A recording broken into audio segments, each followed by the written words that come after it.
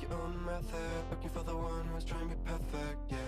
You will try to match it, don't be sad if you don't make it, you hope for wonders, living life means making blunders. It can make you shatter, you will try to fight the thunders. Trust me no matter what happens, because I will stay by.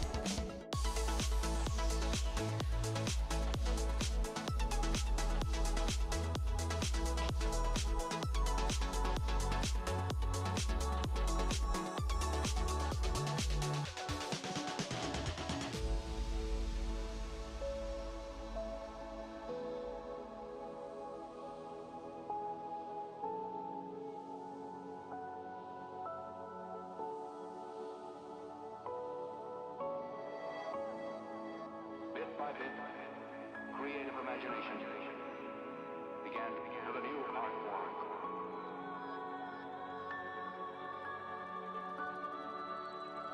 Makes me feel I belong to something.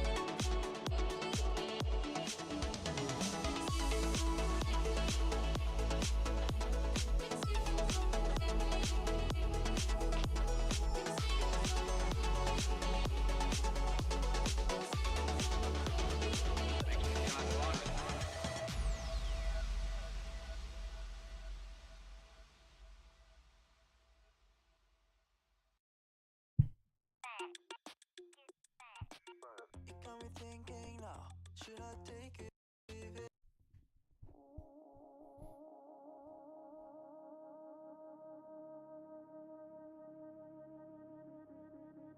Oops. Totally didn't click that. Okay. Good morning, good morning, good morning. I hope you are okay. I hope you are well. I'm so hungry. My food in front of me, absolutely starving. I'm nourished.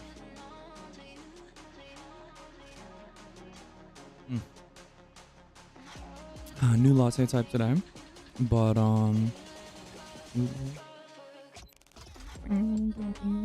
But hello. Good morning. I have a little booby boop. A little gingerbread. Not bad. Not bad at all. I don't actually know if I like gingerbread.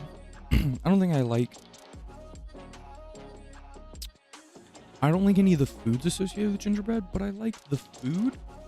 Wait, no. Sorry, I like the drink or like the sweetener, maybe? I don't know. I feel like people tell me that about like pistachio or like hazelnut mixes. Like they like certain parts, but they don't like the derivatives that are made from it. But hey, you know, to each their own.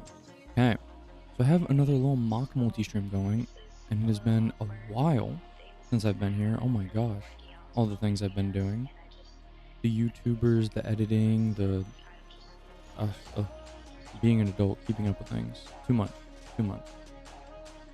And so I will leave that there. And cool. So today, game plan for today. I have food. Oh yeah, I have food. I'm gonna eat. So we're gonna have beautiful. I made eggs and I have some biscuits. Can I even see what this looks like? Ooh, so good. I have basically just a bunch of like nice charred veggies with scrambled eggs and biscuits. And do that. And I want to watch. I know I finished Elden Ring, but I want to watch some more of the animations. I want to watch some more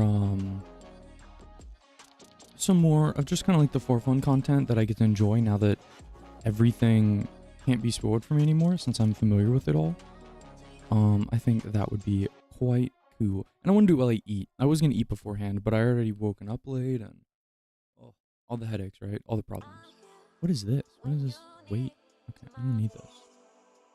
So what is it? Carbots? Dude, I had to like figure out how to like at people and like reference accounts on shorts and stuff. And there were so many like copy paste versions of like the official account, and I wanted to like give credit where credit was due. We just so many of them. They're like only 1 minute, 2 minutes long. Oh my god. I never got on the Baldur's Gate hype train. I just kind of looked at it from afar and enjoyed all the good memes. Let's see, we'll go to playlists. Elden Ring, and I have to find where I left off.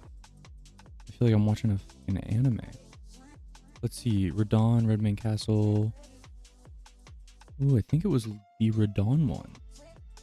Because I remember all of these. Oh, I wish they had the larger director's cut. They had the director's cut for Limgrave, which was great. Oh my gosh, my shoulder's so sore. And my little napkins. I'm pretty sure my camera should be okay. Cool. I have like a little skylight. I might put it behind me, like on the curtains instead. But then it'll be sitting in the middle of the room. That's a little annoying. Maybe I won't do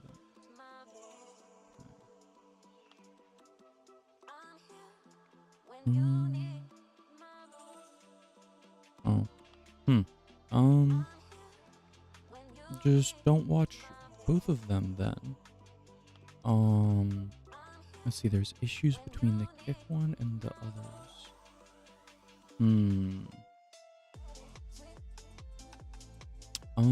I don't think there's anything for me to do.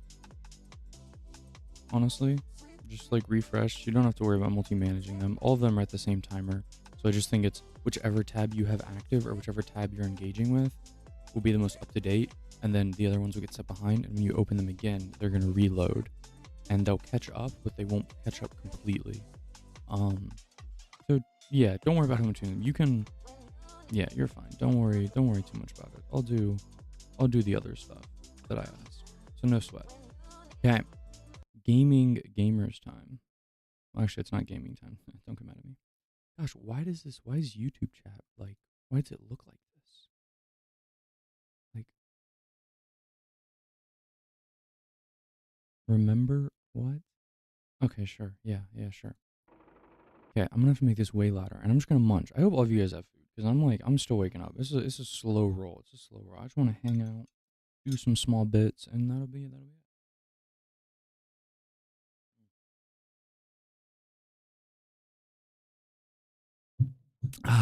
Okay, perfect. I also know what it's like midday on like a Tuesday.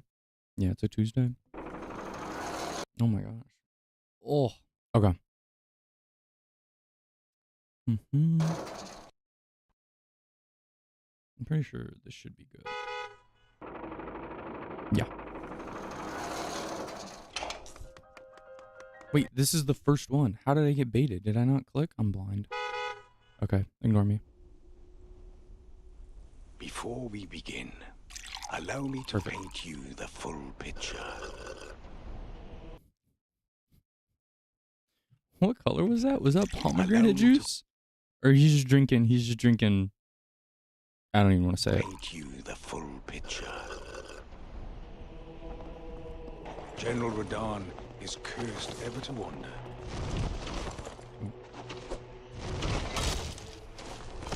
Eaten from the inside by nameless scarlet rot.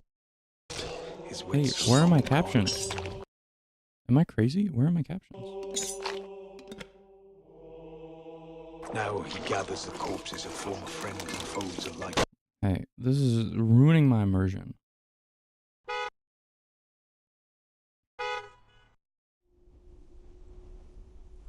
Before we begin, allow me to paint you the full picture. General Radahn is cursed ever to wander.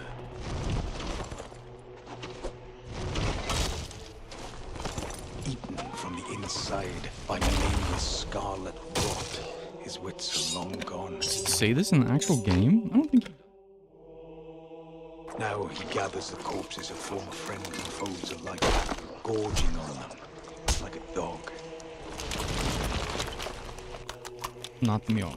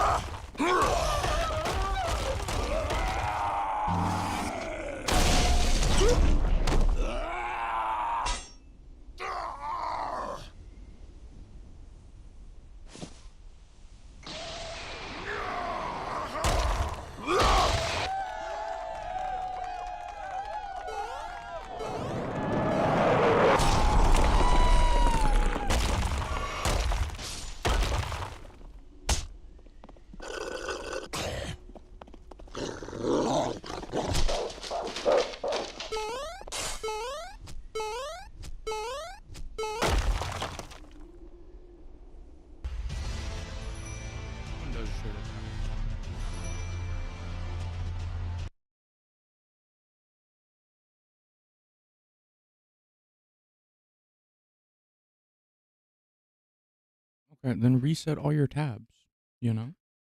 What's up, Spanton? Good morning. If it's wacky between the three of them, then I don't know, just reset all of it. I don't know. It's beyond me. You're going to Twitch? Alright, friends. You do you.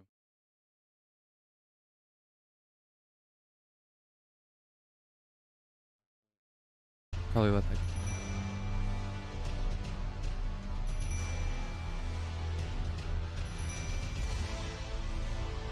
Building the most glorious.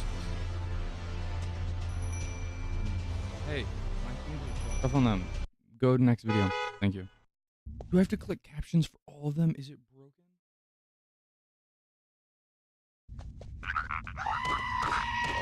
I don't know if this is gonna work or not. We'll see. What's up? Welcome back. I just started. I'm just trying to eat breakfast because I woke up late. So I made little biscuits and some coffee and chillin'. I don't know if you were here for the tier list that we did last time, but I kind of want to do a handful more of those throughout the day. Just like stuff about bosses and I don't know, cool things that were really fun to break down. And some of my favorite enemies and stuff like that, or maybe zones. But right now, consume some food, okay? Take care of yourself.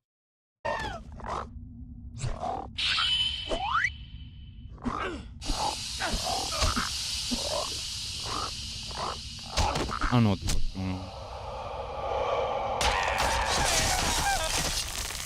Why do I have to watch the most horrific shit while I eat?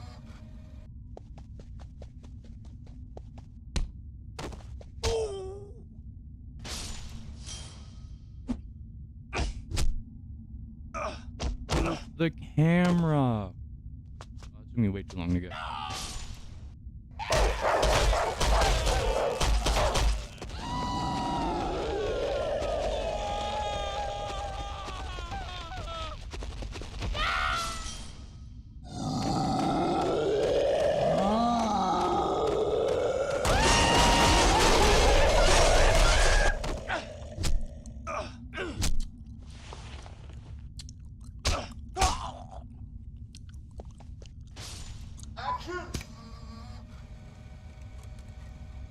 Are there that many people who fall off in Halo? I don't think so.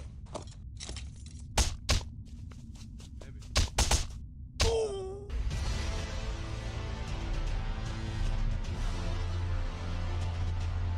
Why'd he fuck up his eyes like that?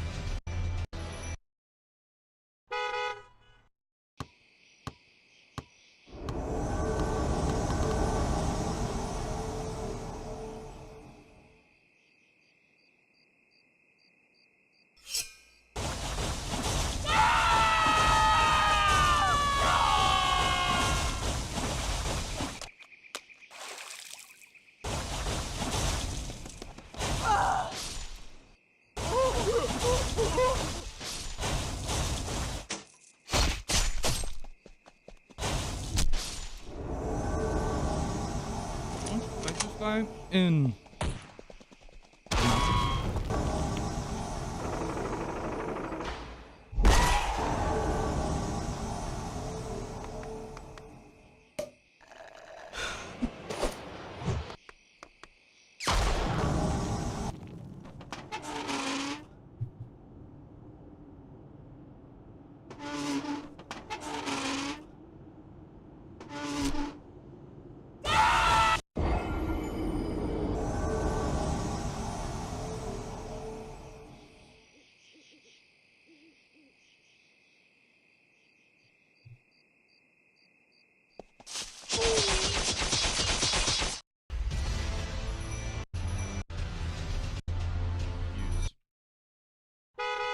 We're almost done with the meal.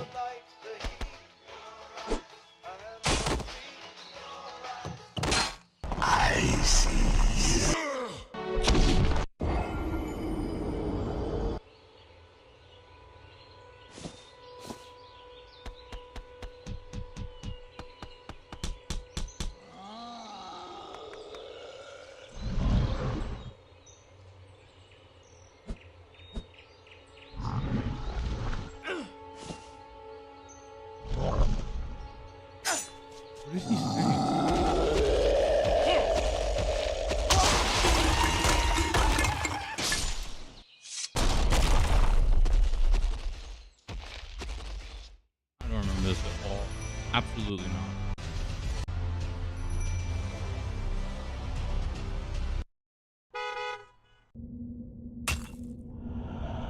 Please don't be the Chariot. No. That's all the fun. I don't need to revisit the pain. No more pain.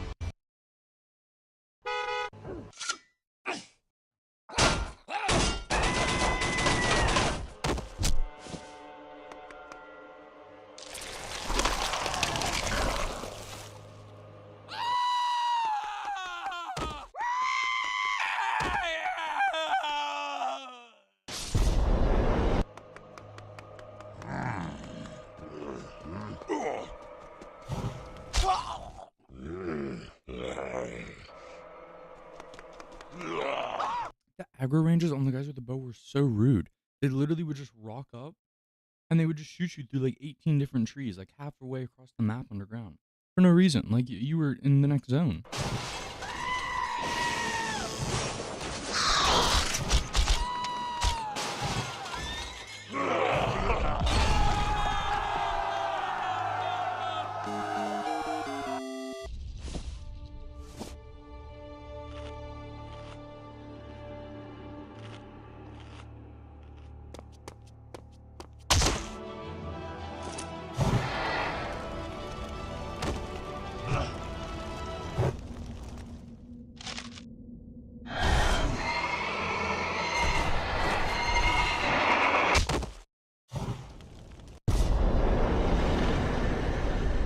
The Carvon Animations YouTube sponsory. Support the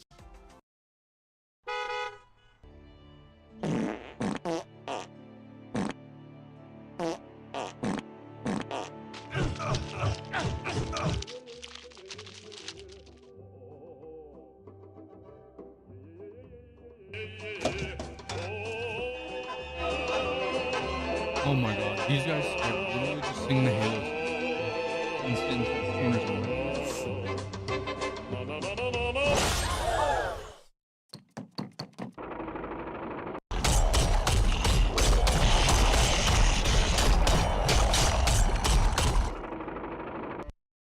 Okay.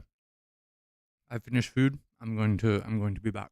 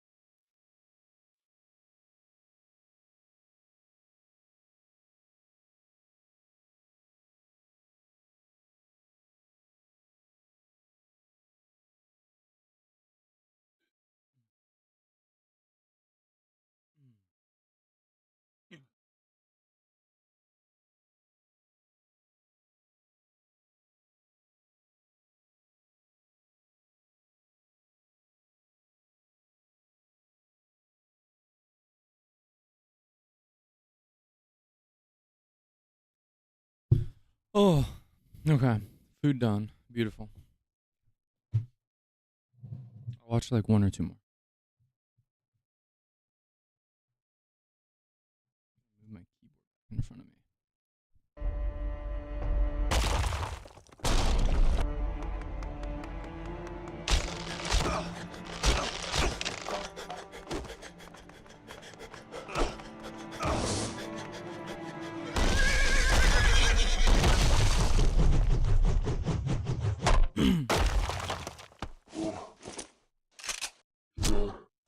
Please don't.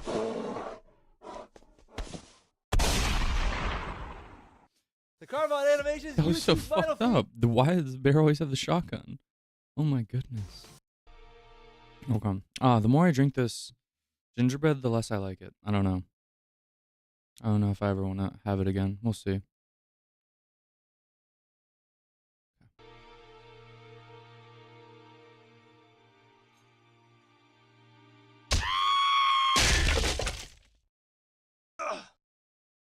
You would never do that. My bestest friend.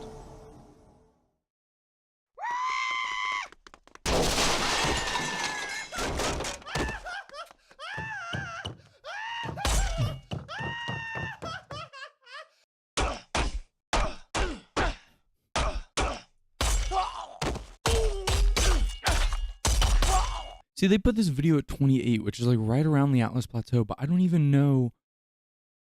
Like, when were you supposed to jump down there and fight him? Because I never jumped down there to fight him at all. Or, sorry, I never did it till way, way, way later. So when I killed him, it was like super easy. Granted, it was before the plateau. But it's like, when are you actually supposed to jump down there? I feel like everyone just doesn't like the opening moments, but you don't have a lot of runes, so it's not that bad. Even if you like lose them both, but it super, super screws you.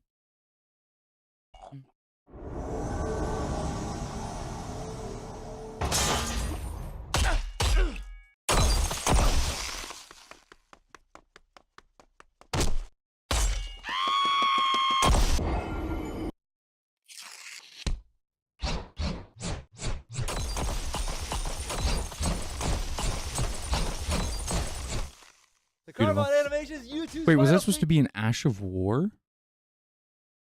Maybe. Yeah, I don't actually remember it being that crazy. Bro, what is all the toilet things I just ate? They're trying to ruin my stomach. They're trying to just make me unhappy permanently.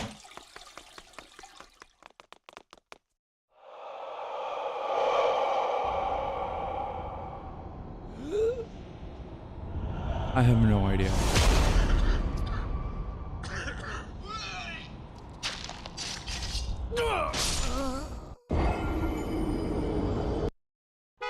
Wait, what?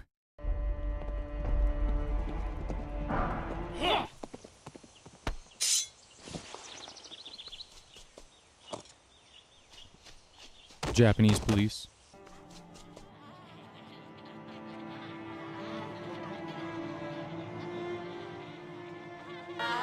They all look like babies. This is so weird.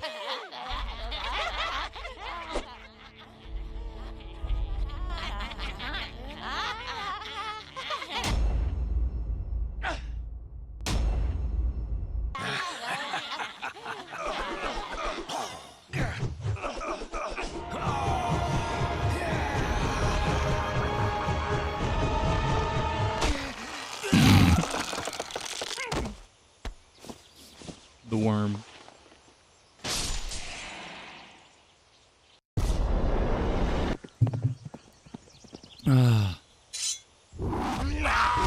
Market is easy, eh? Market is easy, eh?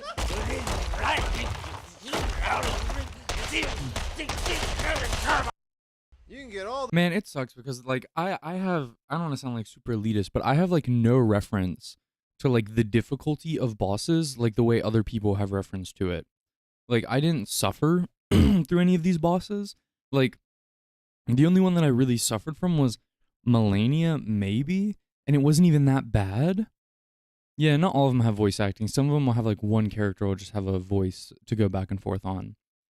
But I just like when people are like, "Oh, Margit was so hard." Like I never struggled, but I also wasn't over leveled, but maybe I was because I just tried to do every single piece of content. So it's like I don't even know what's considered fair for reference. Like if this boss is like if someone made like a universally agreed upon list where every single boss had a specific level that you had to be at when you killed him, but even then you could just make a build where you just go grab special weapon, go grab other thing, and as long as you meet the minimum, like you'd be level 22 to use this special weapon art that's like a super cheese. That's why it's so hard for me to judge people and be like, "Oh, so you just cheesed it and did it early." You would feel pain. Oh yeah, colossal weapons, because those are you're gonna throw those and one attack takes 8 seconds long. Like I could never like. like dual wielding or like double handed twin planes, whatever it is, like all that seems way nicer. But like one colossal hit. Oh, Zay, what's up? Oh, that's a cute ass cat. Schmoove. Oh yeah, do you guys have 7TV, by the way? Because I have so much stuff. Here, let's see. You just missed our breakfast. How could you? I'm just kidding. We all have. I'm not signed in. What do you mean I'm not signed in? There we go. So I have all of these. Oh, I hope I don't dox myself. So I have all of these on here. There's like 10 pages of them, but I don't know if you guys have them. I don't know what it requires. But good morning.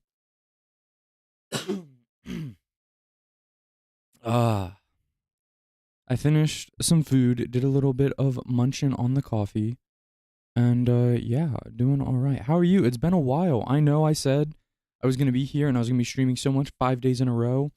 All right, hydration. All right, San Antonio. All right, well, you're making me talk about fucking drinks. I got 2 drinks. I'm gonna do them both. All right, everyone, get some water, get your teas, get your coffees, get your matchas, get your not alcohol, and have a little sippy. Cheers.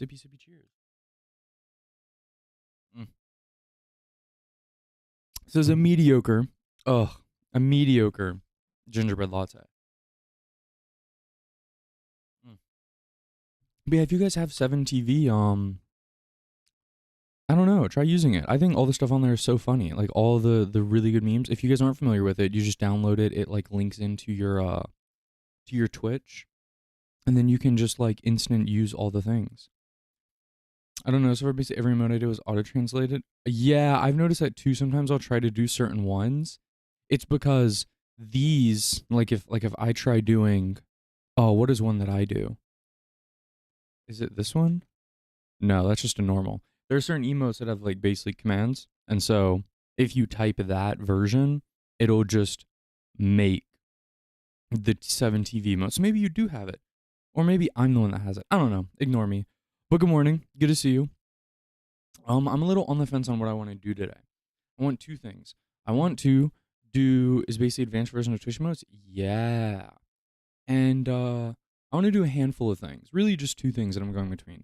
So we beat Elden Ring. That was exceptional. But I still want to do cool gamer stuff and other things. So I've been thinking a lot about what I want to do for the next little bit of content.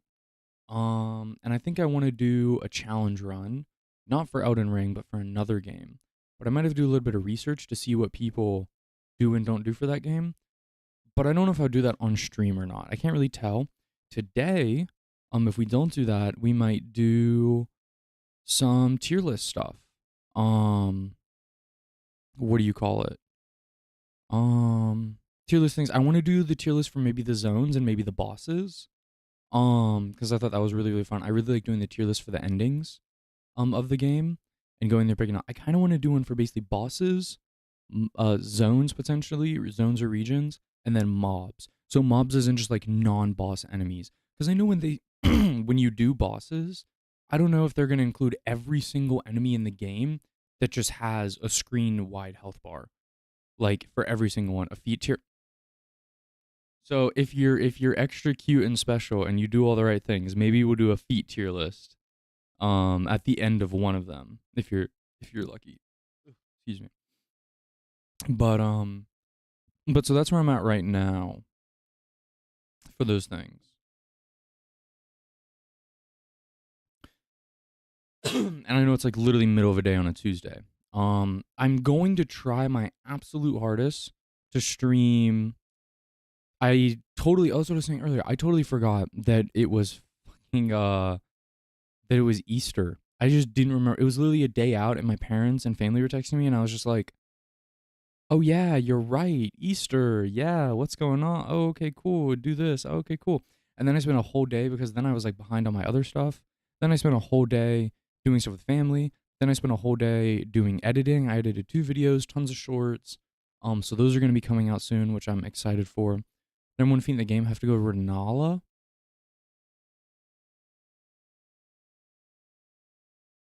Really? I had my guess on who had the best feat. I feel so bad looking this up. Renala feat.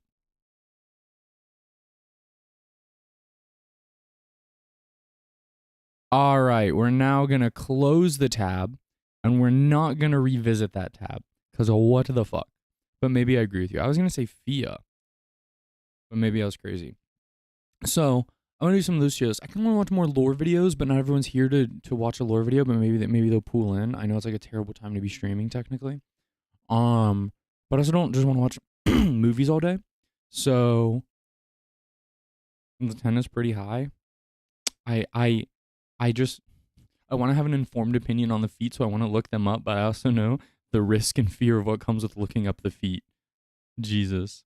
So here, you know what we should do? I know it's just a small handful of us, but I want to do, how do you do a poll in the chat? Manage poll. Start predictions. Let's do this. We're going to do manage a poll, create poll, question. Oh yeah, no, I know I can, with safe search on would actually be a good choice.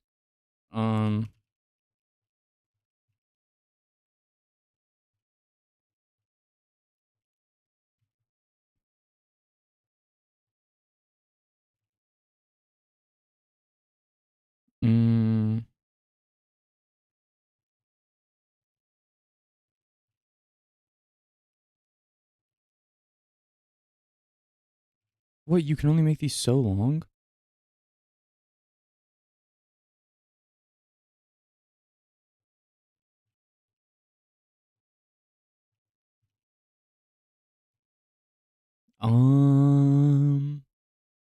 What is the last thing that I want?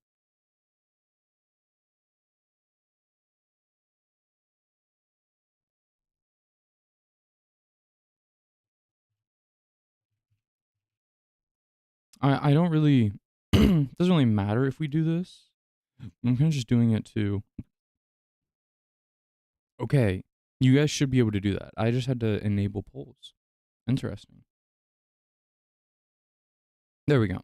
So that's what I was thinking. I know it'll probably be a combination of both, but I don't know which thing to do first, because we could just sit down and watch I want to watch the Age of the Stars lore video to be like informed on what's going on.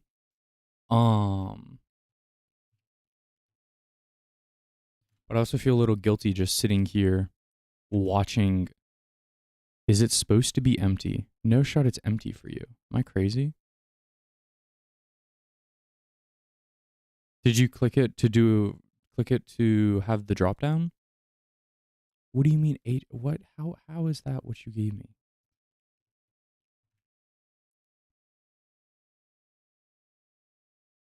This is the Elden Ring movie. I don't want the movie yet, do I? Maybe I do. Maybe it's the playlists. Elden Ring lore. Well, that's an interesting point. I have no idea. Okay, we do tier lists. I got you. I hear you. Elden Ring lore. There we are.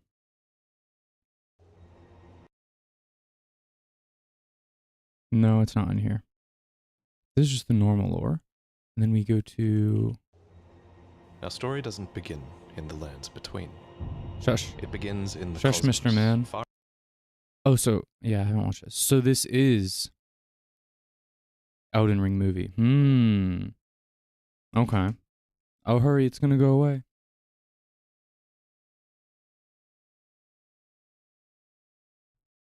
I don't have the energy for tears right now. I want to wake up.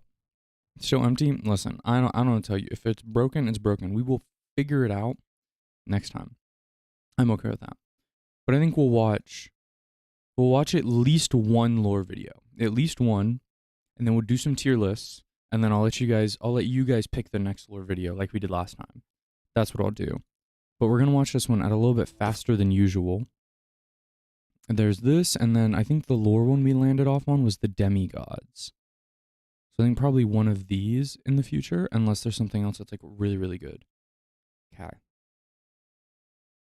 All right, gamers, get cozy, get your drinks, relax on up. Hope you have everything you need. Oh my God, I feel so sore, Jesus. Oh.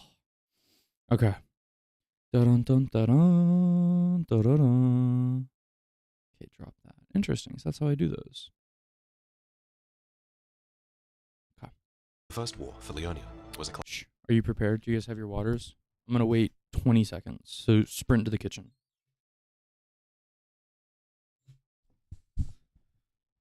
Ah, yummy.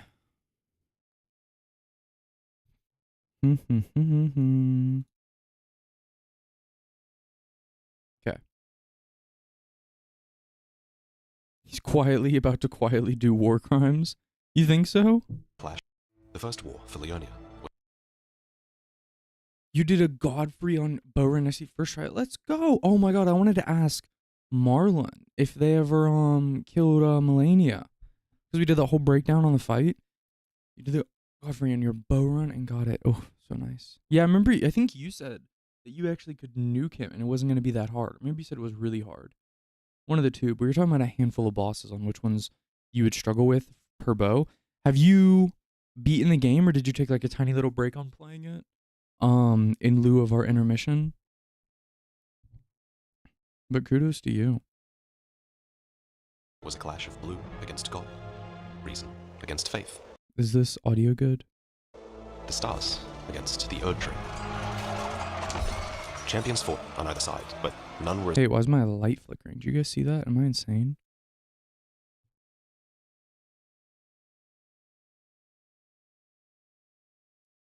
Okay. as great as Renala. You started writing him, but then a friend called citing of heart. That's fair. That's fair. Ugh. Also, so if you do that on your bow runs, how many times will you have beaten the game when that happens? Is that like your first or second or? Oh yeah, I remember you said everyone says that he's actually very easy, which I didn't think he was hard. But also, I don't know, I feel like I'm always skewing my context about it just because of being super strong Gigamage, you know what I mean? 4th or 5th? Not bad, not bad. Man, did you do like a challenge run each time or did you just pick a completely different weapon class each time, you know? And Radigan, who somehow put their differences aside. Bro, why does this art look From this union, unbelievably 3 good? children were born, each with Radigan's flaming red hair, Rykard, Radan, and Rani. Of the Oh 3, my God. the Princess Rani was most favored by the mother. Caria was a matriarchal society, after all, and power would inevitably pass to her. Oh, So, with Renala leading her by the hand, she founded her very own moon. But her moon would be eclipsed by the 2 fingers. mostly did normal runs for the endings all to get each achievement. Ah. Oh, interesting. I didn't even think about the achievements. Wait, hold on, let me pull up my Steam. I wonder what achievement I didn't get. I have to go to Elden Ring. Oh my gosh, I don't have every achievement. How do I view all of them? Achievements, plus 29, view my achievements. Okay, so we have Age of the Stars ending. Oh, it's going to be different endings. Fuck me. Horaloo. Yeah. Godskin Duo. Yeah. We basically just play the game, kill Big Boss. That is when I got most of them. Acquire all legendary Ashen Remains. What are Ashen Remains? Are those just remembrances? Legendary source. Oh, all sorceries and all incantations. And then obtain all achievements. 2 hidden ones. Huh. Oh, all spirit ashes. Oh. Wait, are the puppets that you encounter legendary ashes? Because I don't know what spirit ashes I would have missed. Wait, hold on. All Elden Ring spirit ashes. I know this isn't necessarily spoiler. Okay, yes. Wait, it said all legendary. So let's just go to the legendary ones. Tish is legendary. The Poo Poo Eater puppet? No, I did not. Yeah, I knew it was these blue ones because I picked like variable. Wait, I think I got all these except this one. Wait, no way. What were you supposed to do? Oh, these blue ones, the puppet versions don't count? Huh. So then which ones are the legendary? Can I filter them? Ah, here we are. Okay. Bang, bang, bang, bang. Wait, why do I totally have all these? Yeah, we got him. Yeah, we got that. I don't remember. Totally got that. Maybe? And yes. Wait, where do you get this one? Hold on. Inside the Sainted Hero's Grave. Okay, yeah, I think so. Drop in the War Dead Catacombs. Okay, well, there's no reason I shouldn't. Oh my goodness, I'm wrong. There's actually something in Elden Ring I didn't beat. It's the,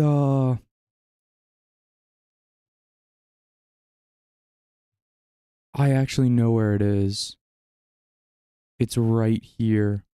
The War Dead Catacombs. Is that where it says it was? In the War Dead Catacombs. Shit. I remember because I was playing alone really late one night with Misio. Misio was like, hey, did you? And we were like, I was like walking across looking at these ships. And I remember I actually did go to these catacombs when I initially killed Radon. And he was trying to tell me that I missed something in this area, but it wasn't the catacombs. I ended up finding the catacombs and I was like, oh, I totally forgot about these.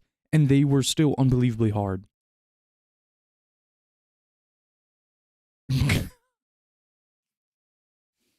All right, can I get a check 1 for the most unhinged thing that Spamtum's ever said? All right. Noted. Dang, so I was 1 off. What are the other ones? All legendary sorceries? I probably missed a sorcery. I probably missed an incantation. Like, oh well. Oh man, now I want to go play the game. All right, fuck it. We're changing shit up, boys. We're changing shit up. I will not leave a piece of content. Miss Yo, what is up? Good to see you. Did you sneeze or something? Did you know I was talking mad shit about you? Probably won't be able to join until much later. Have fun though. Take care. Good seeing you. Sorry been so long. Oh, wait. So listen, I'm changing this. Um. All right, I'm gonna change the title. Finishing the 100% run. And then I'm gonna also say. All right. Let me edit all. Man, editing 3 titles is kind of annoying. I'm gonna be honest with you. We need to all become successful enough so I can start paying people. It's over 100 words. I can't do it. That's just cringe. Okay. I updated all of these. Now I gotta update. Now I gotta update the freaking sections. All right, we're playing Elden Ring. I lied to you guys. I completely forgot that that catacomb existed. We did the Ronnie zone. I remember that being something English. You get the idea. 100% could take a while considering you have to clear the game 2 more times. Well, listen.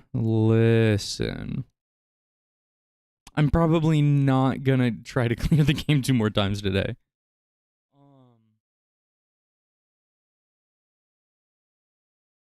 Where's my cord at?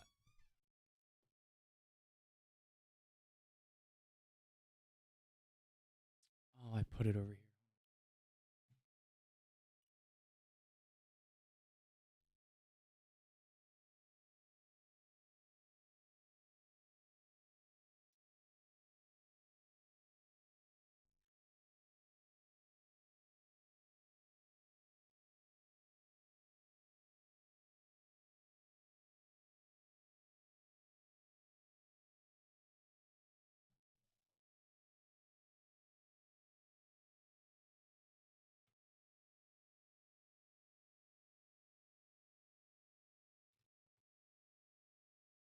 I don't know where my long USB-C is.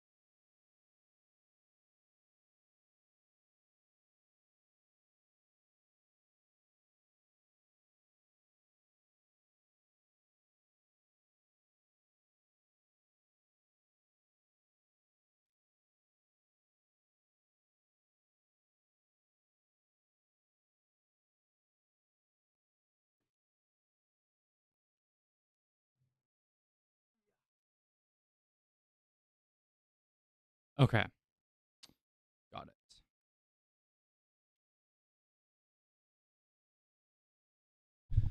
For editing, I was like running out of storage on all my stuff, so I have like one more port left I can use for the controller because the other one has like an external drive in it. Oh man, well, shit. Now we are going to clear the catacomb. Sorry, that's just what it is. We're going to clear the catacomb. Maybe it'll kill me. Maybe it'll take me a super long time. I don't know. Also, Zay, thank you for being subscribed. Even though I'm trying to do so many different things at so many different times. I appreciate it. I like it. Makes me happy. Play. Bang. OBS. Bang. It'll take a second for the image to load for you guys. Oh, but yeah, I don't know. Maybe if we play one before the DLC, obviously I'll do different endings. But right now, oh, I need a haircut. Look at how long this hair is. Like,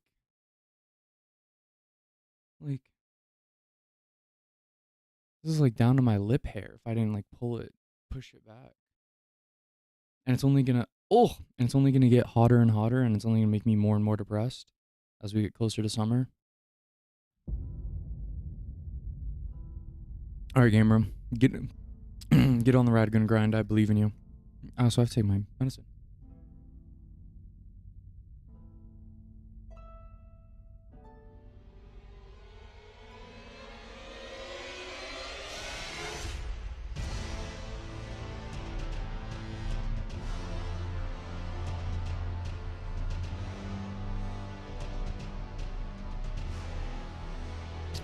So yummy. Kind of horse pills.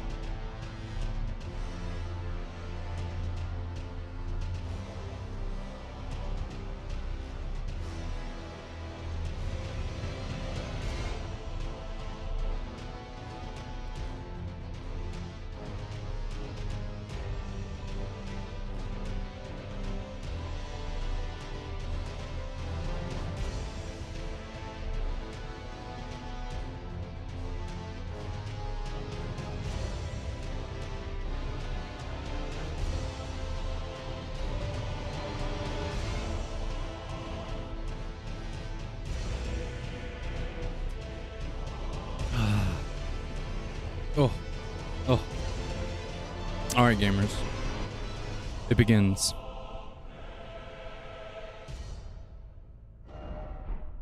I did not think I would be loading this game up so soon. But we're going to clear it. I hope it won't take me too long. I feel like me as a gamer, I just need to do it. I can't let it go unbeat. Sorry if you could hear my chair. I apologize. Okay. What's wrong with my character? Oh man, we have all this clothing and stuff. Okay. And we're back.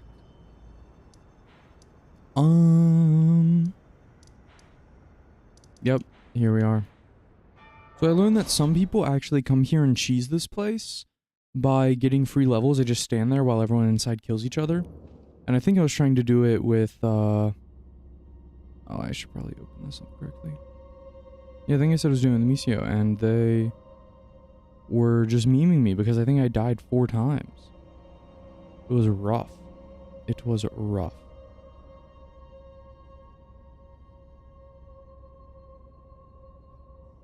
Never mind. Okay. Alright. Game time. New equipment. Back to the classics.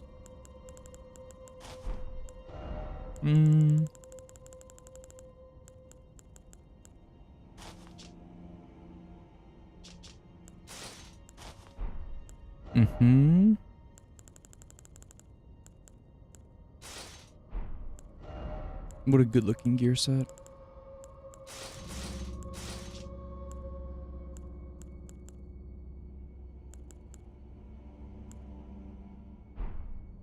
You know, we'll just wear those. That's fine. But we need to drop that. And I need the Pierce magic.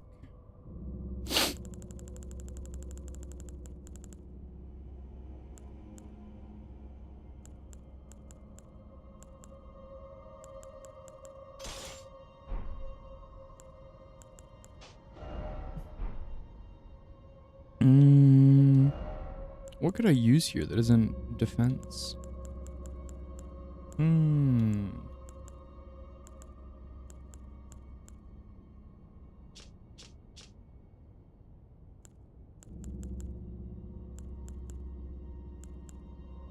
I feel like I could do a small damage upgrade.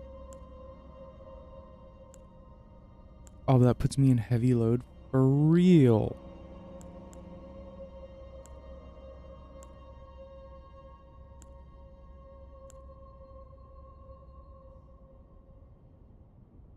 That's the charge.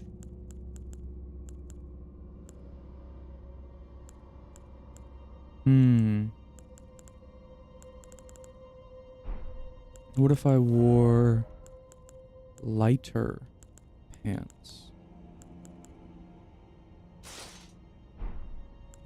And now I should have enough room for it. There we go.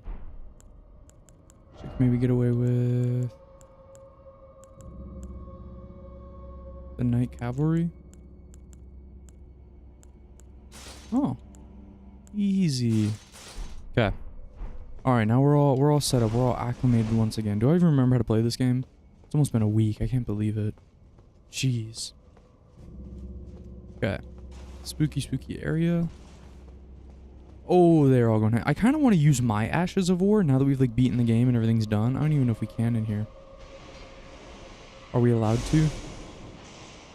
Can't remember where they all spawn from. Bow Tarnish. What's up in prison? Good to see you. I feel like they all just fight. I feel like we can just...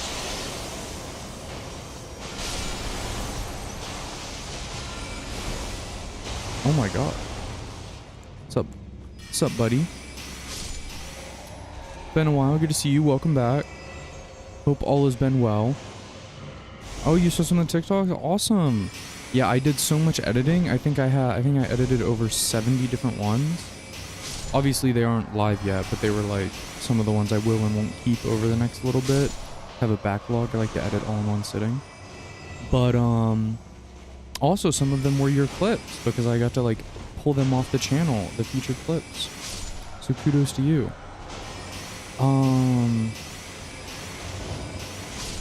So we were actually not going to play the game today. You might not believe me, but we were actually just going to be chilling.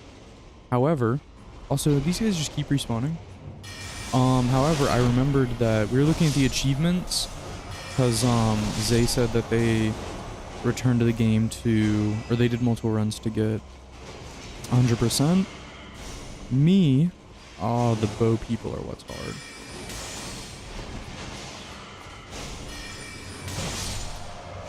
And so now it made me look at my achievements and look at what I did and didn't have. So I don't want to do all of them, but I thought I acquired... I'm not going to get every incantation unless Zay knows the exact ones that I'm missing.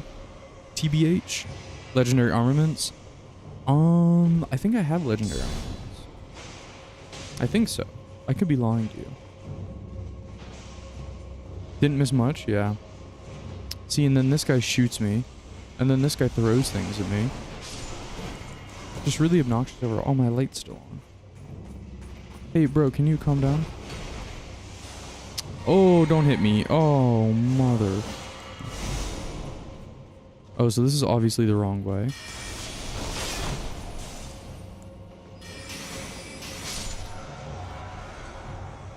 Okay, so yeah, obviously. Radagon took a piss in a... Jesus. Oh, wait, I can't attack. Okay, I was not... Well, you know that's unfair. You and I both know that's unfair. I can't even get up, by the way. Well, let's just run away. I honestly kind of wanted to reset. You're going to shoot me from here? That's messed up, you know? Show you the spell list if you want.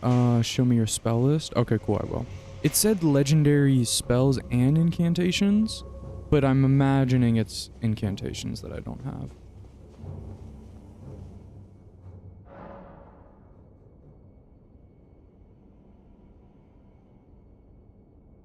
It's the lore? Oh, you'd be so confused when you said that. Alright, I'm going to show you the list.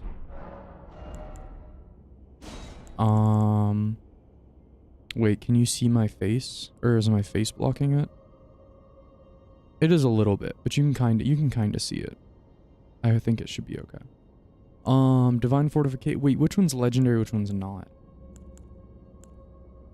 Divine Fortification, Lord's Divine, Shadowbait, Golden Vow, yeah, Wrath of God, Earthtree Heal, Blessing, Crucible Tail, Aspect Crucible, all the laws, Lanceris Glaive, you are enlightened, Dragon Bolt Blessing, Vikes Dragon Bolt, Flame God, Whirl, Cleanse, Protect Me, and then all of these dark magics.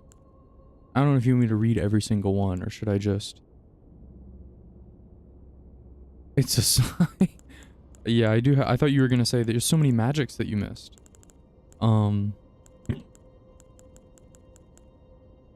First direction, Root of the Erdtree.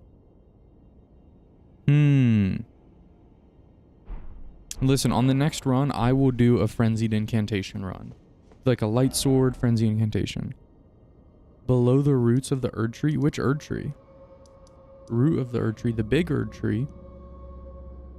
Maybe? The Erdtree. The roots of it? No, I won't rely on Frenzy Incantations. But I'll just do a one where we do incantation specifically. So I'm gonna try to do the thing where I just run past everyone. And if I remember the thing, I will. Yeah. I'll just also do incantation. You know, I think I can just run away.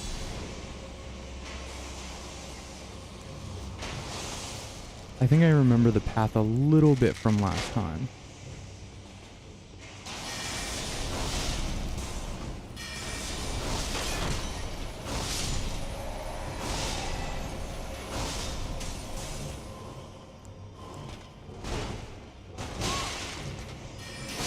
Okay.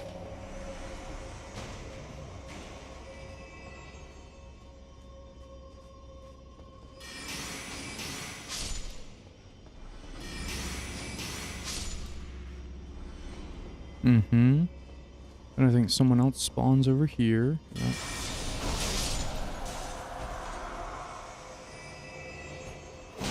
Ow.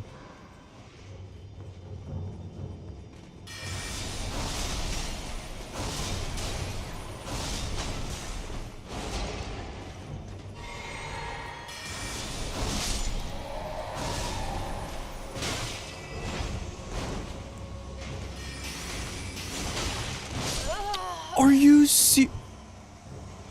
Oh, I really just wanted to one-tap everyone and then run away. This guy just butt slammed in front of me. That's fucked up. Okay, so I know this is gonna be annoying. Oh, I have to run through so many dudes. I actually feel like I might need a different spell. Also, why is my other one not equipped? We're obviously not gonna use that. I feel like I want Carrion Slicer for some speed, you know?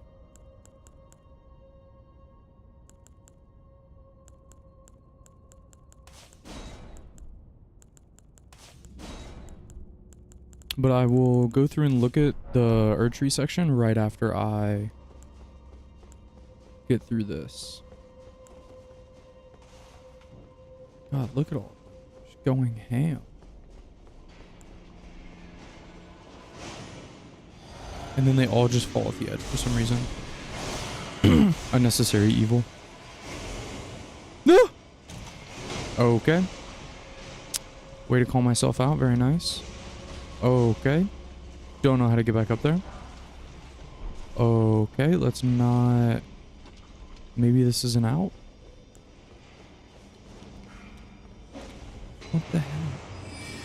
How big is this place? I thought it was like one path. Wait, are you an enemy? You are. Oh, okay. Confused. Was all of that for... Dude, what is this camera movement? With this... This has to be a fake wall, right? Okay, I'm an idiot. Oh, this area is useless.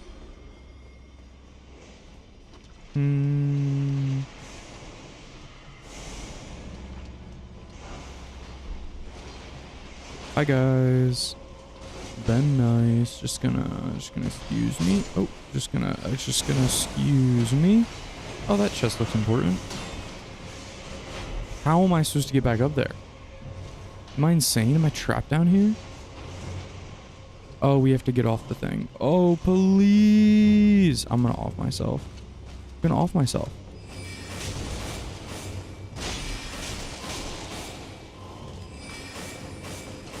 Okay. What am I supposed to... This is despicable.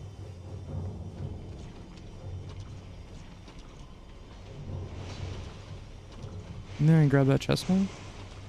Maybe it teleports me? There was a more gravity magic? I'm so pissed I played the game and there was more gravity magic. Are you kidding me? I'm so sad. Oh, that looks like a stair.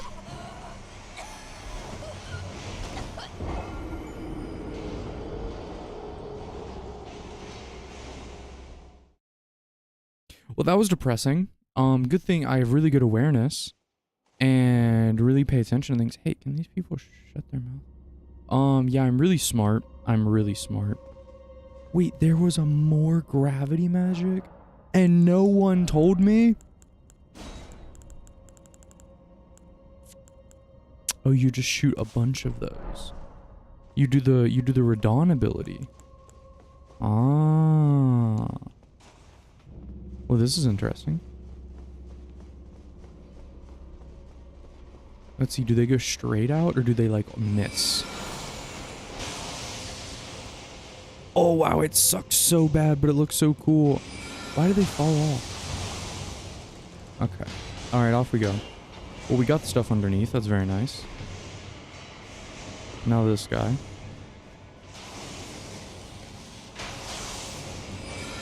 Come on. Fall off the... Whoa! No! No! Off we go. Okay. Excuse me, everyone. Apologies. Don't shoot me. Thank you. Okay. Back around.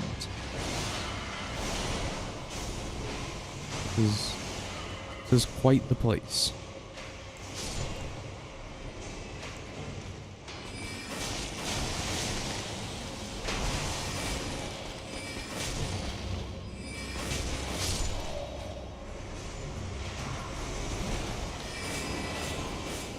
Also, they can't... Yeah, how can people say that I'm a loser because I don't do...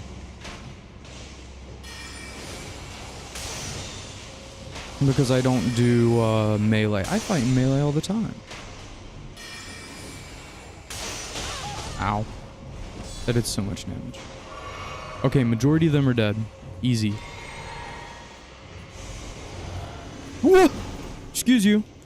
Excuse you. Excuse you. Do you know who I am? That's what I thought. Jesus. So that's the room we were just in, so it seems. Okay, back around. This guy. Oh, that's the one that killed us. Dodge that. Oh, wrong room. Oh, hi.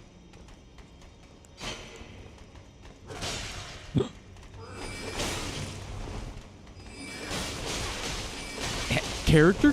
What is, are you a buffoon? Come on.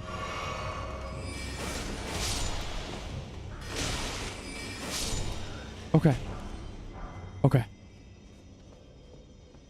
Goodness gracious.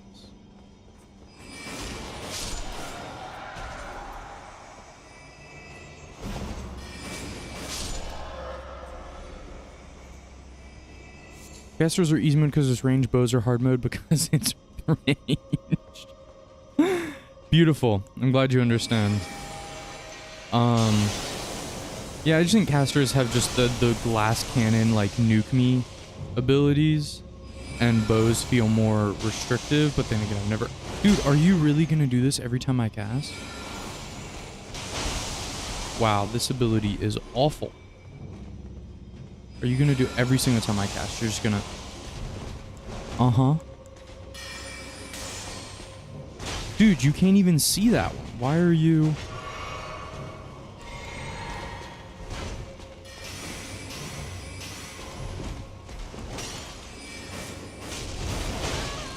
That was fucked up and you know it. Look at your HP, by the way. Can we talk about that? Listen, I know you're trying to be rad again. I know you want to be cool anime TP. That went... yeah, die already. Casters do a variety, but I don't know. I mean, you have like 18 different kinds of arrows. But I know it's not like variety in terms of like variety. Yeah, I never used Common Azure, surprisingly. It looks really cool, but I was kind of turned off by the playstyle.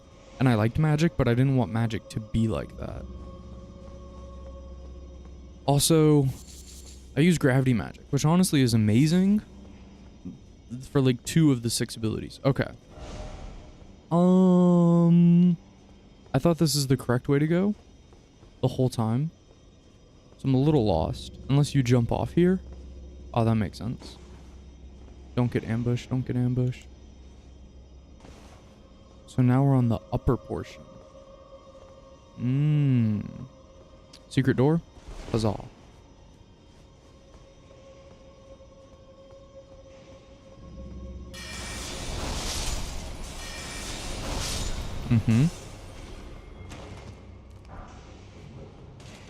Yeah, I felt like that was happening.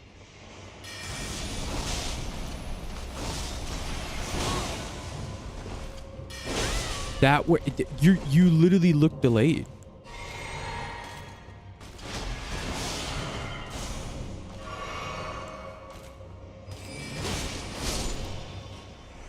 Ooh, fighting these are spooky.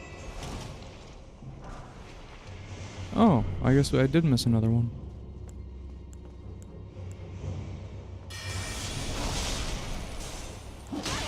All right. That would have killed me. It's getting a little scary out here. This is where Mr. Bowman was. Oh, we made it. Okay. Did way better than I expected. Okay. This one isn't... I mean, actually, this one is pretty hard. I don't know why I was going to say it wasn't hard. I died like 5 times in here. So we just have to run straight.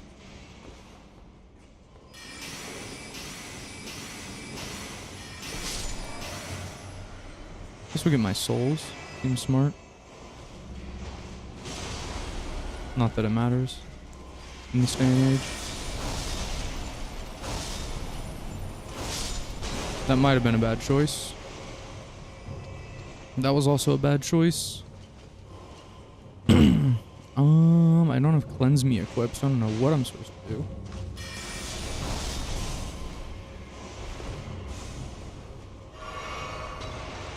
Rude. I actually kind of want to just Grace. Now that I got it unlocked. Yeah, I never used like Terra Magica or the other stuff. Like, I mean, the Moonblade is like... I would say the Moonblade's a little bit OP. But also, it's kind of just wonderful to use. Especially in terms of like a melee option. You get to throw out an ability that's freaking... the size of a 2-story building with a projectile built in. But yeah, casters, I guess all you get is like different kinds of... like you get different elemental poisonings, but it's like the same ability really. Dude, these guys are brawling. Okay.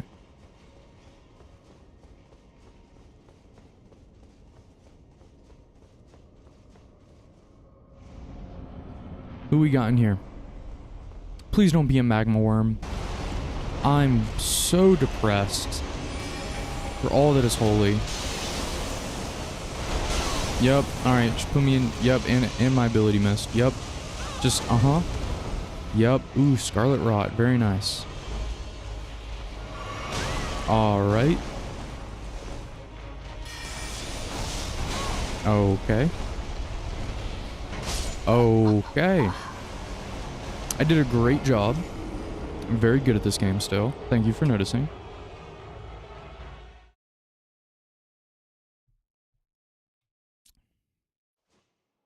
Woe is me. I guess I shouldn't open with a moon. That was a little greedy, judging that he's gonna run me down.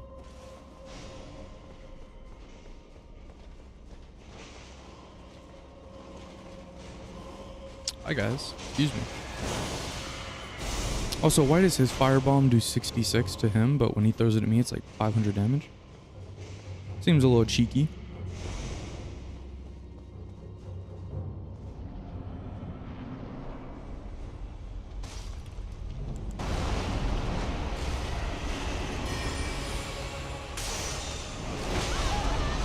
My dodge was exceptional. Really bad. Scarlet Fire? You're in the wall half the time. What am I supposed to do? Don't kill me again.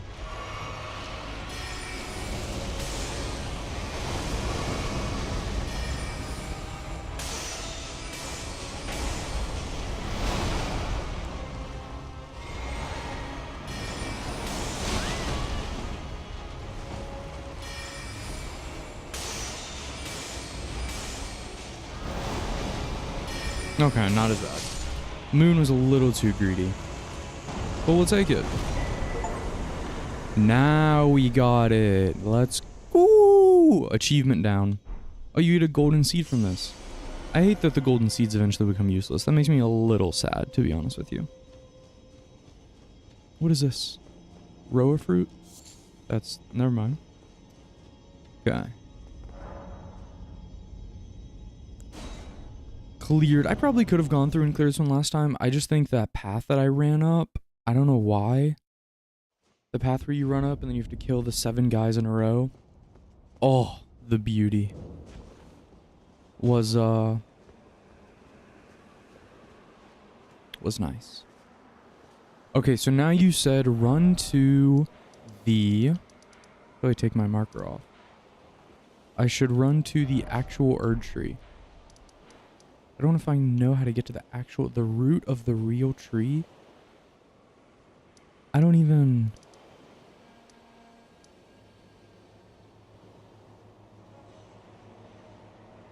What, the Queen's bedchambers? The first direction is that. Okay. The rest of the directions. Because what, I'm looking for incantations right now? We got the legendary ashes. Hmm.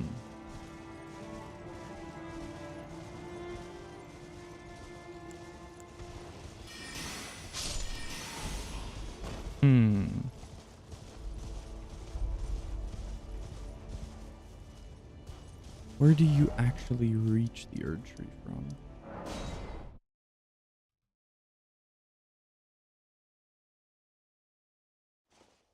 Below the...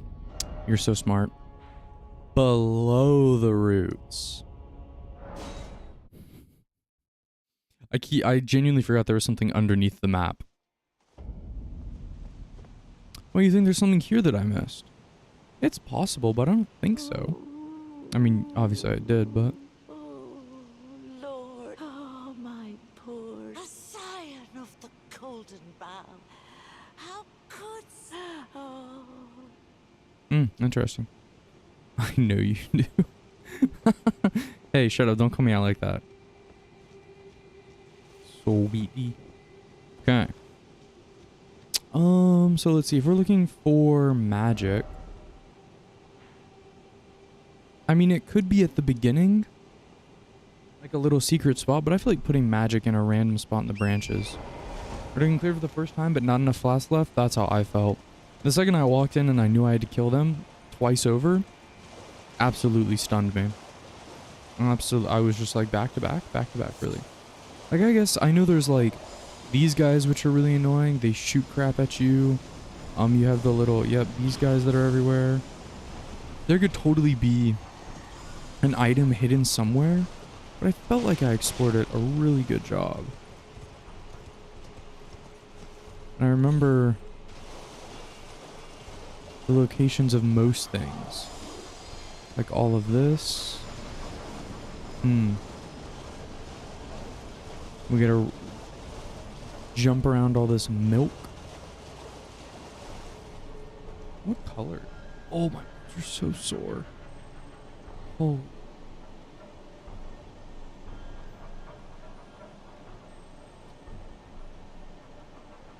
Sorry, I keep thinking my light is changing, but it's not changing. I'm just a buffoon. Okay. So,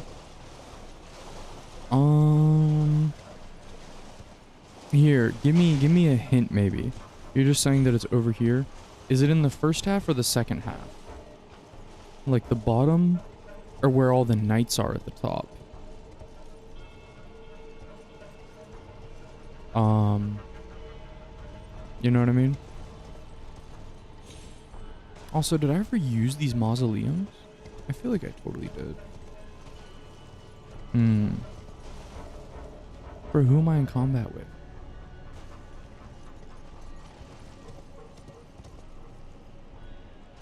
There's a rune bear somewhere over here.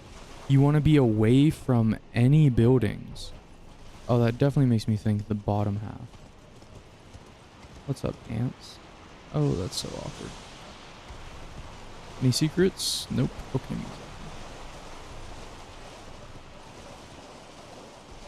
I'm gonna check the mausoleum and then I'll walk back. Go for a natural. What are you, sponsored by Maybelline or some shit? Come on. Yep, this one's used. Okay, so we're gonna go... We're gonna go down here. Okay.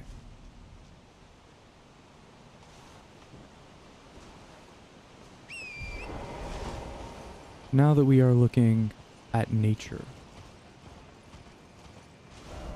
I remember going this way, killing a handful of these guys.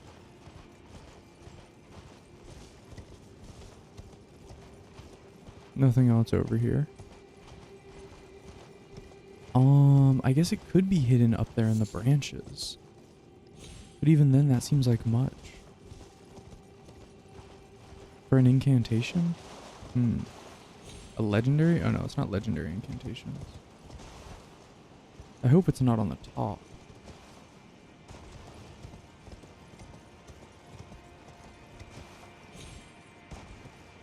Oh, that was a little greedy, wasn't it? Holy. The confidence on this man. What? What? Okay. Well, that didn't take me anywhere fast.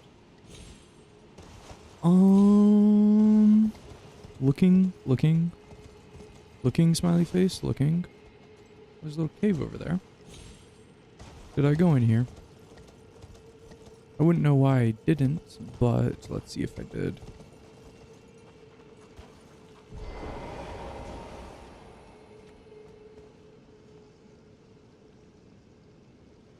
I definitely did not go in here. Maybe?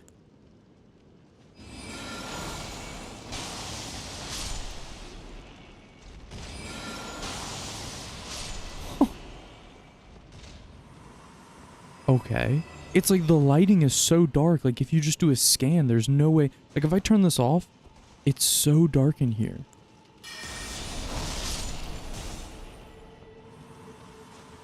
Jesus.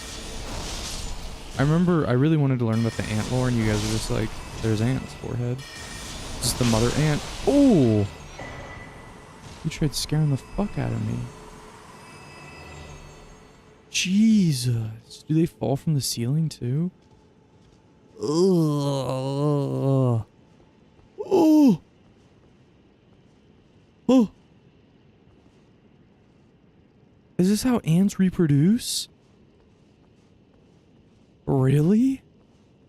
Is this, they just get very, they turn into a little floaty castle? Well, that's kinda, sign me up. Yeah, there's something down there. Boing. Hi. Oh my god. Oh, this is, you get crazy runes. Oh my god.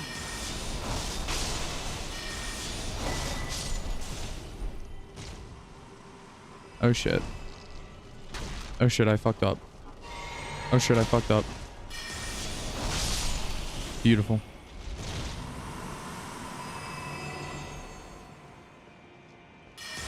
Zay, you're wild. You're insane. What a blessing you are to teach me. Whoa! Wow, free rune arcs, free runes. Wait, what do the Newman ones give you? Jesus, 12k? Like at this point in the game, it's still really good. Even if you were to come through the organic way. Because I came through the coffin way, which wasn't the game's per se natural way. Why did this guy just drop all the way over there? Like, hello? Come on then. Come on then. That's so fucked up. Yeah.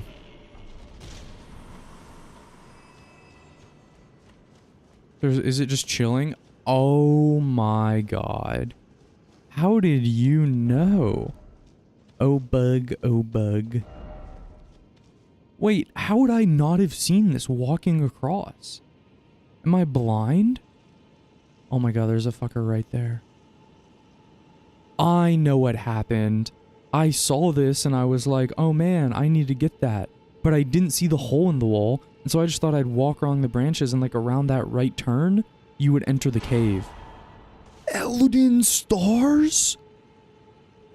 You're joking, this is where you get that.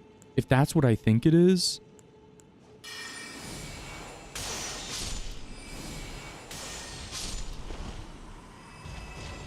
Yeah, that's an amazing name. Wait. Oh no, you can't get up here. I definitely killed these two, and I'm like, fuck, how do I get up there? Oh, I'm just blind. It's so dark in here. Wait, I have to read this. That's fucking so cool. Holy kudos to you. Create a stem of golden shooting stars that assail the area 50 faith. So that is the Elden, that's the Elden Beast ability that you do. This legendary incantation is the... Oh, I started working out again. Oh, my shoulders are so sore. Oh, this legendary incantation is the most ancient of those that derive from the Erd Tree. Create a stem of golden shooting star. That is said that long ago, the Greater Will sent a golden star bearing the beast into the lands, which would later become the Elden Ring.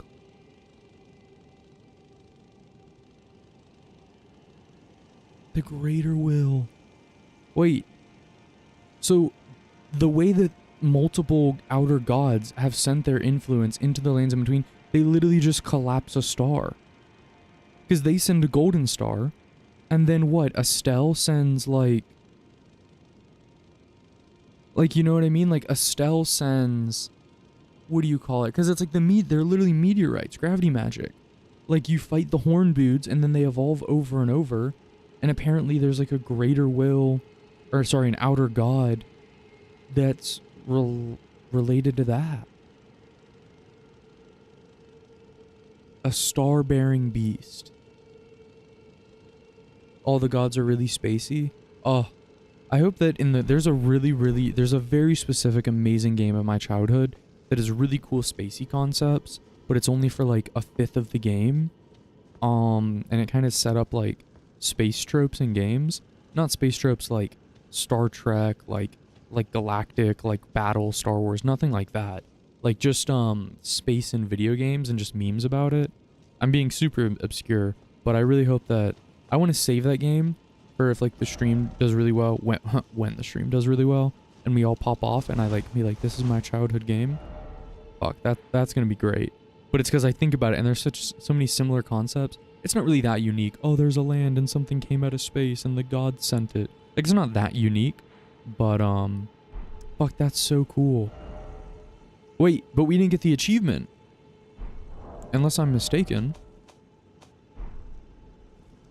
Let's TP back to a grace. But you definitely were right about this one. Missing out.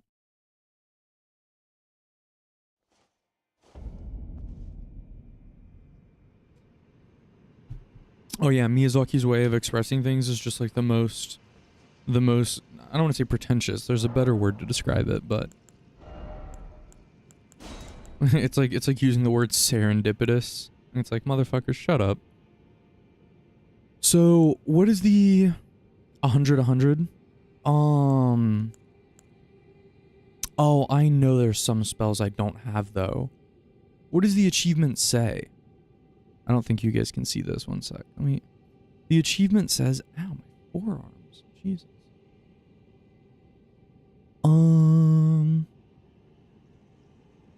Let's see.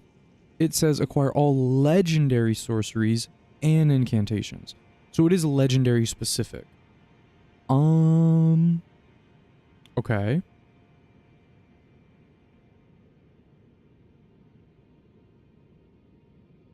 Also, why is it only that 77% of players arrive at the round table hold?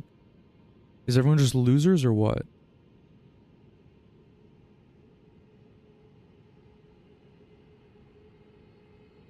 Oh, we got all the legendary armaments. I'm looking at some of them. I don't think you guys can see it because of the capture.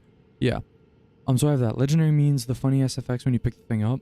So that's like when they have the golden hue. Yeah, you're right. Okay. Do I have big fireball incantations? So let's see. Legendary. Does it tell me if it's legendary in my inventory? Do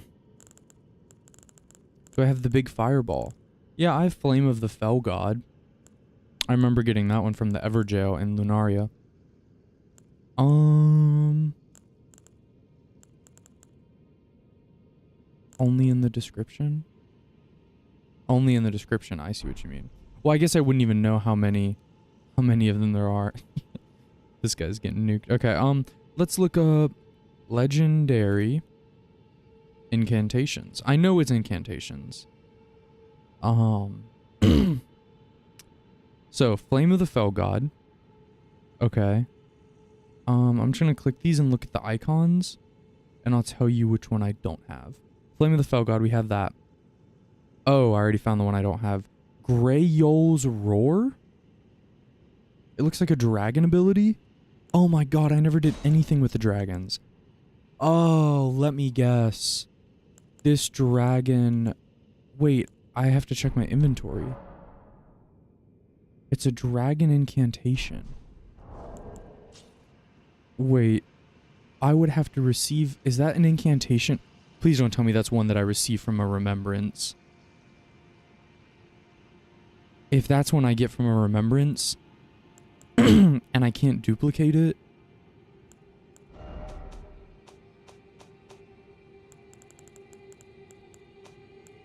Wait, where's the dragon stuff held? In Dragon Communion? Can I not look at the dragon stuff in my inventory? That's so weird, is it not?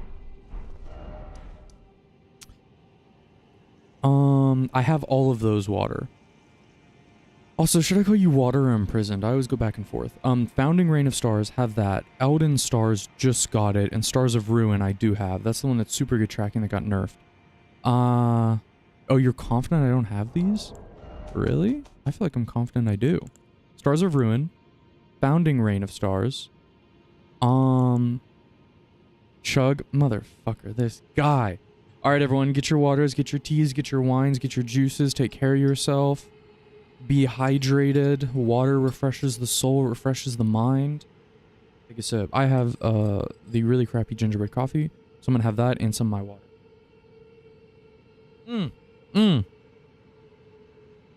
You know what I should do? I should attach an audio bit if someone does hydration redemption. I think I'm gonna do that.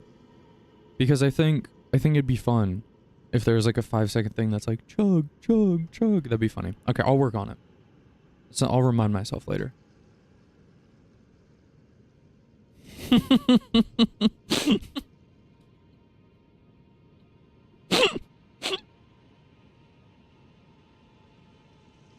Jesus Christ, I almost made me spit my shit out. Considering the amount of hydration checks, water shouldn't be imprisoned anymore. Okay, yeah, so back to your motion water. Founding Stars, Elden Stars, and Stars of Ruin. We just got the third one that you mentioned, which those are sorceries and incantations. And so now we need dragons. Southwest of Caelid. It's funny. In the same stream, really late at night with me and Misio, when I went through the War Dead Catacombs, I was clearing up like the 3 or 4, oh, those are weapons you were mentioning? I do have legendary armaments. I already have that achievement. I actually never discovered this strip right here. Like, I just kind of walked along the main path and thought it was empty. So, it is this. And I ended up finding the Dragon Communion, but I don't think I've ever spent, legendary ashes. I think so. It's a lot of, ooh, Jesus. Let's commune. Shall we? Okay, this is what we need. This is the icon. Wait, so why is this one considered legendary, but the other ones aren't? See, look at all these dragon hearts that I have. Small question, is this the final Dragon Communion Church? Because the way they were paced out makes it seem like that they were... Because Big Dragon, they're the Big Dragon? Interesting. Because there's like the normal fire, then there's like the named dragon. You know what I mean? You need to kill the dragons to get it? Huh. So here's the thing. There's only 2 churches. I did do... Oh my god, Imprisoned! Oh, please, please, please, I beg you, go back in the VOD and watch it. It was so good. I felt so bad. It was like, and 2 hours later after you left, and you were harassing me so much, you were like, just read the notes, by the way. Read the notes. Yeah, you're doing a good job. Read the notes. And I felt so bad because I literally found it nearly right after you left, jumping off that little ledge. But it was so much fun. Please go watch it. Don't miss out on it. It was a great fucking time. So should I just go ahead and buy all of these? I feel like I have enough to buy all of them. Let's start from the bottom just in case. Now we have it. Nice. Yeah, I was like, why don't I have any of these?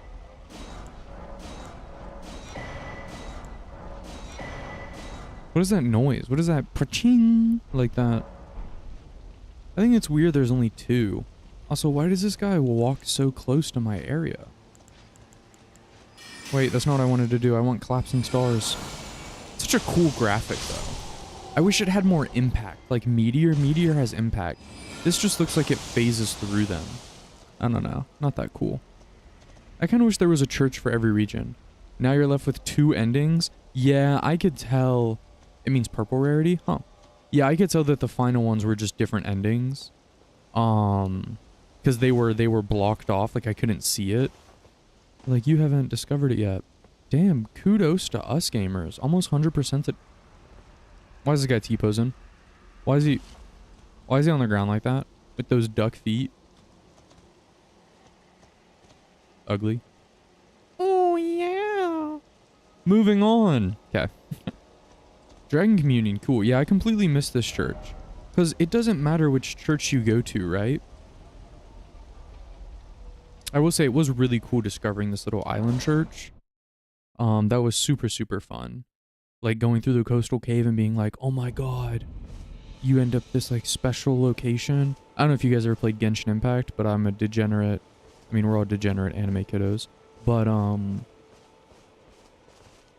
the little separate islands that you get to discover, like when you get teleported to a new area. Exploration in that game went crazy. I also 100% all of those regions. But that was like 2.5 years ago. I'm pretty sure these aren't... Ah, yeah. You only get to see the lower tier ones. So now that I've purchased all of those, are they in my inventory somewhere? In here, maybe? They are. Okay. I was just so dumb. I remember seeing the icons. I just never purchased them. Faith and Arcane. Yeah, no, we're doing an incantation run next time. We're doing an incantation run, and we're going to use Dragon Breaths. And we're picking the Frenzied Frame ending. For sure. Because I feel like it's the complete contrast of sorcery. You know what I mean? Like, it's just like... I mean, yeah, everyone uses weapons to a degree, right? And then there's some cool weapon arts. But that's, like, very generic in a way. And then from there, we can just do really cool... Oh my god. We can do really cool, Stoof. Prison. Gold Mask's cousin? Oh, legendary. Wait, why'd the quip come out like that? You haven't discovered it yet. Damn, kudos to us gamers. Almost 100%. Why is this guy You just clipped my teabagging moment. Why does my why is the color contrast so strong? Wait, why does the video look like that? Is my shirt that dark? No, it's not. Huh, I don't know why the clip came out that dark. Maybe some video processing I don't know about. Okay, I got the legendary talismans, right? Or New Game Plus and do both. Oh yeah, I guess I could. You know, I was thinking about that too. I don't know how I'm gonna go about it. Because I know New Game Plus, things obviously are harder and whatnot, but you get to keep all your stuff, so you get to just like be maxed out in every stat. However, I heard that for the DLC, it will obviously be dramatically harder if you are... It will be dramatically harder if you have already beaten the game and you take that character that's beaten the game and then you go to the DLC. Because you're going to be doing the DLC at like a heightened thing, so the DLC is going to scale. I think that's what Miyazaki said. So it's a challenge for everyone. And so I don't know if I want to go into the DLC with a new character, because I think the requirements that were in the article are you have to beat Radon and you have to do something else. Maybe you have to beat the Academy, or you have to be like level 50. I don't know. You have to beat Radon and something else. And it's like very like first 45% of the game, 30% of the game. And I think, I don't know if I want to make a new character and then do that. Oh, Moog. Thank you, Moog. That makes the Mooglerster. Yeah, it doesn't scale with levels. So I don't know. Yeah, you're right, Moog. Obviously Moog. But Moog is also a really, really high difficulty boss. Moog. You're psyching me out. I don't know. I feel like the move is going to be you play the game, you get up to killing Radon, and then you just find a way to cheese Moog. Like, obviously, you get the little thing to block his, like, blood damage, and then you just find a way to, like, nuke him. Like, honestly, it'd be pretty interesting to respec, get Comet Azure. Oh, but Comet Azure is pretty far along. You have to get to Volcano Manor. But see, now that I know like, my brain's been expanded to, like, all the skips and all the shortcuts in the game, there's so much you can do to try to unlock the next segments. Like how that teleport to at the bottom of the Academy is actually just a skip into the Atlas Plateau. He's going to be on lockdown with dedicated patches to make him harder. I don't know if they'll make him harder. That wouldn't really make sense. Hey guys, we made this new requirement that you have to beat this certain character. Now we're going to make him really hard. Because, like, what's the fun in that, right? Like, what's the point? What's the goal? The dev's goal?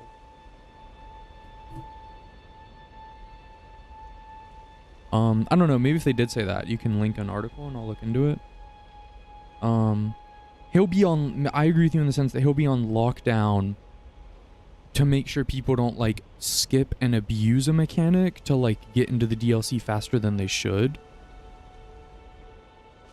Yeah, I agree with you. They are infamous for hard games, but I think going back to a piece of content that they've already created and already balanced and already adjusted, and then whenever they release new DLC content that makes that boss important again, then they make that boss really, really hard. I feel like that's like a really awkward, like that's a very kind of like FU thing, especially like a single player game. I mean, you're right. Miyazaki is the one and only to do that, but you get the idea. Yeah, someone's gonna find some way to cheat or like jump into DLC. It's gonna be like that Mario 64 video again, where they're like jumping across different planes of existence. That video was wild. Okay, so we did that. Now I feel satisfied. So let's go to display capture. Let's open up Steam. So we have done literally everything, 93%. We've done everything there is to do. You guys can see when I started playing the game, actually. Round table hold. It was January. I said December, but I thought it was... I think I started in December, but I didn't actually make it, because what? Round table hold... Maybe it was at the end of December. And then I played a lot throughout... I played a whole bunch throughout January.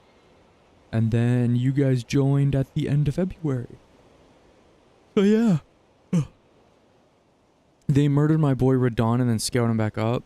So they aren't unprecedented? 53 minutes it took me to kill Margit? Really? What makes you think that? Margit the Fell Omen? Oh, from the time I entered Round Table? I don't know if that's true. Well, yeah, it's a good get, but what if I like went to the bathroom after I teleported in? You know what I mean? And also that Round Table moment that you see right there, that's not, I didn't go to the, they didn't ping me to go to the Round Table like they did for, what's his face? Like they did for GOT games. I never got that message. I had already been there. It didn't take me 53 minutes. I killed him on my first try. It was less than 5 minutes. Sorry, that sounded like a flex. But like I beat him. Oh wait, no, it was my first or second. I can't remember. So basically the two bosses, Margit and Morgott. Or no, not Godfrey. Whoever gets the dragon arm. Yeah, whoever gets the dragon arm. I killed him in one try or in 2 tries. Is getting him to second phase? What? Is it really? The only way to enter it is to get him to his second phase?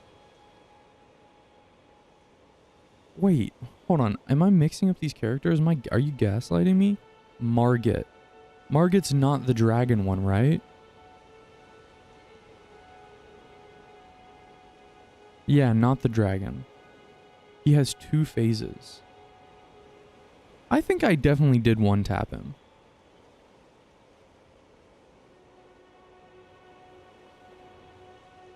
Margit is the wolf.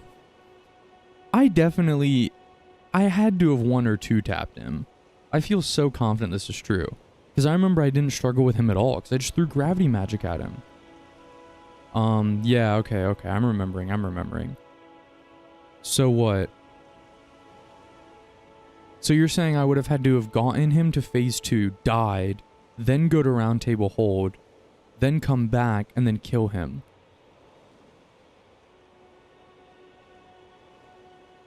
Oh. Oh yeah, that makes sense. I told you guys about that, right? Wait, no, that actually answers the question, because I went to Lunaria before I even entered Stormveil Castle. To give you guys familiarity, I went and, I think you know what I'm talking about, but before I entered the castle, because I knew the castle was like a dungeon, I ran around the section. I ran all the way around, and I unlocked this, this cliff. I unlocked this grace. Yeah, it was so wild. I was just alone in the middle of the night at like 2 in the morning or whatever, and I unlocked this vista. And mind you, I had like little to no spoilers for this game, but I remember oh my god, it is so on fire. Oh my god, wait, the sky is covered in moon. Oh no, it's nighttime. Fuck. Wait, hold on, am I an idiot? I really did say in my video that I wanted... Which means you get Commoner without fighting any bosses. You are correct, Zay. Good job. But yeah, I went around and discovered this because I was so afraid of missing something.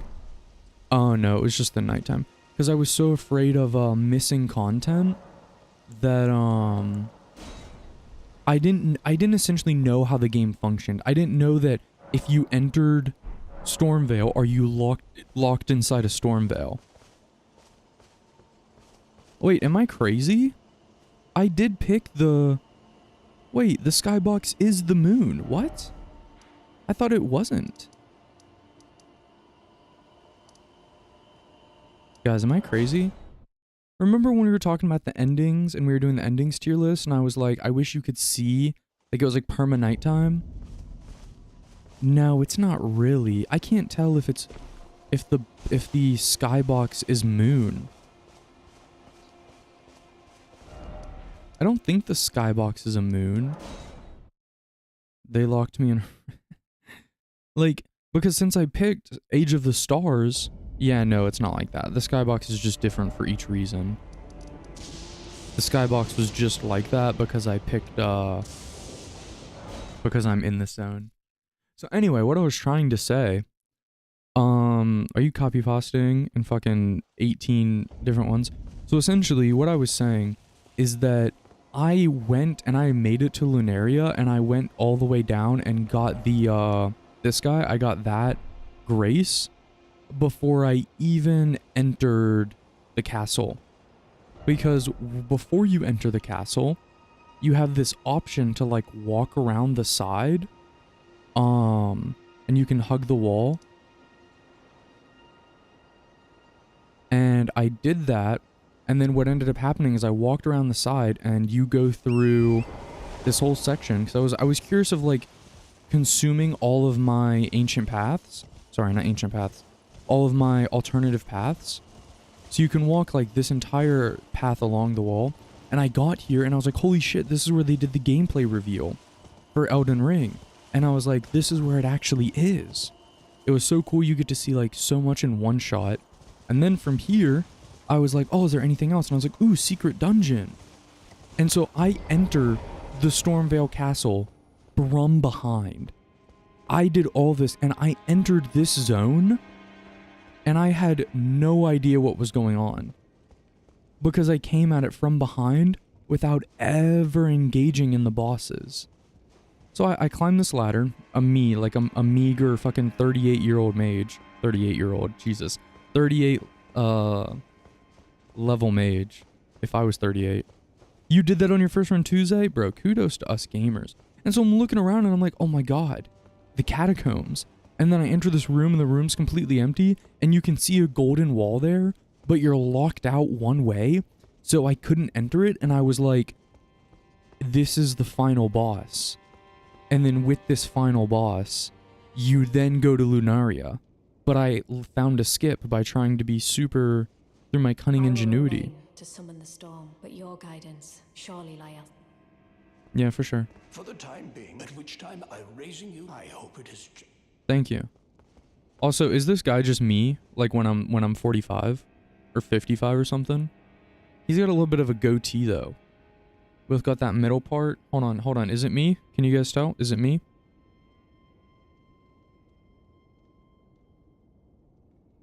I'm more of a dirty blonde hair. He has strawberry blonde. So I don't, it's not really the same, you know? Maybe under the right lighting. It's you with a smaller forehead. Come on! Come on, guys. I'm sensitive about my forehead. Well then. I'm just kidding. Is there anything else I can buy from this guy? Oh, I never even bought the thing.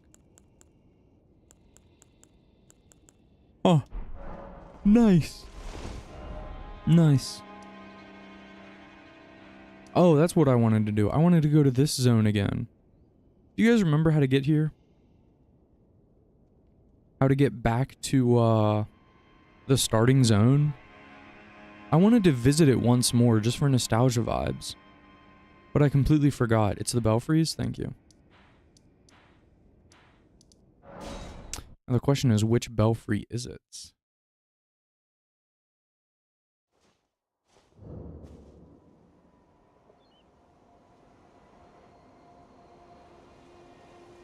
Okay. Also, what do I need to level? Oh, 263,000? I totally don't have enough for that. Yeah. It's like, I don't even, there's no point in leveling up anymore. I mean, maybe. Excuse me. Which one is it?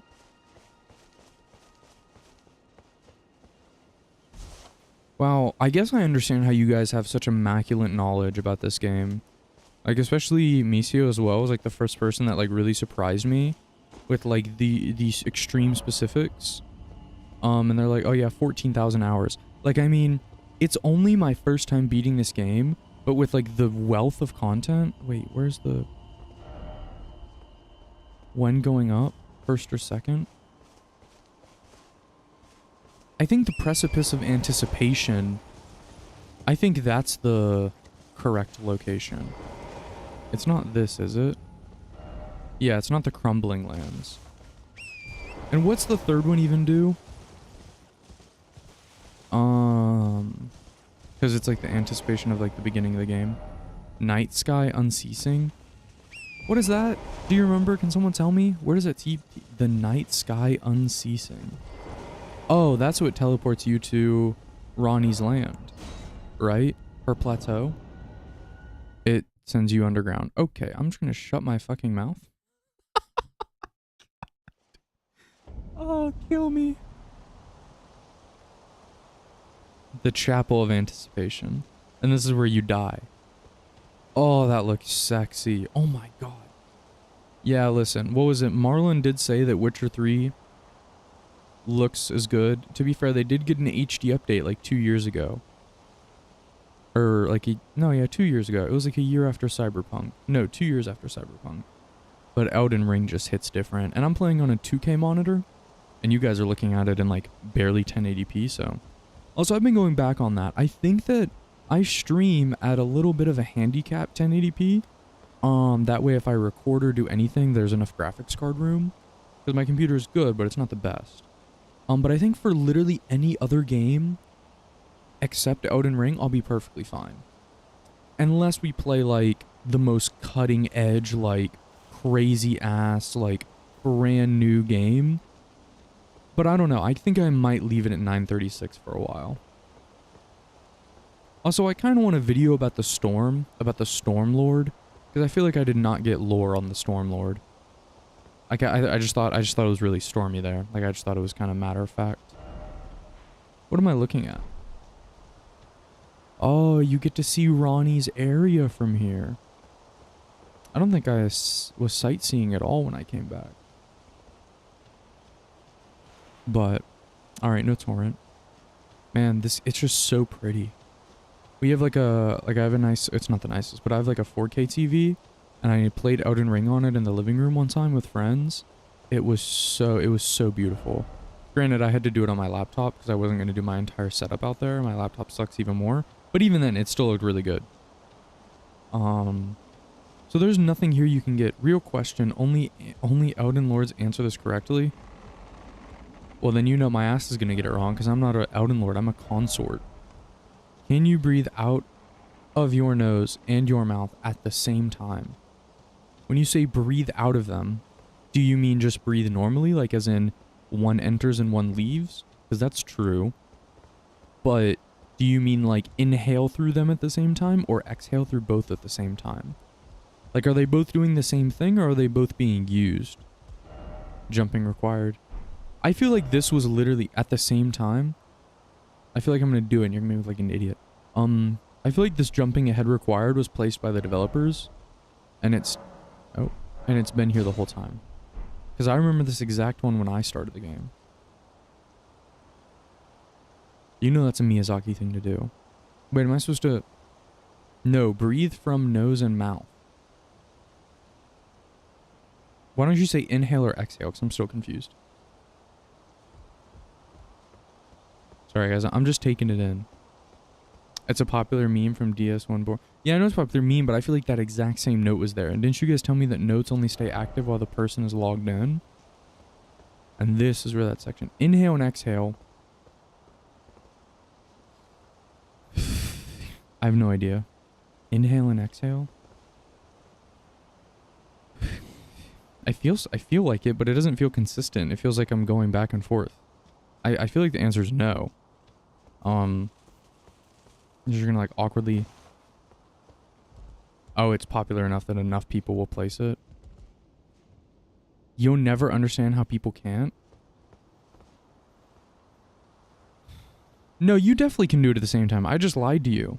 I tried to do it really, really strongly. Hold on. Through the nose. Good, right? Through the mouth. At the same time. It's like take a really deep breath and use your nose, but leave your mouth a tiny bit open. No, you can do it at the same time. I totally made that more complicated than it was. You can do it at the same time. Damn. Well, damn, gamers, I think that's everything. I mean, I know there's some armor that I missed. I mean, I know there's a couple helmets, couple weapons. We got all the legendary pieces. We killed all the bosses. We did every dungeon. You got beta features on my body. Yeah, your body hasn't gotten the last update.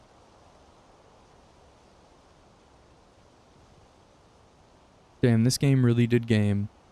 I won't lie to you guys. This game really did game. Honestly, I kind of like this one even more. The lake cliffs.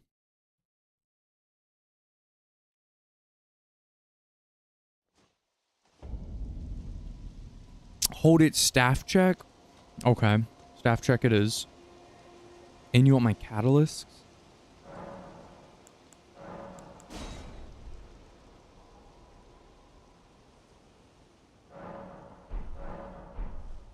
Oh, that looks so pretty.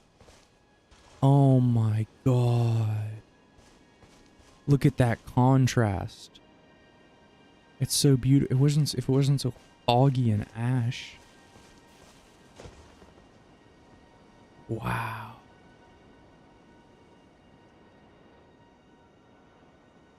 Beautiful. Genuinely beautiful. Thank you, Miyazaki. Bang. You can't just ask people.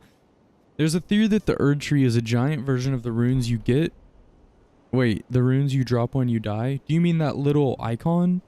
Like the little flurries? The stuff that looks like grain, essentially, like a grain plant? That's an interesting idea.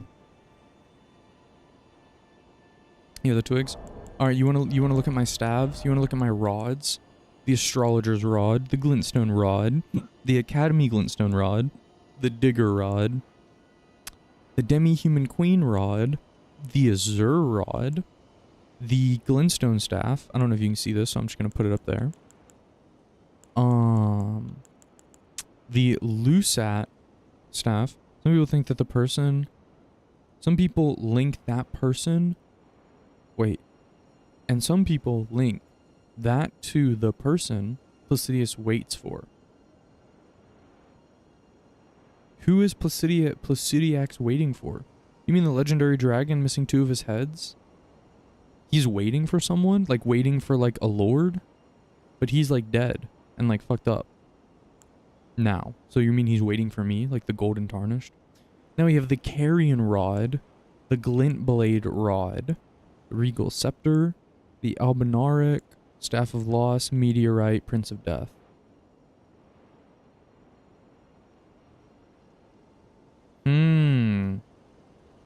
Interesting. How many staves are in the game? Does anyone know? I have 14. Oh. Goodness gracious. Yeah, he's an Elden Lord. He's like the OG, right? Also, I don't know if you can hear that. There's a homie that has a motorcycle that drives around the neighborhood. He's like a young kid. He's living his life. Alright, so we're gonna look at equipment, sorceries, weapons, and we're gonna go to... Hold on, can you guys see this? Display capture. Yeah, you can. We're gonna look at glintstone staffs. Are they all called glintstone staves? You know what I really want to do? I'm really hoping, I'm really hoping. There's 18 in total. What the fuck? I'm really hoping that that you can get some DLC abilities and DLC stuff before the DLC, sorry, like before the zone happens. Because I really want to do that martial arts build. Like, that looks so cool. Yeah, I gotta look at this one. Demi-human, Lusat, Carriot, Glintstone, Regal, Albinar, Gloss, the Galmir, the Crystal, the Rotten Crystal, the Guilty. So I'm missing exactly 4. What is this? Oh, it's the Magma Staff. So you're telling me it just sucks dick. It's an uncommon drop from the Man Serpent Sorcerer in the throne room above Volcano Manor. Huh. Well, if that was an RNG drop, I didn't get it. What about this one? The Crystal Staff? The Academy I have 2, 3 of the staves. Yeah, I'm missing, well, a little more, but I'm missing a 4th. Not a 4th, 4. My Cloudwing Instone, this is behind an illusionary wall. What?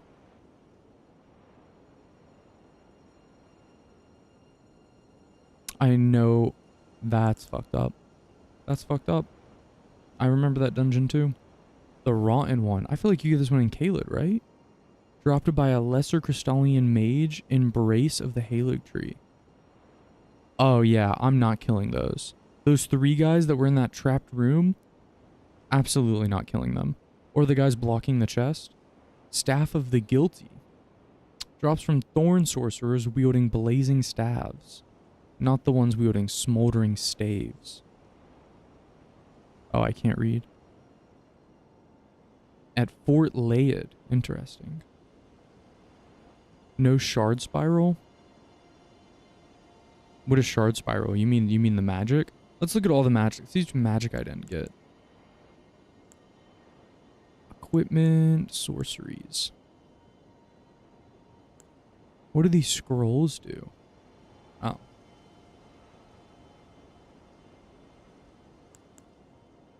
Hey, let me scroll.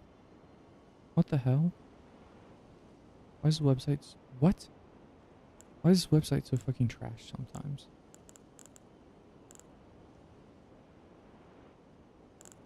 Oh, it thinks I'm playing Elden Ring right now.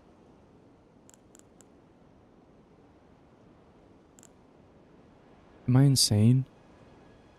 Oh my gosh, I need your imp head to do your build.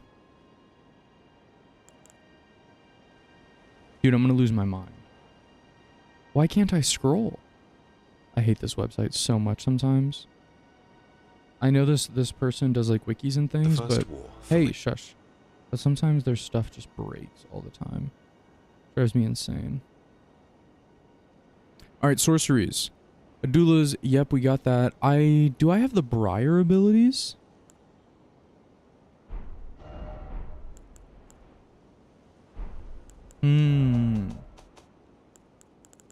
I don't think I do. I have one of them.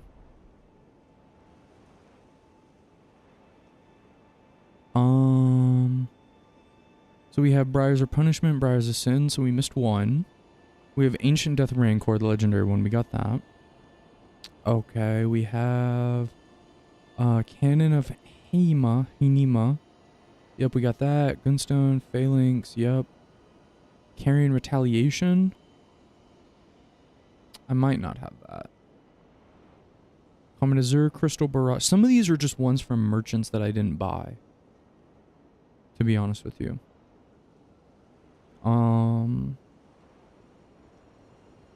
What, that's like 2 spells I didn't have?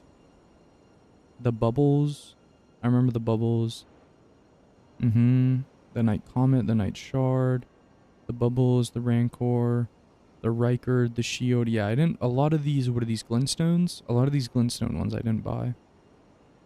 I think I eventually buy them, but Tibia Summons. Oh, I don't have Zamar Ice Storm.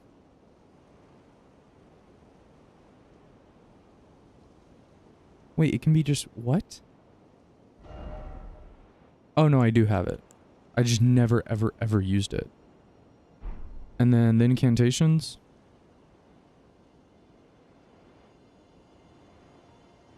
Oh, now I can scroll again. Wonderful. Alright, back to the top. What do you mean? It's general's ass, they don't care about... Oh, Fextra Life is ass? In general, it's all... They care about money, backward twitching. Oh, I did hear about that drama a couple months ago. With all the embeds on certain websites and things were like... They were like view botting, but you could view bot with like...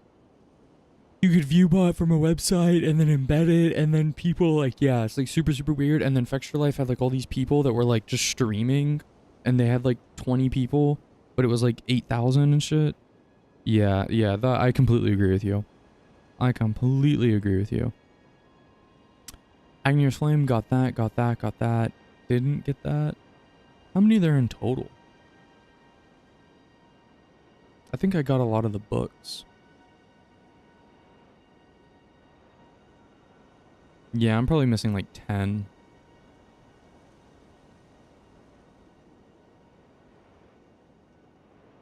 Scarlet Unknown. Oh, one's from Remembrances. Yep. Actually, I didn't miss as many as I thought. I probably missed about 6 to 8. To be honest with you. Alright, gamers. We are now closing it off. 07 Elden Ring.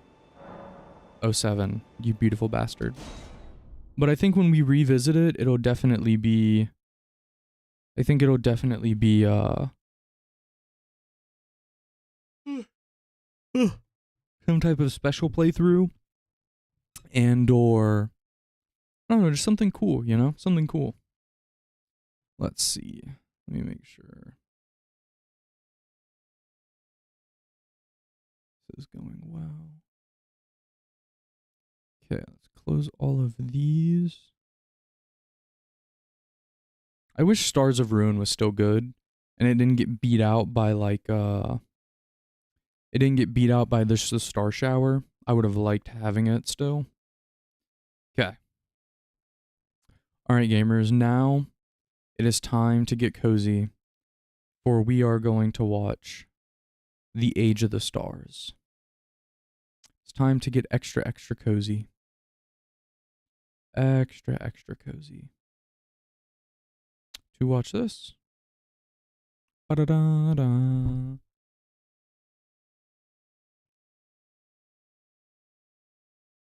Okay, cool. All right.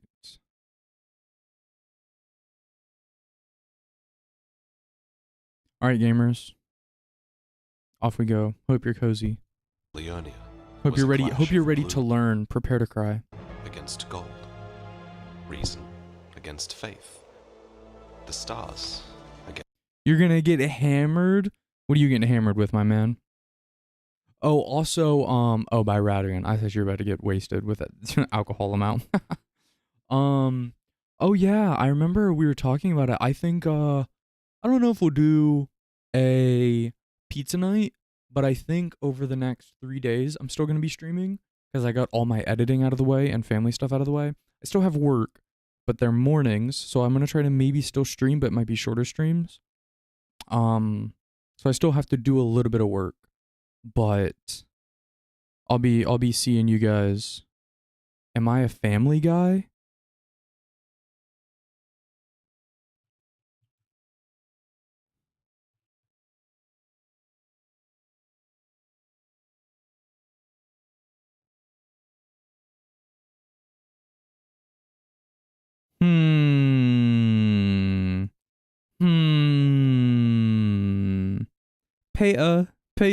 Pay you fucking. You get the ingredients for your pizza? Ooh, you have to do it, by the way. Oh, I should make a... We could do a Discord or a Reddit. I feel like I like a Discord more, just from like the social sharing that other people can view. I don't know if I want a Reddit. A Reddit's like stuff to manage. Oh, but sorry, I don't know if I want both of them as stuff to manage. I just don't have the time. So maybe you can like take a picture and put it on Imgur or something like that and then post it if you wanted to. I think it'd be really cool just to see what you make. That'd be awesome. But yeah, I was debating on how to do things over the next couple days. But we'll see. We'll see. Right now it's gamer time. I want to watch this. Ba-ding. Okay. Da-dun-dun. Why is it so dark? Yeah, Discord's not that hard to manage. You're right, but I don't know. I'm not a huge social media user at all, which seems ironic because I'm like sitting here like sharing my life and like time with you guys, but I just don't really do things like that. I use it sparingly for like very specific things, so I don't really know if I want to welcome all of that into the life yet, but we'll see. We'll see. All in due time, friends. I like what we have rolling right now. All right, everyone get your notepads out. Against the Erd Tree. Champions fought on either side, but none were as great as Rennala and Radigan. Also, I know we're starting from the beginning again. Somehow put their differences God, this aside. art is so smexy.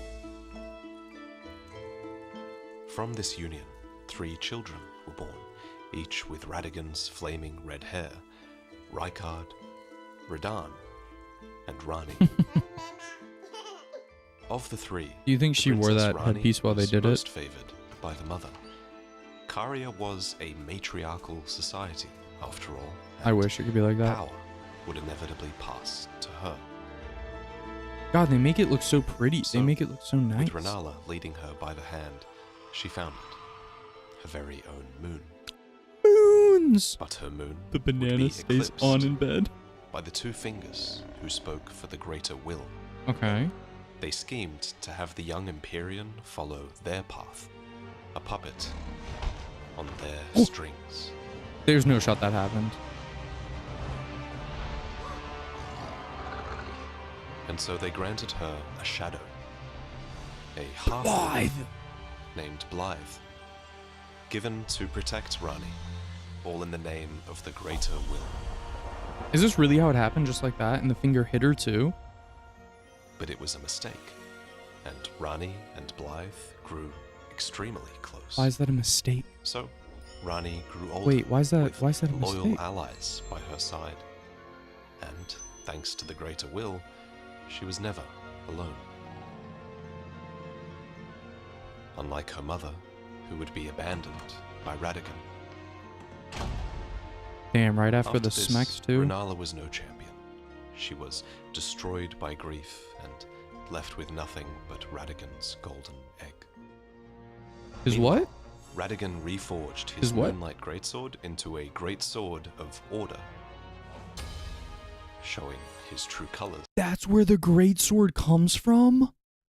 That's why it's like OP, super cool, amazing. It's his great sword? He has a magic one and a non-magic one? No shot. That's actually what it is. As he embraced his other half. The sword was once a gift of betrothal. Not anymore.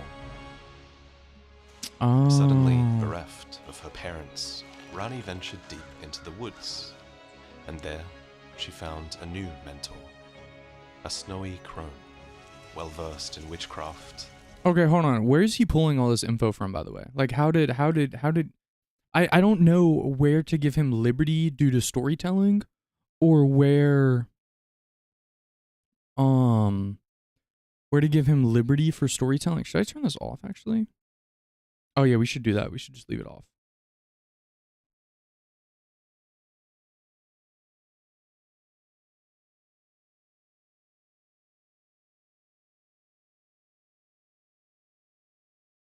Sorry, I was ruining my immersion.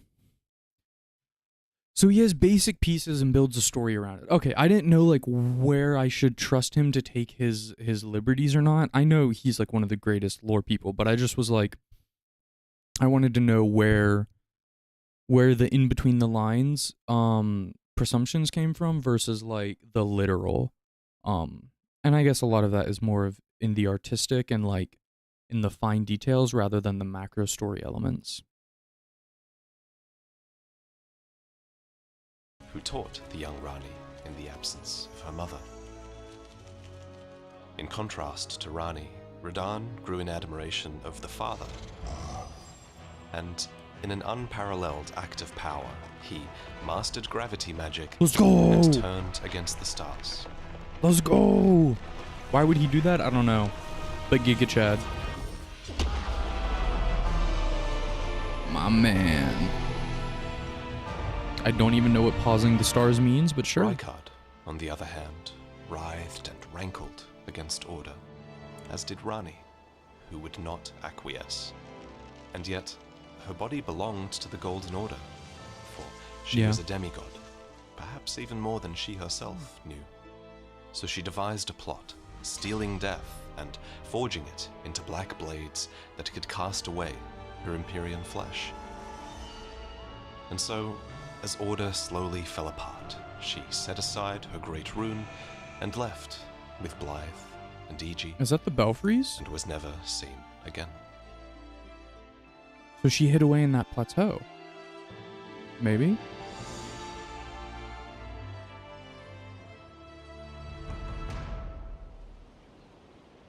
Damn, that transition. Yes. Tarnished, are we? Come to the lands between for the Elden Ring? Of course you have. No shame in it. Unfortunately for you, however, you are maidenless.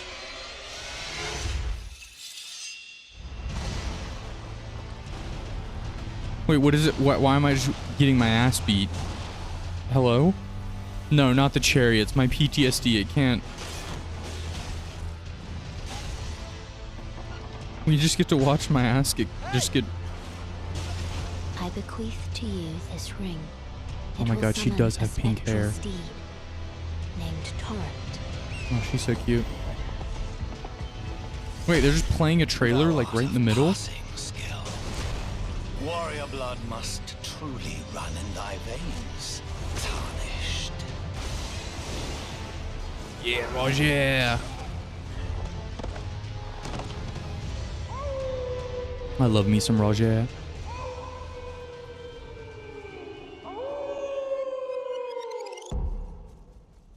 Santa. Always a pleasure. Care to purchase anything? The howl of a wolf in the mistwood. I suppose he must still be skulking about. I know. Why not meet him for yourself? Next time you hear the wolf's howl, make this signal right under the source. Don't fret. There is nothing to fear. I just have an inkling the two of you might hit it off. It's early in the game, and you're desperate for your first quest.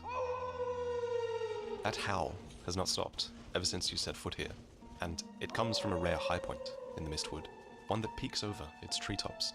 Here, you can find the half-wolf. That zoom! It's as if he's looking for something, as if he's in need of information. So you can get his attention with the same signal that he and Kale must have set up to do trade. Kale sent you, did he? Ever the bloody busybody. Maybe to him you don't seem so strange. The name's Blythe. I'm looking for a man who goes by Darrowell. You want me to be completely honest with you? I thought that he was wearing a wolfskin head the entire game. I did not know that he was actually a wolf. I still don't even believe it, to be honest. It just looks like he's wearing like a helmet, like a dried skin husk, like, you know, he killed a wolf, he shaved it, he pulled the skin off, he dried it down, and then he wears it as like an adornment on his face. Because he's completely human, and then you just have this very uncanny, awkward wolf headpiece that doesn't even seem wolf-like. He fled somewhere nearby, or so I've heard. Come tell me if you find him before I do. I can offer you ample reward. Darrowell is nothing but a traitor, and in need of a fitting end to his tale. Darrowell is a bloodhound knight, a sect of fighters who were trained as hunters and trackers. These beastly knights never speak, but they choose their own master and are supposed to be loyal to them for life. Even Renala had such an oath-sworn beast in her employ. And she also had Blythe, who is yet another half-wolven warrior who is defined by his loyalty. Perhaps it's for this reason that Blythe takes Darrowell's treachery so personally. Oh, so in the Age of the Stars, is he going to do everything that happens in the game that builds up to what's going on? I thought he was just going to explain, like, the post. Like, everything in this video was just going to be about post the end game. I didn't know he was going to explain everything leading up to it. I guess it makes sense. Have a foundational. Hey! Darrowell, rotting in a cell is no true justice. No. This is where it ends for you. Bro says, I will fucking kill you.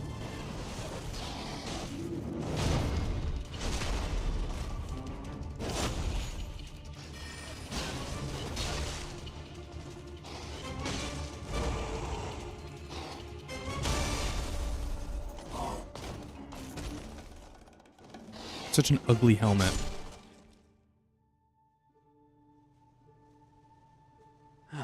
Right. There you are. Had to work for it, but it's done. Don't say I'm not a man of my word. It's so beautiful. Here's your prize. Oh yes, I should say.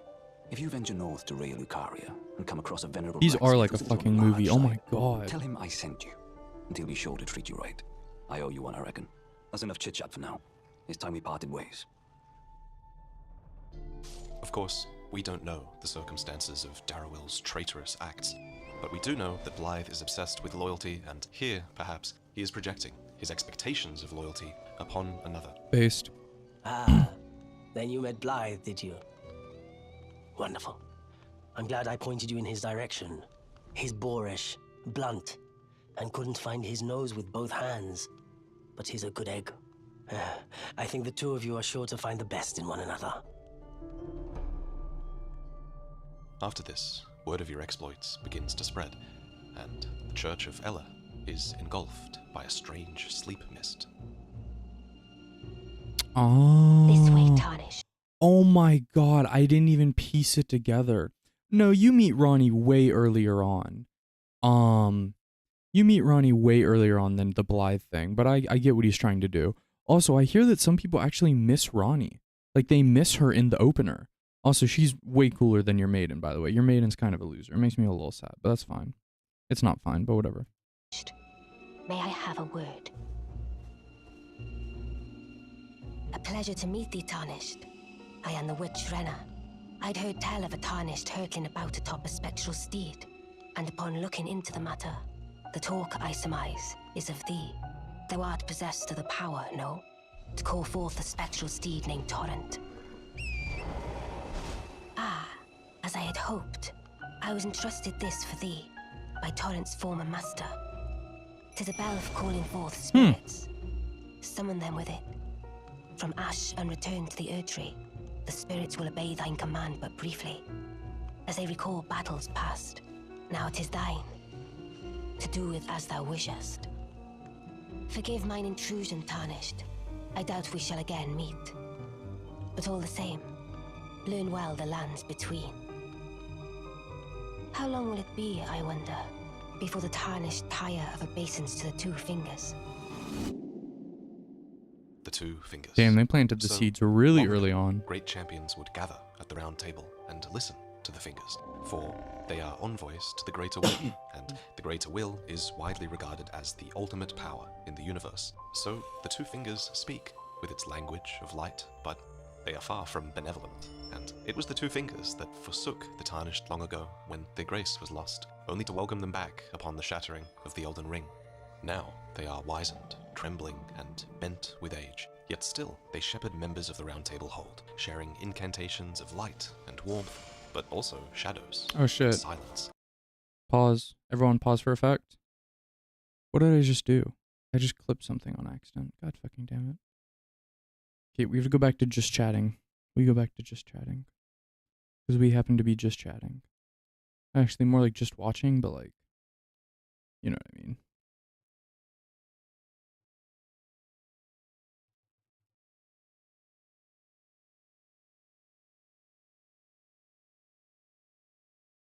Okay, there we go.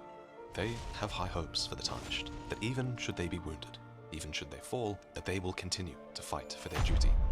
But many suspect that the fingers are corrupted, broken, their guidance skewed. For now, Grace leads you to Leonia, known for its vast forests and ever-present fog. In its north stands the Academy of Raya Lucaria. In the east, there is a high road that runs north to south, and the western coast has always been closely associated with Carian royalty, some of whom remain to this day. This is Iji, the Carian blacksmith that Blythe sent you to find. Blythe actually did that? Did he? Quite a rare occurrence for such a guarded soul as he. Perhaps he sensed something unusual about you. At any rate, if you're friendly with Blythe, I will give you whatever guidance I can, and pray for your success. Long ago, trolls like Iji swore an oath to Queen Renala of Caria, and were eventually called into service to fight in her war against the Golden Order. Eventually, Caria and Raya Lucaria would join with the Golden Order, only for Radagon to abandon Renala and then leave Leonia in this state of civil strife. But again, that was long ago. Brave Tarnished. A word of warning, if you please. This territory once belonged to the Carian royal family. Their manor lies not far beyond this point. When the Raya Lucaria Academy turned on the Carians, the Knights of the Cuckoo descended on this track. The Cuckoo! After leveling it, they carried on to the manor. The Carians were taken off guard, but their strength had not waned, and they repelled the Knights' onslaught by conjuring an enchanted snare that remains potent to this day. That is why I say, Tarnished, don't go near the manor unless you wish to lie with the corpses of the heedless knights of the cuckoo.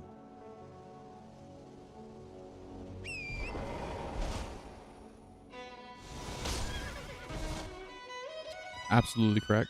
First person Elden Ring.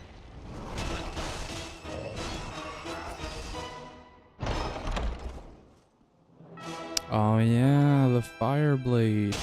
Amidst Caria's enemies and treasure, the Knights of the Cuckoo live on, as puppets who are forced now to fight for the Carians that they once tried so hard to destroy. Perhaps you'd be better off exploring Raya Lucaria, the academy that closed its doors to the world. After the Shattering, the Academy wisely declared that it wouldn't interfere and locked its gates. So it is that even now it's filled with scholars, or at least it was. These sorcerers dedicated themselves to glintstone research, and they venerated many masters, and their headmaster was Renala, who was also the Queen of Caria. But Renala disgraced herself by falling for Radagon, who left her witless and inane. So now there is this limited Carian presence in Raya Lucaria, except for a few loyalists who defend the Grand Library. For it is here that Renala remains, locked away with the Great Rune of the Unborn. Who's that? Who could it be? New friend.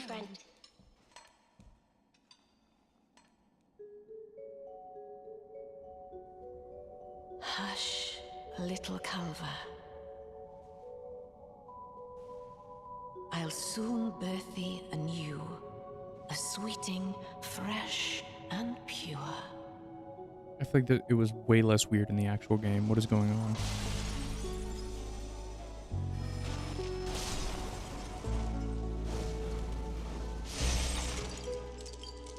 Children born anew by Renala are all frail and short-lived, and Radagon's golden protection can only last so long.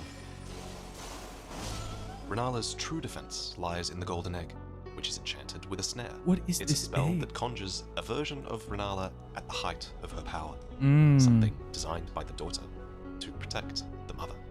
Upon my By name Rani? is Rani the Witch. Mother's rich slumber shall not be disturbed by thee. Foul trespasser. Send word far and wide of the last queen of Caria, Renala of the full moon, and the majesty of the night she conjureth.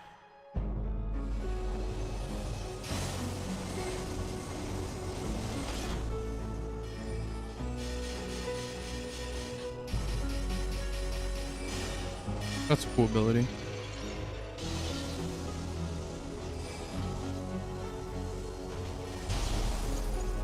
In this battle, Renala is defended by her oathbound beasts, giants, and dragons that had partnered with her over her long age of wandering the lands between. For she was there at the beginning of it all. Bro, I never got that. She summons a dragon eventually? She died, like, instantly for me. Oh, little Rani, my dear daughter, weave thy night into being. I also don't even know why we kill Renala. This I was feel like merely she's so a fight disconnected. against a conjured spirit, and yet those final words. Oh, I seem guess you real. don't kill her now that I think about it. I'm an idiot. I'm an idiot, ignore me. Back at Caria Manor, you progress towards the Three Sisters, towers that are defended by Adula, who is Rani's oath-sworn dragon. Adula was once a devourer of sorcerers, until she was bested by Rani, and subsequently she swore a knightly oath to her dark moon. She flees before we can defeat her, but we'll see her again before the end. For now, we're granted access to Rani's rise. Oh, again we crossed paths. I believe I said my name was Rena when last we met. It pleaseth me to see Torrent hale and hearty, but tarnished. What business hast thou here? I have no memory of inking thee an invitation. No reason in particular thou claimest. Intriguing. Then mayhaps fate hath steered thee to this reunion. Wilt thou enter into my service? I love and I hate am how the she witch talks. Rani. I stole death long ago. I'll search now for the dark path, that I might one day upend the whole of it, and rid the world of all that came before. Well, has that roused thy interest? I see. A choice well made. Thou art a rare sword. Not many would have accepted the offer, but I require as much of those under my command. I anticipate good work from thee. Then I ask we proceed with haste. There is, in my service, a half-wolven warrior by the name of Blythe. I would have thee join him in searching for the hidden treasure of Nokron, the Eternal City. Dude, looking for the Eternal City and doing everything that's like related to like the underground stuff before the underground stuff even occurred is like so cool. It's so cool. It's, I don't even know how, like, I think that was probably some of the biggest spectacles, was doing not Mog's area and not like Sophia's River, yes, but all the underground cities and like underground, like little galaxy areas. I think those sections are probably the most eye-opening and insane, because you go through the entire lower level and it's like, oh my god, the one that you get through from east of east of Limgrave, and then oh, it's just, there's so much. Oh, it's so cool, so cool. Take from him the particulars. Ah. Long time friend. Blythe. If you've forgotten. Glad to have you in the service of Mistress Rani. Well, getting right to business. I'm still in Limgrave. The Eternal City of Nokron lies somewhere at the bottom of this land. I'm planning to go below through the well in the Mistwood. See if I can't find the road to Nokron from there. Like, this was Don't so keep me cool. waiting, eh? Fun fact, the Nox were so obsessed with skies that they were banished underground. You ended up seeing the skies. Oh, that's so cool. Wait, I don't know, who are the Nox? A people of sorts? I guess So it'll refresh you my go down, memory. deep below the earth, to an ancient civilization that predates any others that are found on the surface.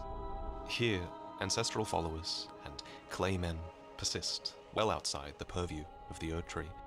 But built amidst these ancient ruins is a newer, still ancient city, Nokron, an eternal city where people of the night were banished to long ago for their treason.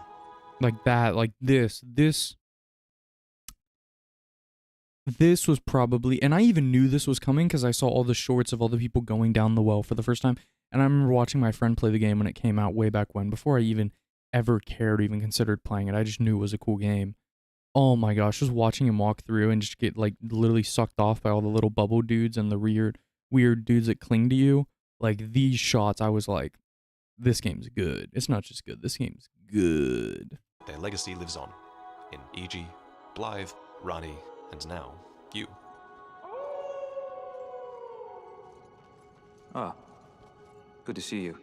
Apologies, mate, but I don't have much to report. I can see bloody Nokron right above me, but I'm absolutely stumped. I've tried all the gateways, to no avail. Perhaps it's time to ask Lancerris. I recall that spiteful little rat acting like he knew something. Let's give him a squeeze. Show him just how sharp my teeth are. I jest. I wouldn't go that far.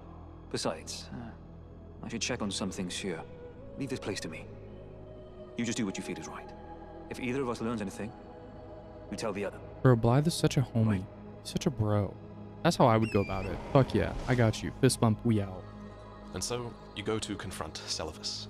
Lancerris was once a preceptor, a teacher of magic who served the Carrion royals.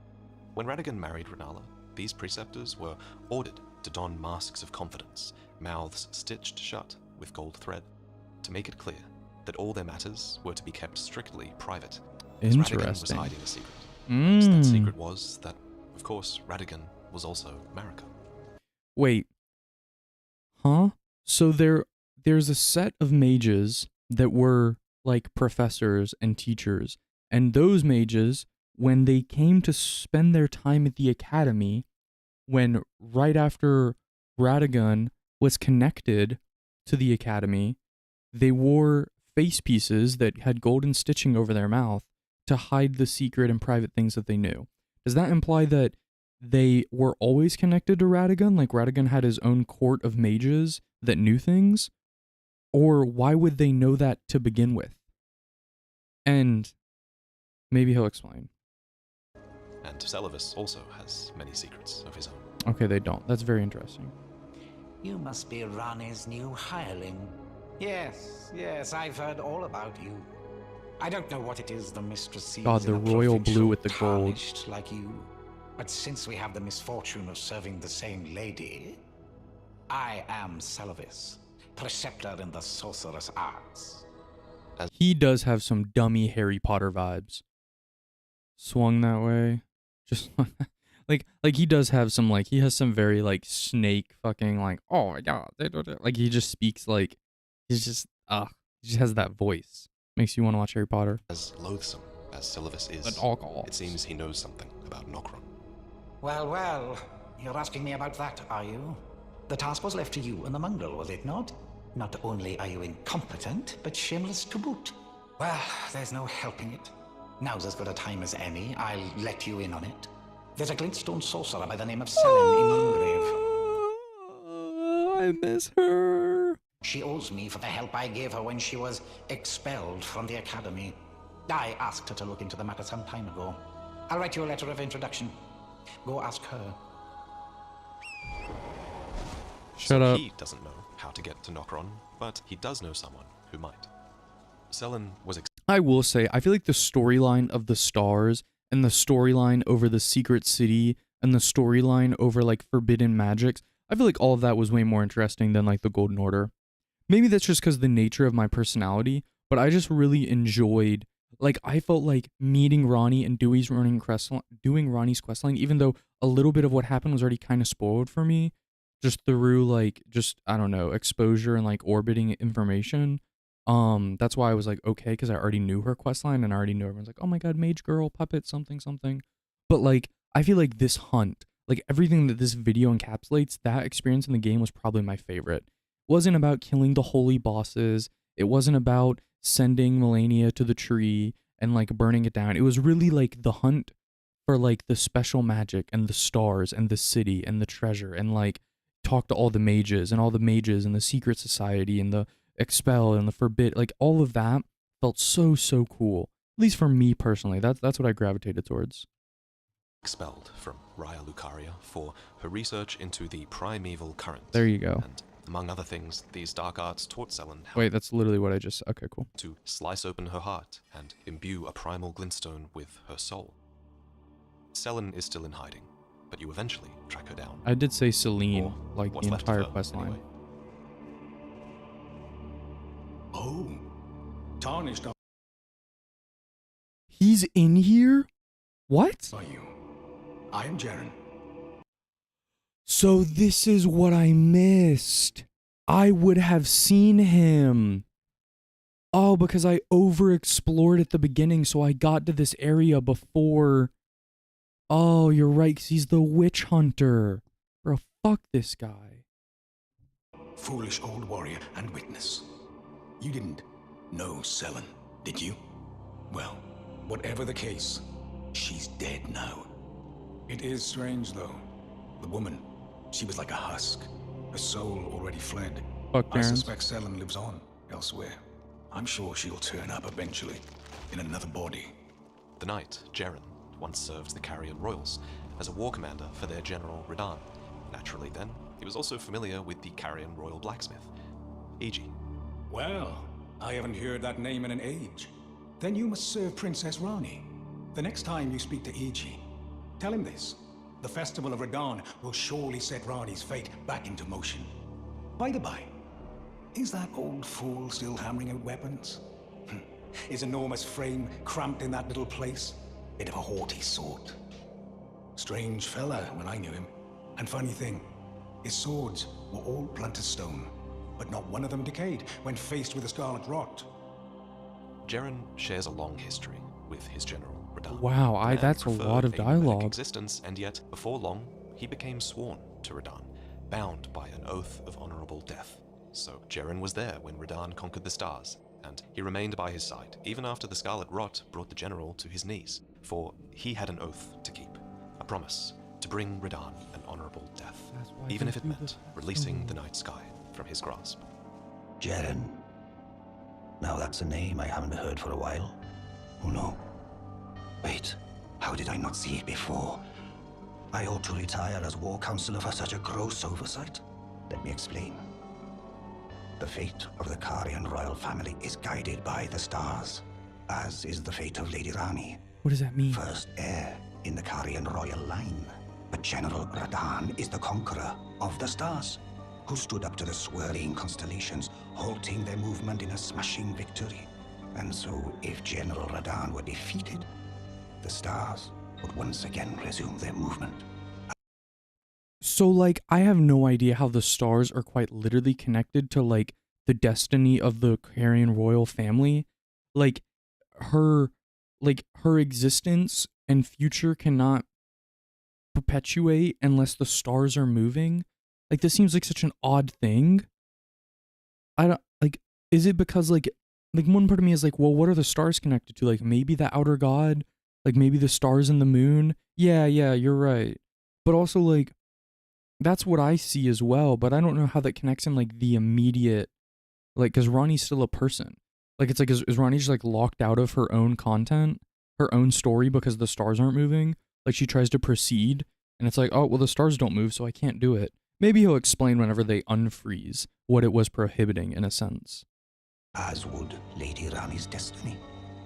So although he has lost his mind to rot, Radahn still somehow keeps the stars, and Rani's fate, in stasis. This is why you need him dead. So Rani's fate is kept in stasis by stars cursed Radahn. I'll be on my way to this festival of Radahn then. You're coming too, right? To Radahn's festivities. My man. I'll meet you at Redmane Castle in Caelid. The way ahead is pleasingly simple. We fight, sword and fang.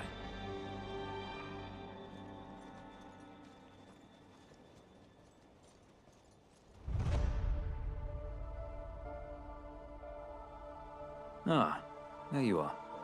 Took your sweet time. The players are all made up. I'm waiting for the curtain. Let's give them a show to remember, eh? Just don't you go dying on me. For Rani's sake, too. God, Blythe is so cool. Champions, welcome! The stars have aligned. The festival is nigh.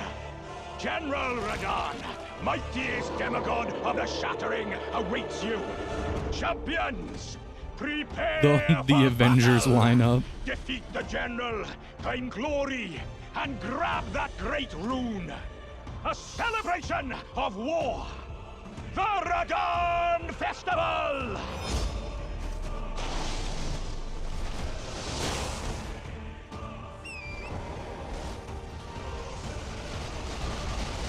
How does that dude pocket so many arrows? Oh, oh, okay. Damn, he just tanks it.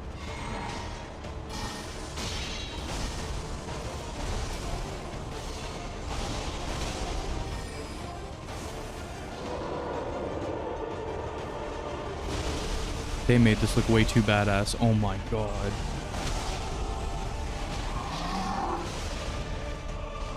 I wish I got to fight an unnerfed version of Radahn so badly. Because I fought him at like, what, like 60 maybe?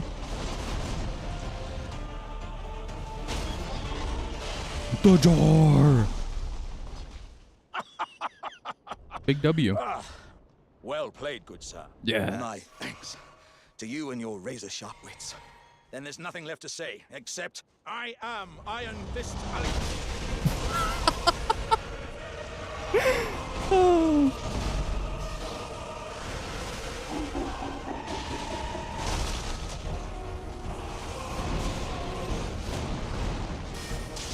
God, they show off so much variety. Like, no one actually plays like this, but it's so cool. Me. Oh, okay. I never even saw that ability.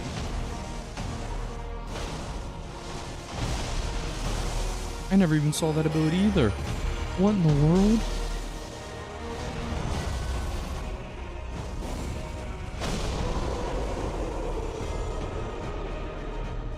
We can't really be certain why Radahn was holding back the stars. God Was damn it it. to defend his home? Or was it on behalf of the Golden Order? Or did he simply have something to prove? Whatever the case, with his death, Rani's fate is immediately freed from stasis, and a falling star tears through the earth in Limgrave, opening a direct path for her and you to Nokron. Ah, good. I was waiting for you. What a sick way to fight, eh? The glory of the clash is shared. by Radahn. And you. And did you see that afterwards? A falling star right before our eyes. I can't fathom how Radahn was holding back something of that scale. He was a living legend if ever I saw one. And the path has now been cleared. To Nokron, where Ranni's fate will be decided. Let's meet where the falling star bit the earth. We'll take up our souls once more. Like, Radahn is literally, like, I know everyone's like, he's like the epitomized Giga Chad, but he's just like, it's like his story, loose, not much depth. It's literally very surface level, and he's just goated. Like, he just does the thing. I have no idea. Oh, what's up, Hamburger, you absolute degen. Like, I just, like, Radahn is like, it's like, oh, there's not really that much to know. Like, Ranni, there's like 1,800 subplots, and Radahn is just like, bro, he was just goated with the sauce. He just decides to stop stars. Yeah, all right, I guess he was strong enough. I mean, you know, it's just wild.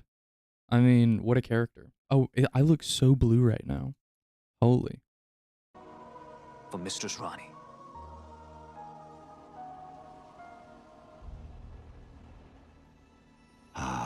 This video's old.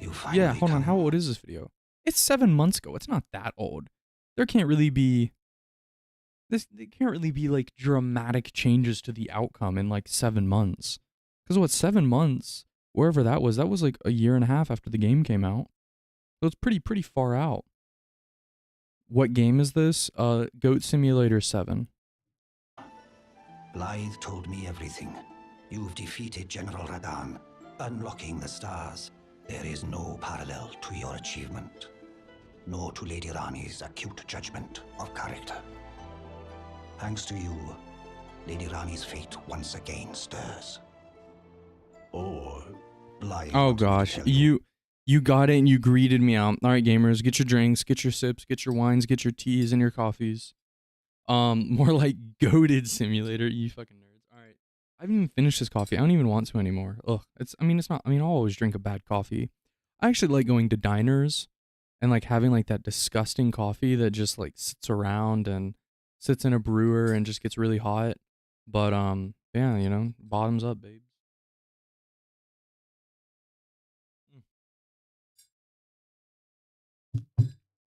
This thing is 40 ounces and I go through at least 4.5 a day. At least. I drink a little more when I'm sitting at my desk compared to going out and running errands and all that, but not bad. Yummy. Not to bother waiting for him. Stay hydrated, gamers. And head straight to Nokron. Blythe has been given an important task. Apparently, a matter of great urgency. Wait, I missed where we were. Not to bother waiting. Or Blythe wanted me to tell you not to bother waiting for him and head straight to Nokron. Blythe has been given an important task. Apparently, a matter of great urgency. Oh, I remember what happens. You need not await Blythe. Descend underground alone with a fallen star. See, I was really hoping that like the ending of the game that you pick, you got to see impact on the world like you do the crashing of a star into the land. Like you get to see like literally gravity magic swirls up a rock and there's an opening in the ground. Like after you beat Radahn, like that's like impact on the world. I don't think the world needs to change that much. Excuse me. But even if like just the skybox was permanently different, I guess that kind of takes away a little bit of like the value of like Caelid's sky was always red, and like each skybox and like visible area is very reminiscent to the color palette of the area you're in, right? Lunaria has a moon sky, Caelid has a blood sky of rot, and like the Atlas Plateau has like a gold, because they're all like representative. But I feel like if you were to end the game, pick an ending and override that, the current existence of the world, that your override would include whatever that ending was. And if there needed to be, quote, a change is made or not. I don't know. It's super nitpicky, honestly, for how much the game offers in terms of spectacle and just pure bliss in visuals. So, you know. Brave and make it yours. The precious treasure of Nokron, so that Lady Ranni may tread the dark path of the Empyrean. And so, you scramble through the debris left by a falling star and finally make your way towards Nokron. This is one of 3 eternal cities. Wait, hold on. Concept. Everyone, put your thinking heads on. So, if the stars are moving okay, if the stars are, wait, I actually just got it. If the stars are moving and there's an outer god connected to the stars or connected to the moon, basically some form of astrology, right? And Radon is a master of gravity magic because he literally stops stars, right? But that's mainly all the abilities he uses.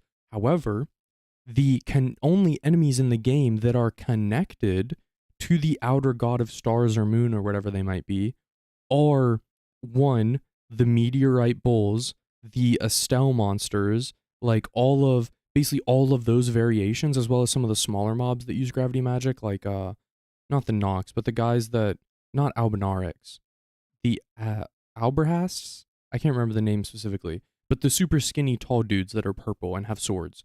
So what if the meteorite bulls are smaller styles? Exactly, they're like cut from the same cloth. Alabasters, thank you.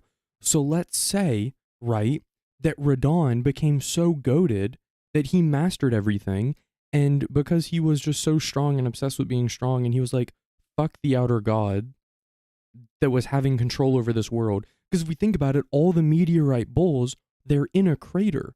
All of the area where you get gravity shards are inside of craters across the lands. So what if he says, I don't want this to happen anymore. I don't want any more Stells. I don't want any more meteor bulls. He either one is just super, super selfish and goated and wants to be the only person with like mastery of the magic and is just flexing. It's not in the character maybe, but it could be in the effect of he does that, and if he blocks the movement of the stars, he also blocks the falling of the stars. And if all of the outer god's impressions of the world are done through falling stars, when I say all of the outer gods, I mean the outer god connected to stars and moon, are done by sending meteorite bulls into the game and sending like characters to evolve into different forms of Estelle, and you just put a freeze frame on that. You like to think that Radon was advised by his teacher, who's an alabaster, due to their connection to gravity magic? And I was just, yeah, see, I think that too, but it's like, what if he, I don't know, that's why I say it sucks, because Radon's lore is kind of very surface level. There's a lot of decisions, and there's like consequences, but there's not a lot of intent from Radon. It's kind of just action. Which you could say, well, that's what he's supposed to do. But then it's really hard to decipher why things are done. To where a race called the Nox were banished long ago, for somehow they had invoked the ire of the Greater Will, and the Nox were forbidden from returning to its surface. We don't know exactly what they did to deserve this eternal. Beautiful. You have a video? Maybe if you remember, link it at the end of this one, or link it later, and I'll put it in the playlist for us. Eternal entombment, but we don't know exactly what they did to deserve this eternal entombment, but it probably had to do with a weapon, the treasure of Nokron, a Fingerslayer blade. Yeah, I don't even remember Born what the of treasure corpse and was. drenched in blood and said to be capable of harming the Greater Will and its vassals.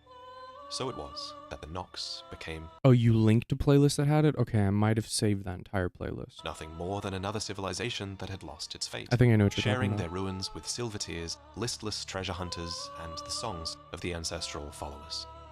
This is Nokron. Like, and then you get to go to the upper levels and see everything again. Oh, this is beautiful. My game did bug out while I was in this zone and I missed a boss. That was really sad. I couldn't do anything about it. I wonder if you guys know what I'm talking about.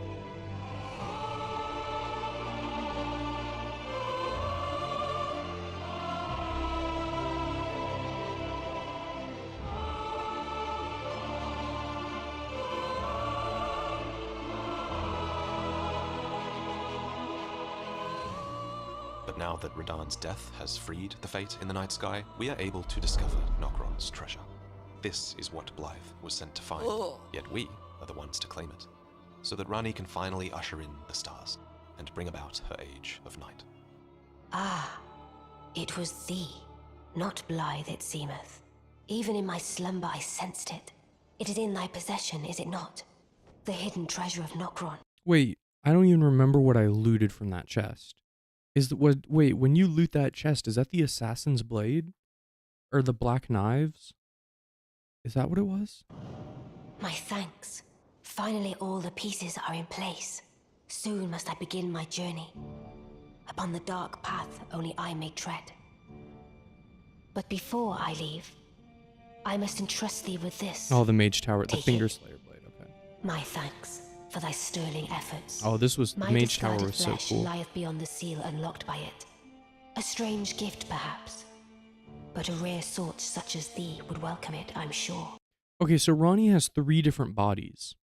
So Ronnie has the body that the puppet, the forearm puppet that you talk to.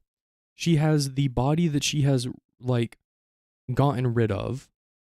So she has one body that's dead and 2 puppets. She has her body that's dead at the top of the Divine Tower. She has the one that she talks to you in, and then she has the one at the bottom of the tomb. So that means there's 2 puppet bodies, or is there a distinction between them? I can't remember. But how did Selvis build both of them for her? Don't speculate? Okay. I want to talk about Rani's dark path. She had to do some pretty terrible things to get here. Oh, maybe. For example, she stole Destin's death and sacrificed her own corporeal flesh. What does corporeal flesh mean? Is corporeal even a word? Is that real? Should I look it up? All right, everyone, vocabulary check. Corporeal. Corporeal is having consisted of or relating to a physical material body. Corporeal. Okay. To rid herself of the hold that the fingers had over her, and to her this was necessary in order to rid the world of all that came before and upend the hold. This was an amazing cinematic.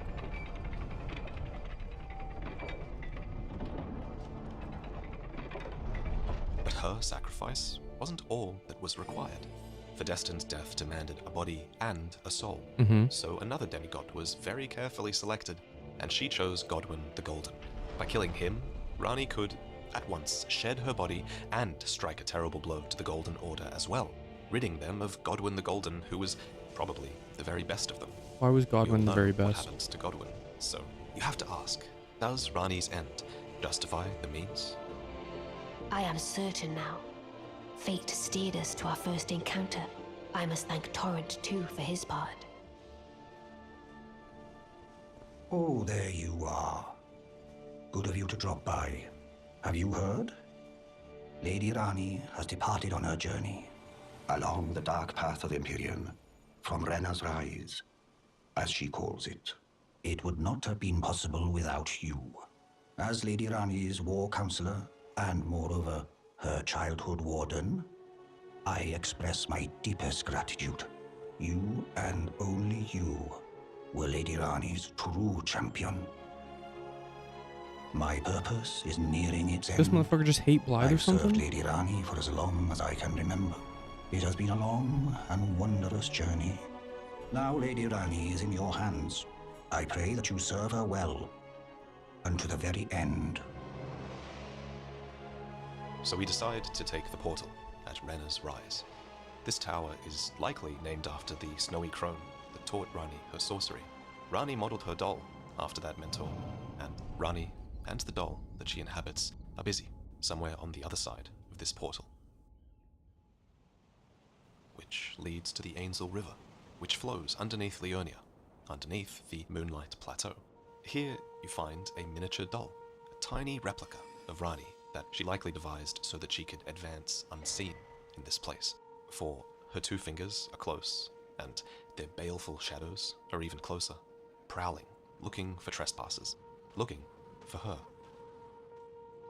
Oh, a dogged fellow, aren't we? Or is it merely thy habit to talk to dolls? Fine. Fine. I hadn't expected any soul to recognize me in this guise. But now the cat is out the bag, I cannot allow thee thy freedoms. Perform for me a service as recompense. Eliminate the baleful shadows which prowl these lands.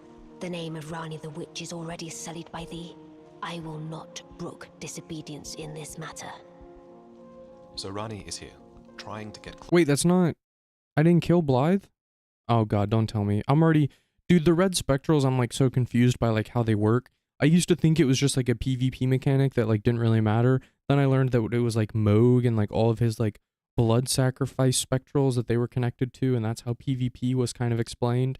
But then it also happens in like other areas of the story, and like you invade in like Volcano Manor, so like dude, like a red spectral just means like 8 things. I'm so lost. And it also means like dead body. I'm so confused. Don't tell me though. Not close yet. to her fingers so that she can kill them. The red Baleful Fury is an assassin disguised as Blythe. What? Okay, I'm actually, that's fine. You told me. Really? Well, that's an important distinction. I totally wasn't like on the verge of tears when I killed Blythe. And finally finish what she started long ago. Even without Rani's body to puppeteer, her 2 fingers still command great power. You can find Blythe's mask around Carrier Manor. I don't think I ever got it. But here's the thing. He did the whole point with E.G. saying you can go, don't worry about Blythe. But I remember I went and I got Blythe out of the Everjail that E.G. apparently put him in. And then Blythe comes after you. I don't know. We'll see. Remember, these are the Maybe mouthpieces of the greater will. They conjure great light, and so, naturally, also have the power to cast living shadows. The baleful shadows are one such example, and the shadows of the Empyrean are another. But even the 2 fingers are capable of erring in their judgment. Let us speak of the past a while. I was once an Empyrean, of the demigods. Only I, Mikola, and Melania could claim that title. Each of us was chosen by our own 2 fingers, as a candidate to succeed Queen Marika, to become the new god of the coming age, which is when I received Blythe, in the form of a vassal tailored for an Empyrean. But I would not acquiesce to the 2 fingers. I stole the rune of death, slew mine own Empyrean flesh, casting it away. I would not be controlled by that thing. You know, I remember I wasn't streaming at all when this happened, but I remember I went around and did the entire Ronnie questline. It was like the single most important questline that I went around and did, and it was wonderful. But what else was it? One part of me like always wants to take Ronnie's questline super serious because it's quite literally like the precipice of like why the game exists in a way. Well, not exactly, because the game exists because of the shattering, but then the Rune of Death is like the second coming of that. So it's those 2 major events.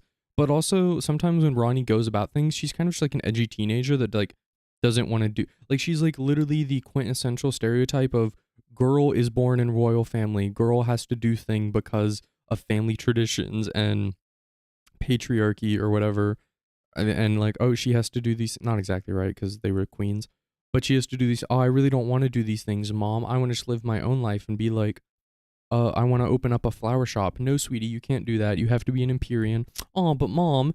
And then she literally starts murdering demigods. Like, sometimes it does come off like that. But, you know, I mean, I'm still down for it. Kinda. The 2 fingers and I have been cursing each other ever since. And the baleful shadows are their assassins. Oh.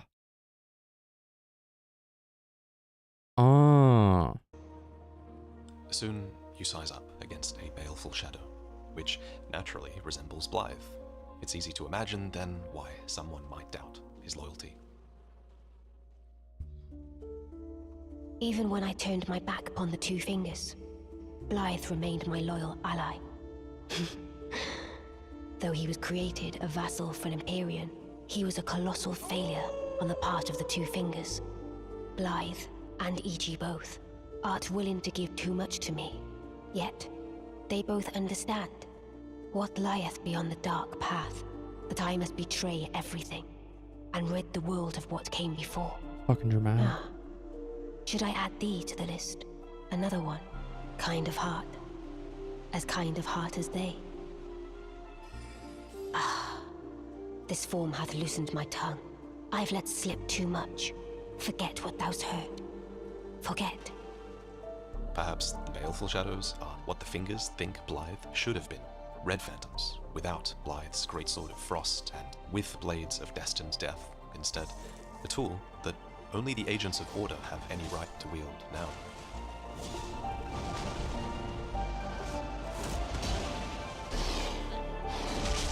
Oh my god.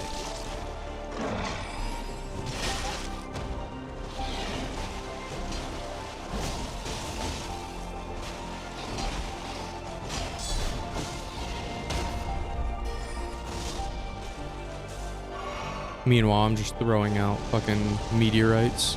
This guy's using like 8 abilities, making it cinematic as fuck. Oh, Shadow, thou art the last.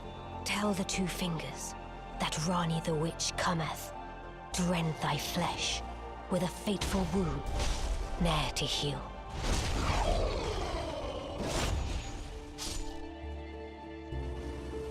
Beautifully fought. My thanks. 'Twas more of a challenge than I envisioned. Now I can finally stand before them. This is farewell, my dear. Tell Blythe and E.G. I love them. Yeah, this is definitely Prepare to Cry edition. This whole Fuck time, me. Blythe couldn't be at Rani's side, fighting on her behalf, so you had to be instead. E.G. led you to believe that Blythe was sent away on more important matters. But what could be more important than this? So you return to Liurnia and confront him on the matter. Very well. There is something you should know. Yeah. The Two Fingers gave Blythe to Lady Rani as a faithful follower. Her very shadow, incapable of treachery. But if Lady Rani, as an Empyrean, resists being an instrument of the Two Fingers, the shadow will go mad, transforming from a follower into a horrid curse. But such is his destiny. In such matters, Blythe's own... So essentially, he was perpetrated on to be... So the... so not consorts exactly, but the Empyreans, when they're given their wolf, or their fucking... I already forgot what the word was. When they're given their dude, their dog, the dog is meant to kind of keep them in check, but also be like their #1 supporter and get them through everything. But if they ever try to go off the rails or do a different path, the dog will force them down that path. But then the nature of the question is he so perfectly loyal to her that he will follow her in essence of treachery, or sorry, in essence of treason and betrayal? Or will he basically straighten her out and then turn on her if she does such things? It's like when does, what is it, in like Star Wars, when like, what is it, like Agent 66 or something? Yeah, when they like snap and it's like, oh, we're fighting with you until you do the thing. It breaks his mind, yeah. And if E.G. knows that, that's why E.G. cursed him to the Everjail. Hold no weight. It pains me so. Oh, so literally Blythe has he's literally a systematic override. But he must be neutralized. For Lady Rani's sake. This makes way more sense. In the game, I did not understand what was happening.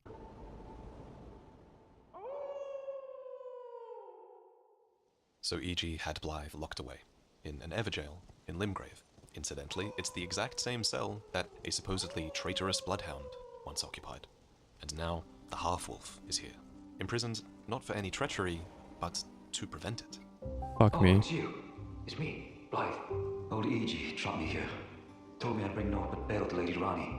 But there's no chance that could happen. I'm part of her being. A very shadow. I thought old E.G. knew as much. Honestly, I don't know what's going on anymore.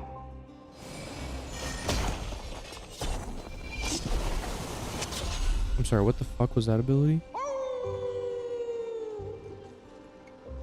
My thanks, friend. I'm going to see Mistress Rani now. I don't know what came over old E.G., but even if the odds are slim... A mod? I need to check the mistress is safe. Now, Rani can finally set in motion the fight against her fate she's dreamt of for so long. As you can see, Blythe is still in control, even as the Two Fingers are nearing their death at the hands of Rani. Yet Blythe remains this living contradiction, forced to be loyal to two parties who are at complete odds with one another. E.G. believes that this should drive him mad, especially this close to the end. Oh, fuck.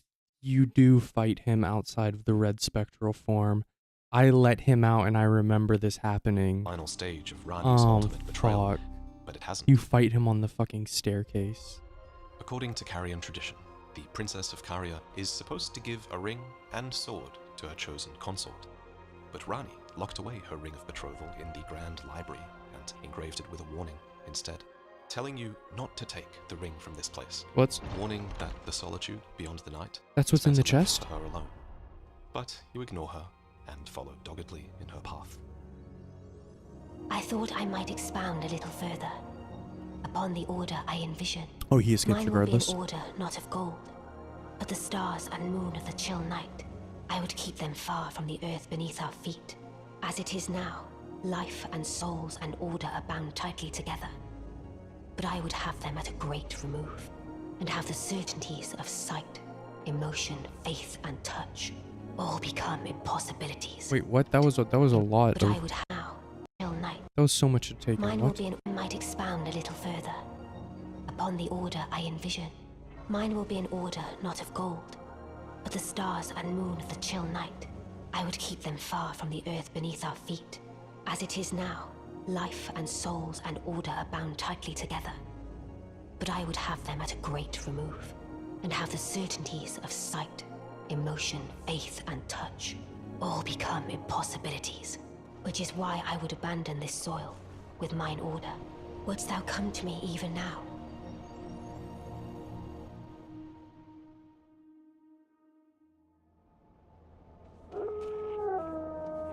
I was like, damn, Blythe, what happened to you? Essentially, Rani's order would be one that is largely removed from the world. The goddess that spearheads it would be unreachable. She would not accept the love of the masses, their worship, their offerings, none of it. This differs greatly from Marika's Golden Order, which demanded veneration.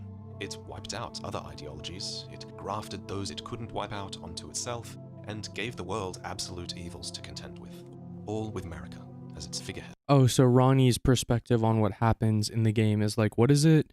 Neotism? What is it in Christianity where it's like God does nothing? Like if bad things, not nepotism, god damn it. God doesn't impact the world. What does it mean? Does anyone know? There's like a certain deism, belief of existence in God, but they don't interfere with the world after creating it. Yes. So she's like, I'm going to do the thing and be the thing, but not really be worshipped. That's not completely the same as deism, but it's just basically being how many steps removed are you from governing the space directly. So to bring about such drastic change, it's no surprise that Rani has to go to extreme lengths. To become her own, you have to find your own way to the Oh god, that fight was so much fun. Past a malformed star. Ring of betrothal in hand. To a place defended by Rani's oath-sworn dragon, the Cathedral of Manus Celis. The word Celis means heavenly, but the word Manus means of the hand. So you learn that it's here that Rani's own heavenly hand had settled. 2 fingers that brazenly lurk underneath the cathedral named after them. 2 fingers that know there is no weapon that could kill them, except for the Fingerslayer blade, the legacy of the eternal city of Nokron, which was finally put to use by Rani herself. Oh.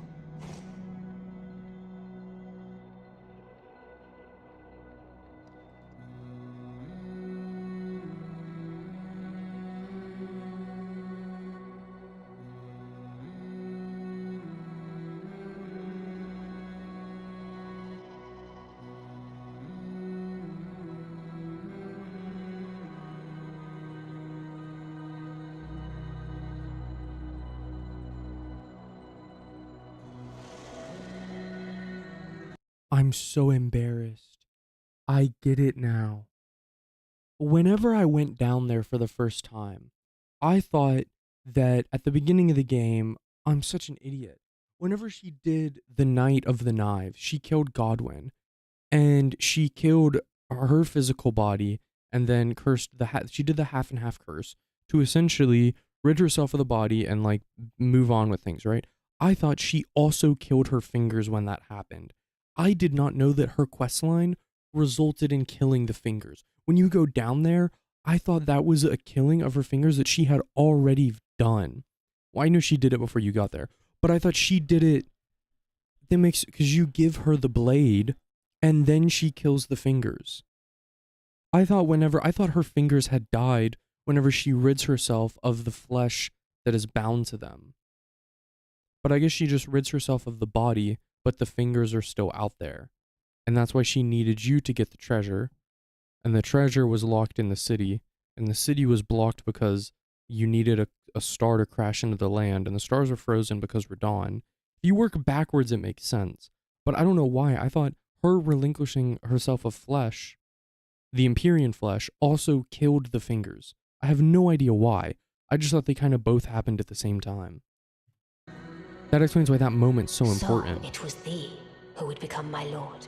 Perhaps I needn't have warned thee. I am pleased, however. Thou art a fitting choice. I go now to the night sky. It is there I shall find mine order. I bid thee, travel the path of the Lord. And once all is done, we shall see each other.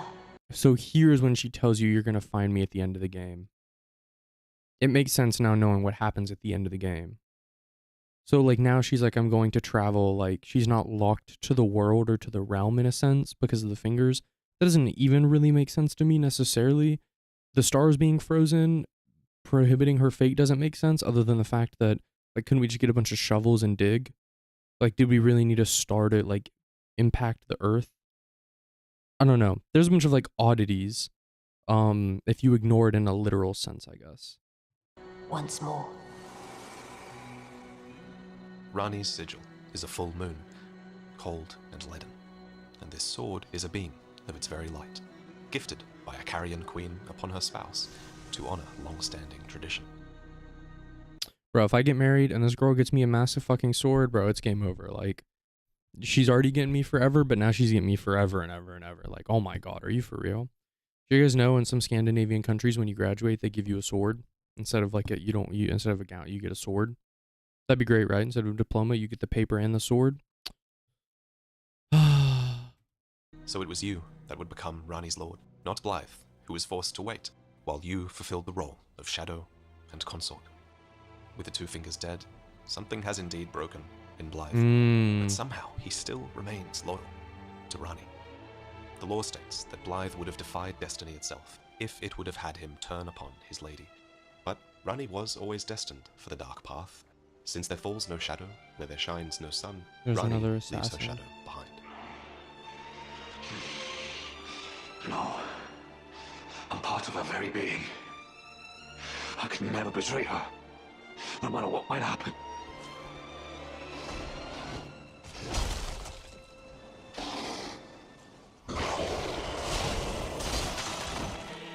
Absolutely wild.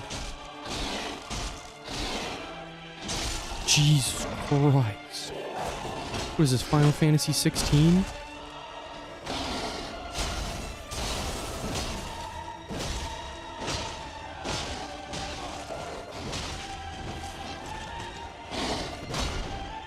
This first person mod goes, what the hell?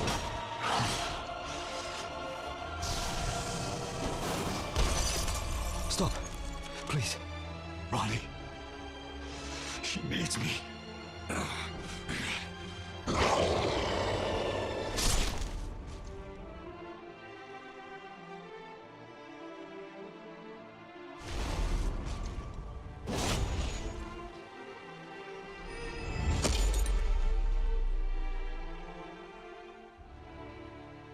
You walked the same path as Blythe for so long, but in the end, only you can go on. That was so sad. Promise to look after That is Blythe so for you. sad. The man is honest to a fault. Poor Zay. But fortunately, now he has you. No. Fortunately, you. The man is honest to a fault. But fortunately, Wow, this is way more sad than it is in game. It's just, you feel it way more.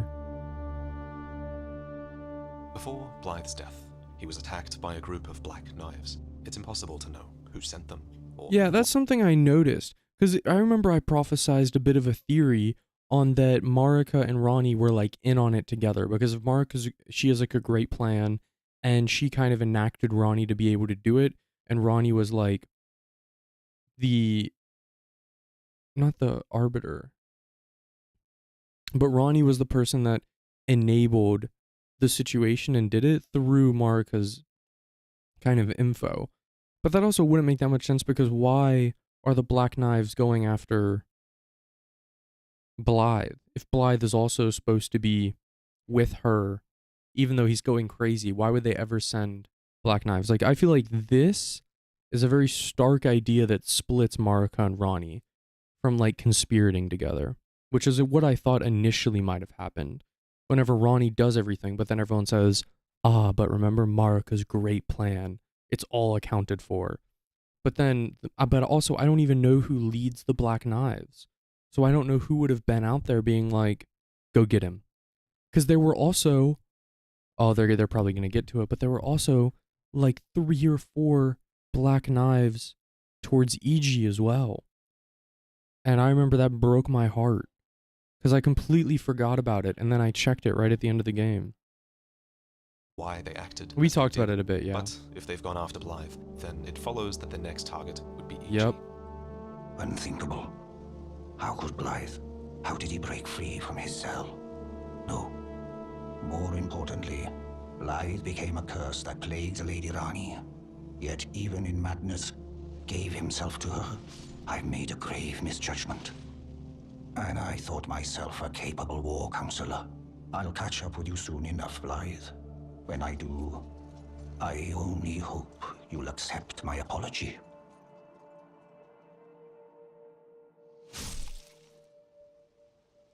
Go as you must, Lady Rani, along the path of darkness. Inevitably, EG dies fighting as well, destined to catch up with Blythe in death. See, you say the Black Knives were sent to protect all of them. If they were sent to protect all of them, then why did they get murdered by them? Question mark? As you escape the consequences and continue along the path to Elden Lord.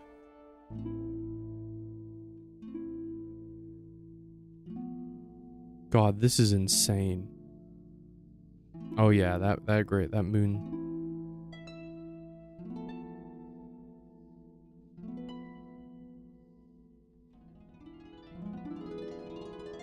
Who else uses the Black Flames Godskins? I mean, maybe, but Blythe also killed them. Like, Blythe killed the people before. Because then you'd be saying that the Black Knives are sent to protect them, and the Black Knives died whenever they were fighting a Godskin, but then Blythe lived. But there's not a body of a Godskin. Yeah. I don't think I'm on board with that. In this ending, the Elden Ring is set aside completely, to be eclipsed by the moon, as it was long ago, back when fate was still in the night sky, in the age before the Erd Tree, before the Elden Ring commanded the stars. The battle is over, I see.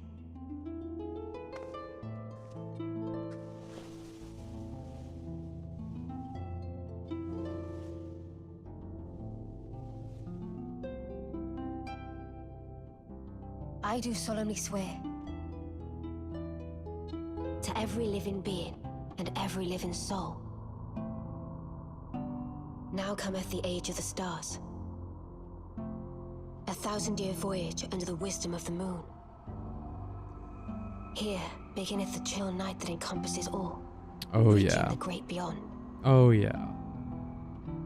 Into fear, doubt, and loneliness, as the path stretcheth into darkness. So, Rani's order will still exist, but it will never again be seen, believed in, or touched by the living. To bring this about, her sacrifice is absolute. She has to leave and never return. But at least, she'll still have you. Well then, shall we?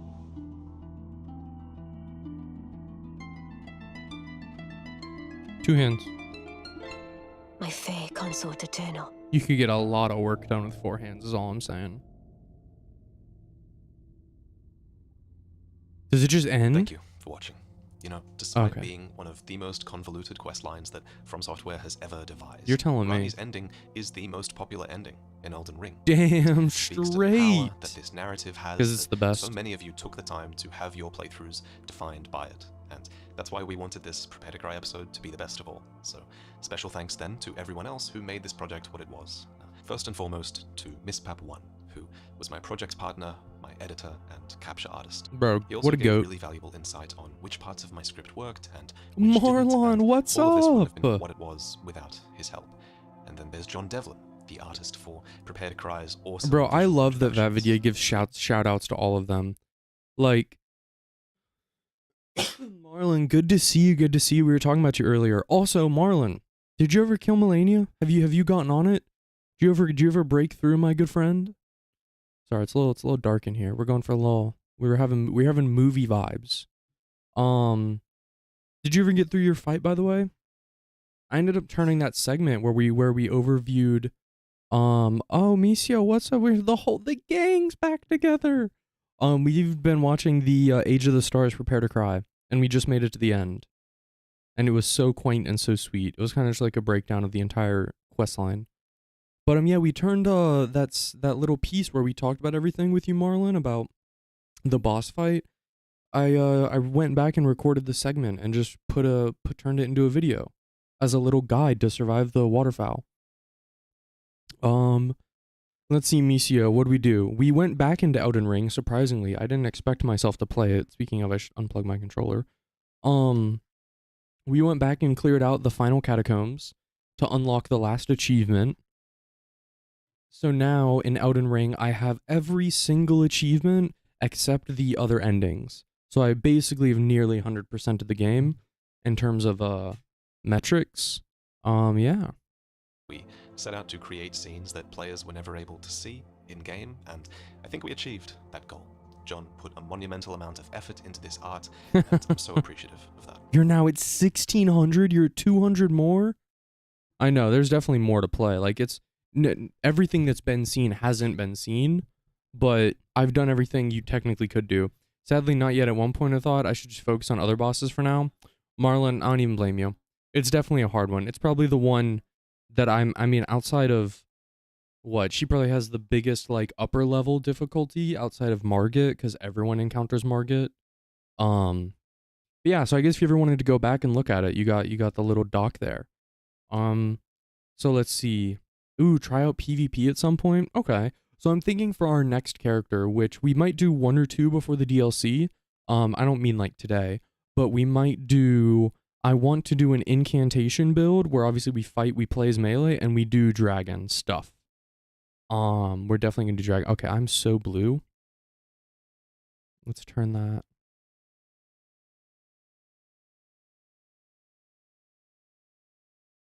There, that should be a little bit better. To do that. A naked green man. Yeah, how about I'll do naked blue man. And then we can do a couple more. We the blue man group. How about that? But Marlon, what other bosses do you have? How far in the playthrough do you think you are?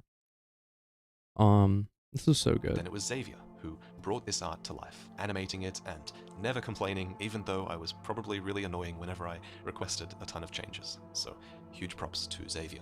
And then there was Arcane Dude, Bard, that video is such a worked on the good sound effects and music for this introduction, bringing it to a whole new level where the music and sound effects could perfectly match the tone of what's seen. Like, that shot looks so nice. That is so difficult to do, but they nailed it.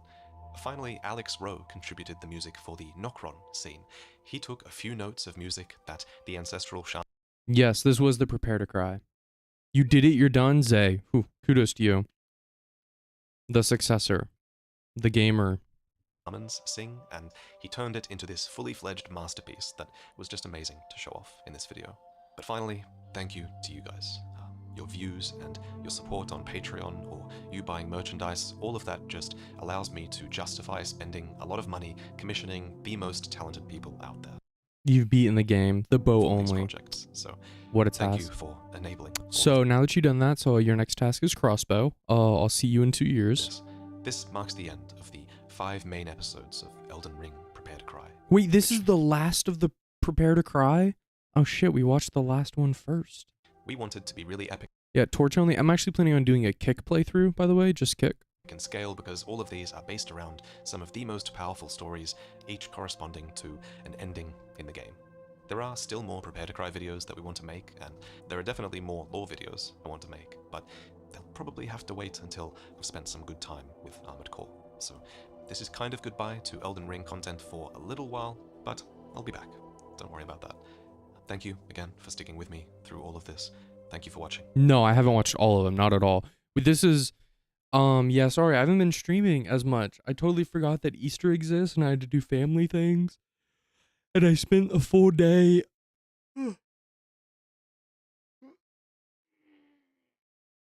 And I spent a full day editing a bunch of shorts and editing some videos, and there was a new OBS update, and I broke my recording software and encoder like 4 times, and I had to fix all that. This is the last one, but this is the only one that I've watched.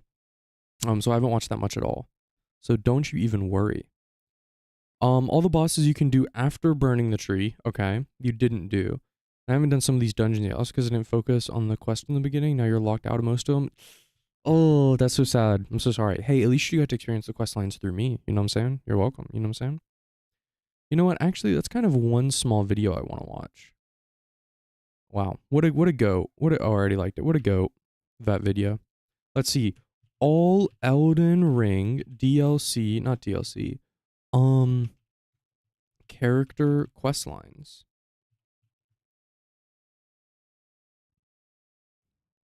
Let's see. These are all the guides. Ranking all 36. This might be nice.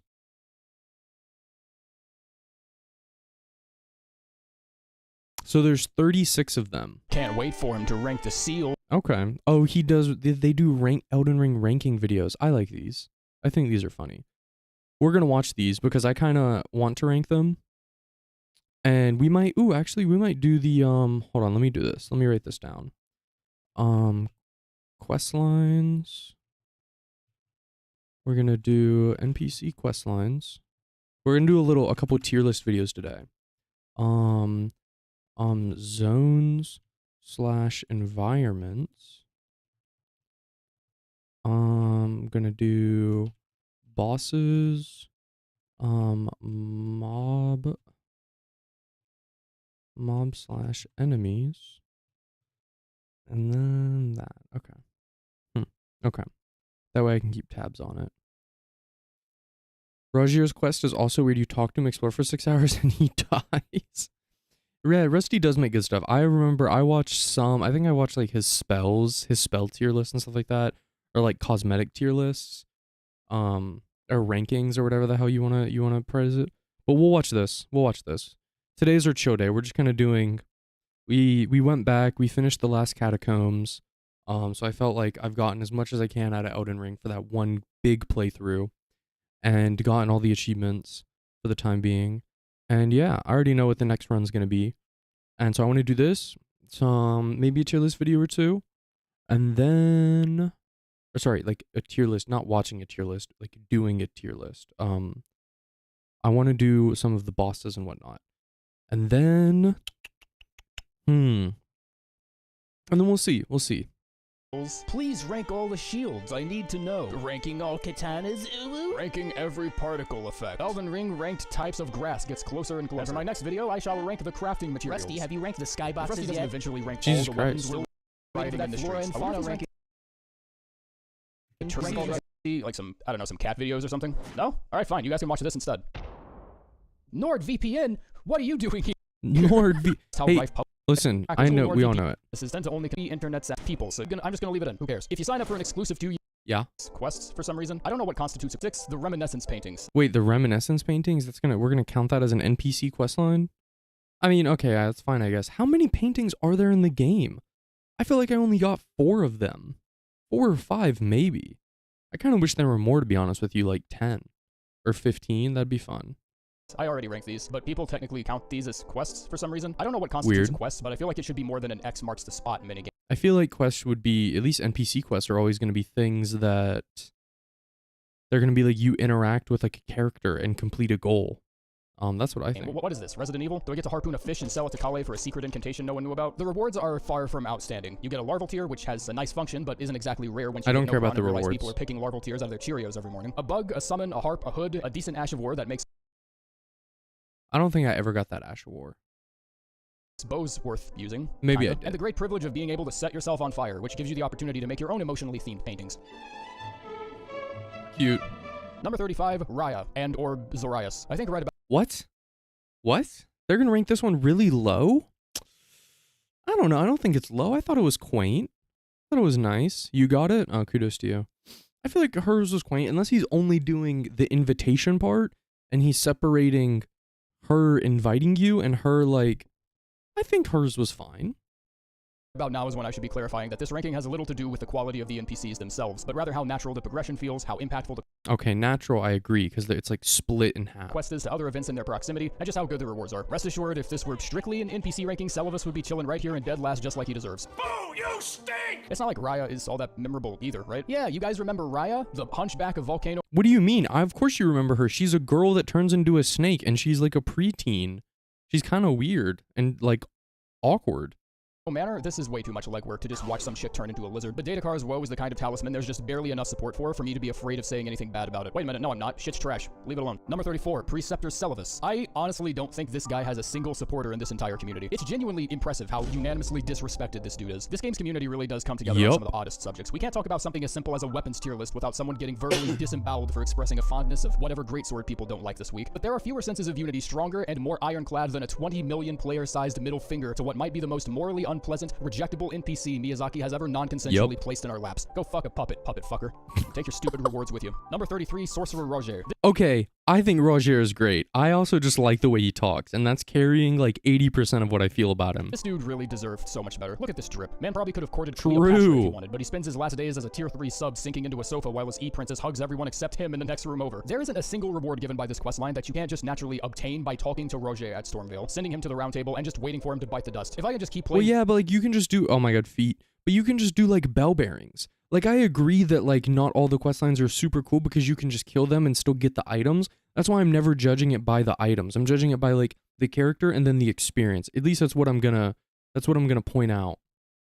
The arrow rain from the AoE is useless since his bow is better in every aspect. Oh, never would have known. The game for 2 hours and then stop by later to loot his +8 sword off his corpse. That's not a quest reward, that's a drop. Get the knife print and return to Roger, and he then tells you to find Ronnie. Why do I need to return to the round table and tell him Ronnie rejected all my advances? Is this how you boost your confidence or something? Your life savings is being held captive over Fia's feet pics. I don't have to listen to a single word you say. Number 32, Hieta. Hieta's questline looks very inconspicuous at a glance. All you really do is feed a woman weird yellow grapes for 5 interactions, and then whoops, just unlock the bad ending. Whoops, Melina just ghosted me and I'm pretty sure she wants me dead. Whoops, bitch is on fire. Sorry, here, have another grape. It took forever for me to actually find the appropriate locations, and when I did, I still never felt like I was doing something right. I was just— I would say Hieta's questline's probably kinda low. I kinda agree with that one. This woman weird grapes / eyeballs. Why is this a quest? The rewards are as follows: 1 gesture, a pair of cosplay contacts, and the frenzied flame seal. Which okay, can we talk about the seal for a minute? When are you ever going to need a no requirement seal this late into the game? I've seen so many people try to argue a case for this thing, and I just don't see it. Having no stat requirements has led a lot of people to say this seal is great for non-faith builds who want to cast beginner. Wait, but it looks really cool. Really having that much trouble meeting the finger seal's head in the clouds? Oh my god, that does so much damage. It can be picked up from the Twin Maidens as soon as you get to the round table. The fucking vagabond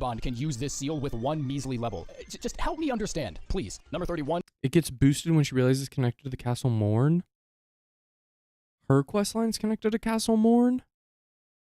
Hieta's? Or Hieta's? It is? How is it connected to Castle Morn?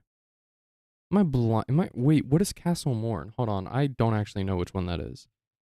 Castle Morn? Images. Oh, Castle Morn's on the southern tip. How's that connected to Hieta?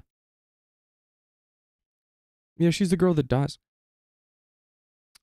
Oh, is she connected because there's the other blind girl that is sitting on the thing?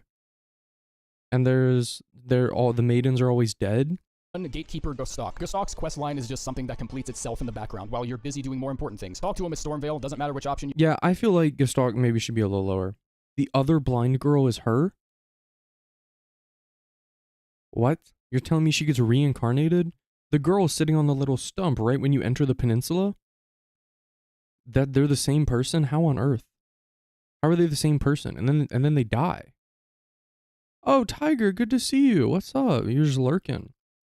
Shabiri, yeah, I know Shabiri.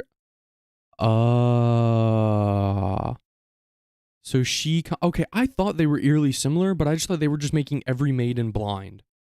Like, I just thought that was a trend. Yeah, give me the spoilers. Give me the spoilers. So she dies, or the demi-humans kill her because she's the daughter of the guy that's in the Castle Morn, and he sucks. So then whenever she gets killed by demi-humans, she comes back as like a Shabriri person. So that means the frenzied, she never appears if you never go to Morn.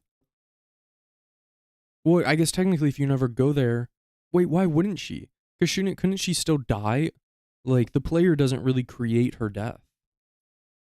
Wait, but if she never does that, then how do you get the frenzied finger ending? Do you have to complete her questline to get the ending?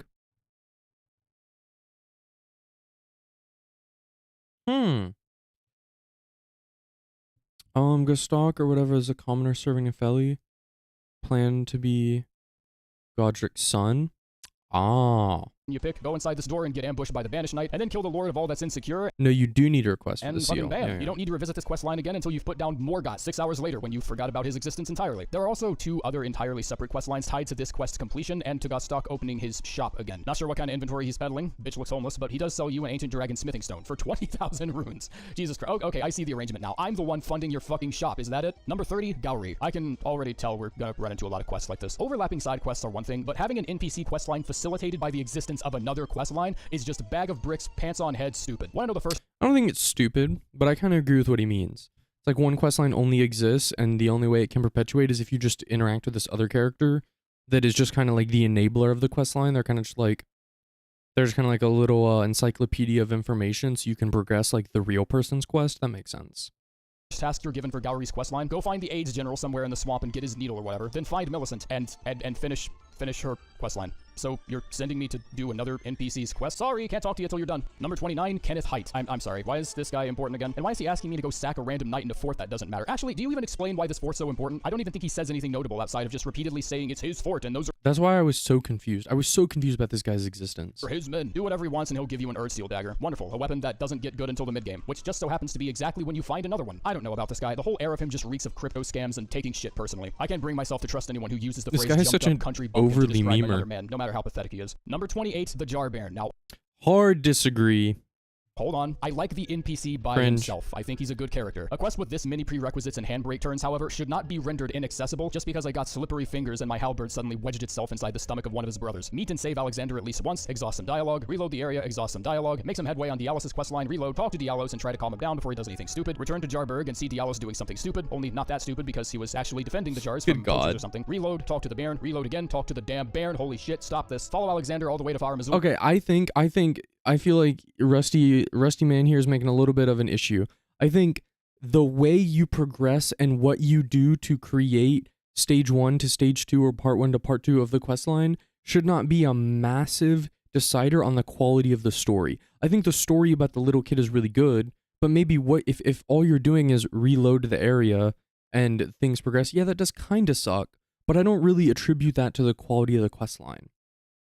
Because sometimes there were things happening in the game that will continue and exist outside of what the player character does. So it's like, what's going on with Dialos and the Jars and their goals, like all of those things, I feel like those, like that, the progression of those characters exists without your character. So obviously the only way to progress it is to reload the area. Because if every single event for the little baby Jar or the Jar people were connected to you, then it would feel I think it's good sometimes when questlines exist and operate where the player character isn't like the center of the universe. And it's like, oh, you are here, like a lot of World of Warcraft complaints are. Like the World of Warcraft question is like, oh my god, you, brave champion and hero, now we can do everything because you, this very specific, interesting character that millions are running around on the map, you are the one reason why this gets to happen. It's like, it's cool that some questlines can continue forth or exist outside of player-enabled actions. So if it's not player-enabled, then you kind of just have to reload the area. Like, I don't know there are other ways you could do it, but that's like a perfectly okay way to present the content. To finish his quest, give the Baron his guts as a gift. Oh, never mind, accidentally kicked over a trash can or something and now he won't talk to me anymore. Cool. Okay, does that happen though? Can you fuck up the questline? What is he talking about? Why is he saying it's so easy to fuck up the questline? Like if you, how did he fuck it up? What does he mean if you kill a Jar person? I don't get what, fuck up the questline. Can't you do absolution? Or does absolution not apply to the Jar people? But I only have like, I can only be, my like info on what happens in the Jar questline is self-referential. So, you know what I mean? Good quest. Number 27, Rodrika. Rodrika can be found inside the Stormhill Shack, lamenting over what a craven she is and how scary spiders are. So you can get forgiven, he's dumb? Okay. Whatever the I didn't know if I was crazy, but like, the only Jars you hit are the ones that hit you. Because I always thought, I'm like, oh my god, is that Alexander? Nope, they're spinning out. Okay, does anyone care? This quest is like 10 minutes long. It literally auto-completes itself once you journey past Stormvale. So you can just talk to her, rendezvous at the round table, and then take that weird path to the right and glide around Stormvale Castle, and you can finish up Rodriguez's entire quest line in less than a minute. The Chrysalids memento doesn't even matter. You can bypass it completely, and the game will just shrug its shoulders and be like, shit, fine, whatever, and just What is the Chrysalids memento? spirit tuning for you anyways. Oh, okay, that's what you get for spirit tuning. I almost wish this video had slightly different criteria, because then I could just wedge in the jellyfish quest and tell you how good that one was, but no, you're getting this one instead. Number 26, Gorenk. This... I guess that is a quest line. I guess that kind of is. But he is seething a little bit. He just seems like that kind of guy. Egg Hunt wouldn't be nearly as frustrating if it didn't take 6 Death Root to finally start getting decent rewards. Claw... I don't care about the rewards, really. I don't think the rewards matter. Unless it's like very, very important and lore relevant and the reward you get is something you use in the quest line. I don't think the reward matters to me that much. Mark Seal is bad. It's just bad. Bestial Sling has been tumbling down an 89-degree slope for months now, and Beast Roar is... Okay, Beast Roar is actually pretty damn good. I have no idea what exactly happens here, but mouth foam over your little goodie basket for too long, and he gets baby... This shit scared the hell out of me. Mad like a broomstick broke off in his ass and starts attacking you for no reason. He's almost always going to be too strong for you at the level you're probably at, so if you want to continue harvesting those rewards, your best chance is to just aggro the Black Blade outside and hope Gorenk gets bitch slapped by it before you do. There's no way this is the intended method. It just can't be. But this is North Caelid scaling. I've only found 4 Death Root. I'm not... What do you mean? You only have to hit like 20% of his HP. And then he's like, oh, I'm sorry, you just hit him twice. I don't remember what level this was when it happened. Yet. Can we... But I will say that Kindred Spirit, the Black Blade, that was still one of the hardest enemies in the game for me. I don't know if it's just because of the moment in time where I found it, but that enemy was unbelievably difficult. The BCO is better for hybrid builds that make you strength. Oh my god, I'm just burping in your face. Excuse me. Yeah. I thought it was fine, but I never really engaged with seals throughout the entire game. We show some patience. Fortunately, the second half of the quest rewards actually get pretty high quality. He ends up giving you Stone of Gorenk, the Beast Claw Great Hammer, and even an Ancient Smithing Stone. So if you remember to even come back here when you're strong enough to finally kick his ass, I guess it's kind of worth it. Number 25, D, Hunter of the Dead. Not really a lot going on with this guy. It only ever seems like D's existence is to facilitate the quest lines of other more important NPCs. He tells you how dangerous the Tibia Mariners are, which is all... I never saw him. I only saw him in the Round Table Hold. I don't know where the heck this guy was beforehand, but I just missed it? Question mark? Already a big fat doubt right out of the gate, and once you kill it and sees its death root, he just shrugs his shoulders like, fine, bitch, think you can do my job? Here's Gorenk, here's the sending gate, I'm gonna go get stabbed by Mrs. OnlyFans over there. Number 24, Shabriri. This quest line only begins in the mountaintops, and I'm pretty sure you could actually try... Wait, he's gonna include Shabriri before he includes the samurai dude that he was beforehand?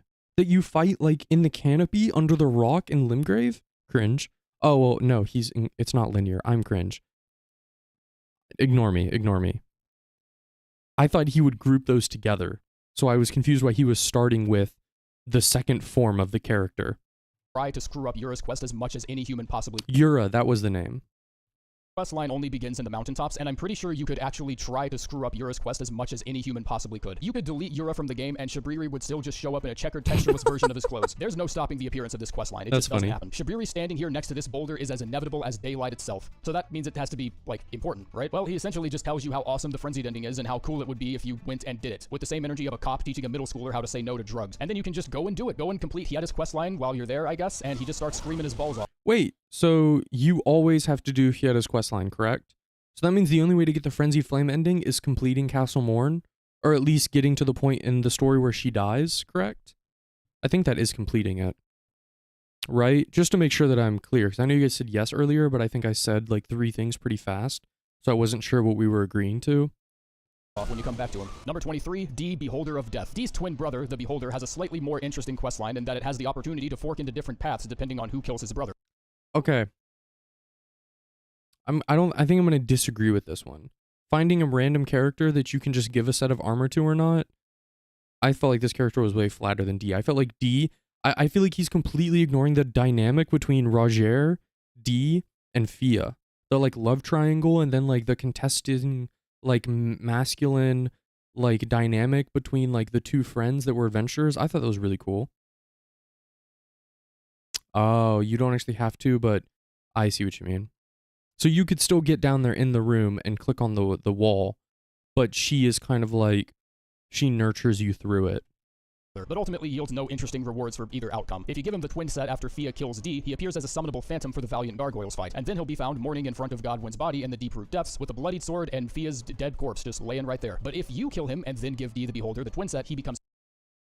Wait, hold on, what, how does this happen? Depending on who kills his brother, but ultimately yields no interesting rewards for either outcome. If you give him the twin set after Fia kills if you give him the twin set after Fia kills D, which I think is exactly what I did. D, he appears as a summonable phantom for the Valiant Gargoyles Didn't fight, do that. and then he'll be found mourning in front of Correct. Godwin's body. This is in what the happened deep for depths us. with a bloodied sword and Fia's dead corpse just laying right there. But if you kill him and then give D the behold. Okay, so if you kill the original D and Fia doesn't, I don't know why you would ever kill a character, by the way. I tried to avoid that the whole time, but apparently there are some plausible moments where you can do that.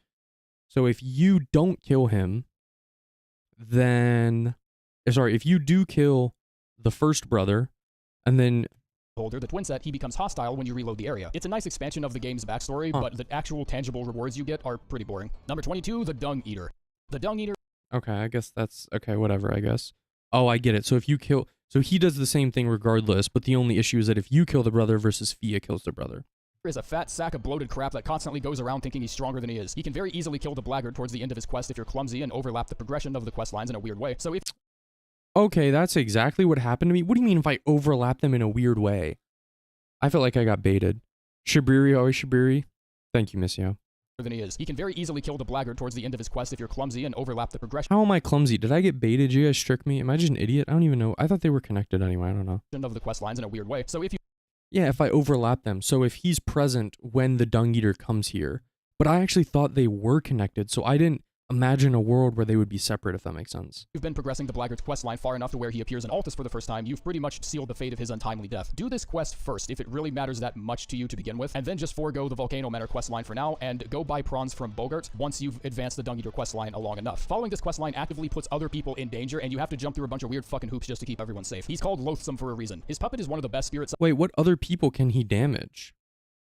What other people can he damage outside of in the game too, in case you need a reason to justify the sell of this quest. Number 21, Corhin. Corhin's quest involves a whole lot of talking, and Elden Ring is not a dating sim. I've already done videos on plenty of those already, apparently. Talk to him in this location, talk to him over here in this other location now, then talk to him here, talk to him over there. Holy fuck, I'm gonna hate myself for typing this because that means I'll have to start a whole new save file just for the goddamn quest. The ending it unlocks is one of the more coveted endings in the community, and I'm willing to show a bit of patience to the rest of the quest line for that reason, but Corhin as an NPC is just very boring. Literally in the first dialogue sequence, he tells you he teaches the strength of the two fingers, but hand him the prayer book and ask him to teach you a spell or two, and he just looks at you like you whipped your dick out in the middle of church. It's just a pair of healing spells. How is this a... What, really? Every time I gave him a book, he gave me stuff. Is it if you give him books when he's not in Round Table Hold? Because he was always able to offer me prayer stuff. But when he leaves Round Table Hold, he doesn't do that anymore, question mark? Heresy is wanting to live a fucking dissidence in this timeline. Number 20, Gideon Ofnir. Accumulating knowledge? You're accumulating dust from standing in the same two goddamn spots for the whole game. Do you even have legs? You 9% of his books are commended as heresy? Oh, so if you offer the book, he's like, I can't do that, sorry.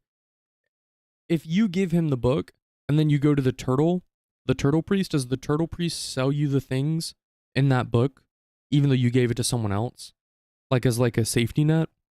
Because I always gave him, he does, but he doesn't like it. Oh, interesting. I always gave him to the, I remember I saw some comment somewhere where it was like, don't give him to Corwin, because Corwin can be lost or whatever. And Corwin leaves eventually, just give it to the turtle. And I was like, okay. And turtle also sells you both. Stupid desk all day, and the only time you actually get up off your ass is to tell me you've been plotting against me all along. None of what you give me is even good. Even Divine Fortification only slaps as abusively hard as it does because of the sudden damage spike towards the endgame. It almost feels necessary. I really hate that he's judging them by rewards. But it is entertaining to... You get the ball bearing for the spells anyway? To exhaust his first bits of dialogue because it allows you to hear phrases you never knew you needed to, like namby-pamby tarnished. Wow, they actually put my granddad in the game. They did it. Number 19, Nefeli Lu. Nefeli's quest line is introduced by her standing over somebody that I'm sure... Wait, he's not even going to include that, like, the abilities that he uses depends on what you do in the game? I feel like it's a really, really cool concept. First bits of dialogue because it allows you to hear phrases you never knew you needed to, like namby... Overall, I mostly disagree with this so far. Like 50%.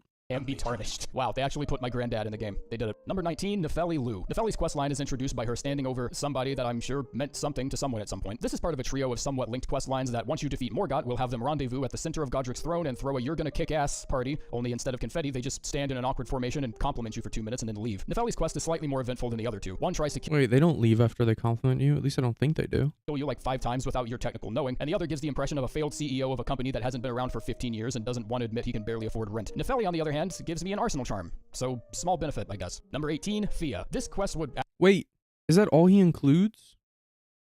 Wait, that's all he includes from the Fia quest line. The ending and the first thing you do. He's not going to include when you find her in Lunaria and she can fight with you to kill that Omen guy and you give her the Stormhawk and she's really sad and she's an orphan and stuff. Am I crazy? Is he just doing it based on what happened to him? In my head, I feel like if you're going to do a review of it, you should probably like look up like the extent of their quest line. Because for the other ones, he was like, these are the outcomes. But for Nefeli Lu, it's not even outcomes. It's just like the 4 places you can see her. I guess. Seems a little cringe. Actually be kind of enjoyable to follow if it didn't require you to contract an STD just to further the dialogue. Shit happens like 5 times, and I'm never completely sure if what I've done advances the dialogue, so sometimes you'll just get hugged and she doesn't even say anything different and you're just left with her little shitty parting gift. Continuing the quest, however, opens you up to experiencing This boss was so fucking... I still wish I could go back and kill bosses on repeat. Like, after you beat the game, you could just, like, you know how you can summon someone to help you for a fight? You could just go in and, like, click, like, respawn boss. And then it'll, like, create the gate again and you can fight them. I don't understand why they don't do that. It'd be so cool. Maybe, I don't know, it breaks the lore. Maybe you only get it after you beat the game and all the bosses are unlocked again.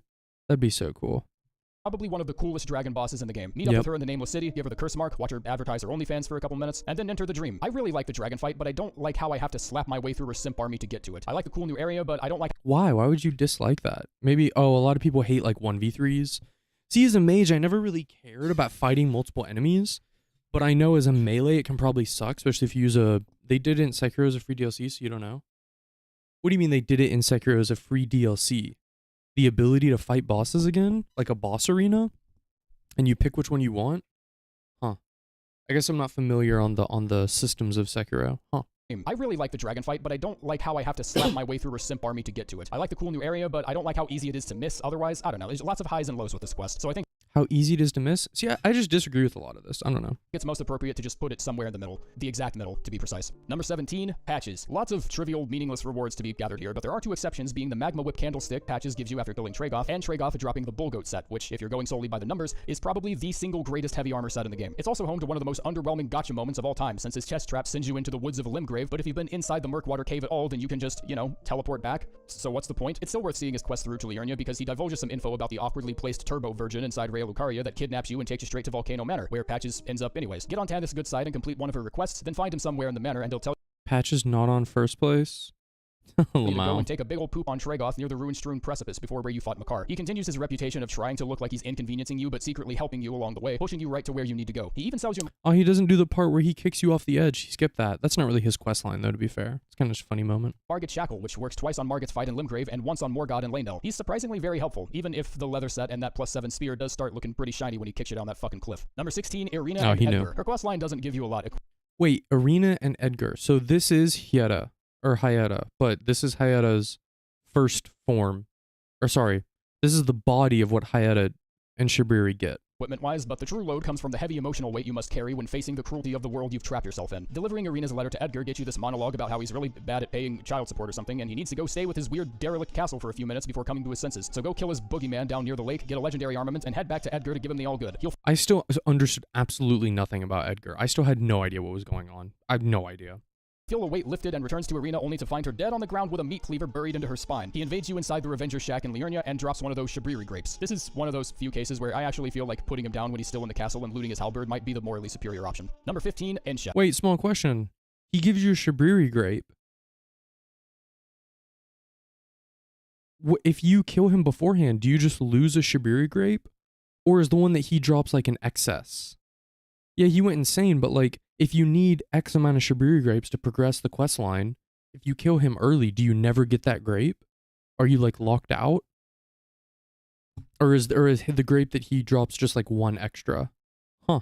Yeah. Ensha's quest is the kind of quest line that other quest lines should aspire to be like. If you're going to drag my ass all the way across numerous biomes and landmarks, lecturing me over the symbolism of some dude who tied a golden dinner plate around his face and now people just like him for some reason, at least have the courtesy of making it worth my while. I have no goddamn idea who Ensha is, and I go to sleep every night without giving a shit. All I know is it takes exactly 2 steps to complete the quest line. Talk to him and get one of the greatest gestures in the game, then take a trip over to Albus Dumbledore or whatever his name is and receive the half medallion, then head back to the round table and kick his edgy ass back to whatever season of JoJo's he fucking came from. You get an armor set with a really useful passive, a cool gesture, and the clinging bone, which is the proud owner of one of the most underrated weapon skills in the game. Be more like Ensha. Be like Ensha and stay the fuck quiet unless spoken to. Number 14, White Mask Vare. Go heat yourself up some rice and vice grip that Y button because we've got another talker. Exhaust Vare's dialogue the first time you see him. Go to the round table and exhaust the dialogue of everyone. I'm sorry. He's standing up? Exhaust Vare's dialogue the first time you see him. Go to the round table. Oh, he is standing up at the beginning of the game. Before everything else. Never mind. And exhaust the dialogue of everyone, every single person there. Then return to Vari and listen. Yeah, right? That one felt a little cringe. To his weird trauma dump or whatever, defeat Godric, head back to Vari for a chat, talk with him again at the Rose Church in Liurnia, then he'll give you 5 bloody fingers with which you— oh, fuck. I have to go online. I have to invade people. Well, see ya, cheat engine. Once you've invaded 3 people, soak the Lord of Blood's favor in the blood of a deceased finger maiden at either the Church of Inhibition or the Chapel of Anticipation. Now it's time to collect one of the greatest rewards in the whole game. An inexhaustible shortcut straight to Moquin Palace and a big mountain-sized middle finger to those c***s in the snowfields. The importance of opening up the palace this early is that it has the 2nd highest enemy scaling in the entire game, surpassed only by Elfile. So killing any single mob here can— By Elfile? What is Elfile? Get you like 2 whole levels. A pretty incredible reward, even if it does break your progression for the rest of the game. Number 13, Bach. Yeah, I know, the quest items are shit, and the only— Oh, Halo Tree, okay. notable thing it unlocks is one of the most pointless features in the game that so brazenly shows off what little time everyone spent on the backs of all the caped armors, but I don't have the cruelty in me to rank his quest based solely on that. None of the graces in which you run into him are really all that out of the way, which was perhaps a deliberate choice. Even Melina approaches you at one point, just pleading with you like someone's little sister trying to adopt a disabled dog to just like, I don't know, be nice to him, for fuck's sake. Purchase some new demigod drip from Enya, and then give him the gold sewing needle you get from the Chapel of Anticipation, at which point he will then be asked to be rebirthed by Renala, and then the quest just pulls the greatest handbrake left turn out of its ass. True. You're beautiful. Did I just hear my mum speaking? Are you hearing this shit? I can't stress enough what a rare occurrence it is to actually be able to choose how you respond to people in this game's dialogue sequence. I could have used this for such a greater purpose. I could have went for the frenzied ending and told Melina, wait, it's okay. I'm going to travel through the shitty bowels of time itself to kill a dragon lord and vanquish the frenzy inside me so lords in the future don't have to deal with their regrets. But instead it's given to a random side quest involving a physically insecure demi-human who misses his mom and just wants to make armor worse. I kind of agree with this point, but I don't care that much. You know what? I'm getting pissed. I'm moving on before I change my fucking mind. Number 12, Sorceress Selen. Selen's quest line opens up some of the hardest hitting bacon— He didn't even go into the fact that Bot can become a naked human and die. Next grand slam sorceries you'll ever need, including Shard Spiral, Glintstone Comet Shard, and Stars of Ruin, which isn't that great, but you'll still get Star Shower either way, so who cares. Find Comet Azure near the demi-human queen boss behind Mount Gelmir, and then tell her you found her master. She'll then give you the Celian Sealbreaker that dispels the barrier blocking access to the Celia hideaway in Caelid. Finding both masters opens up new dialogue at her location in the Witchbane Ruins when she tells you she's been using a projector screen or something to appear in the Waypoint Ruins. I don't know, weird fucking sorcery magic or something, I don't know. You came to the wrong place for that explanation. All I know is I want that sorcery too. Get her ass out of Witchbane Ruins before you defeat Radahn. Otherwise Jaren will find her and kill her. Oh shit. No, is I want that sorcery too. Get her ass out of Witchbane Ruins before you defeat Radahn. Otherwise Jaren— Get her out before you defeat Radahn, right? So I did completely miss this. But the thing is that she still dies. I went back and visited her and she still died.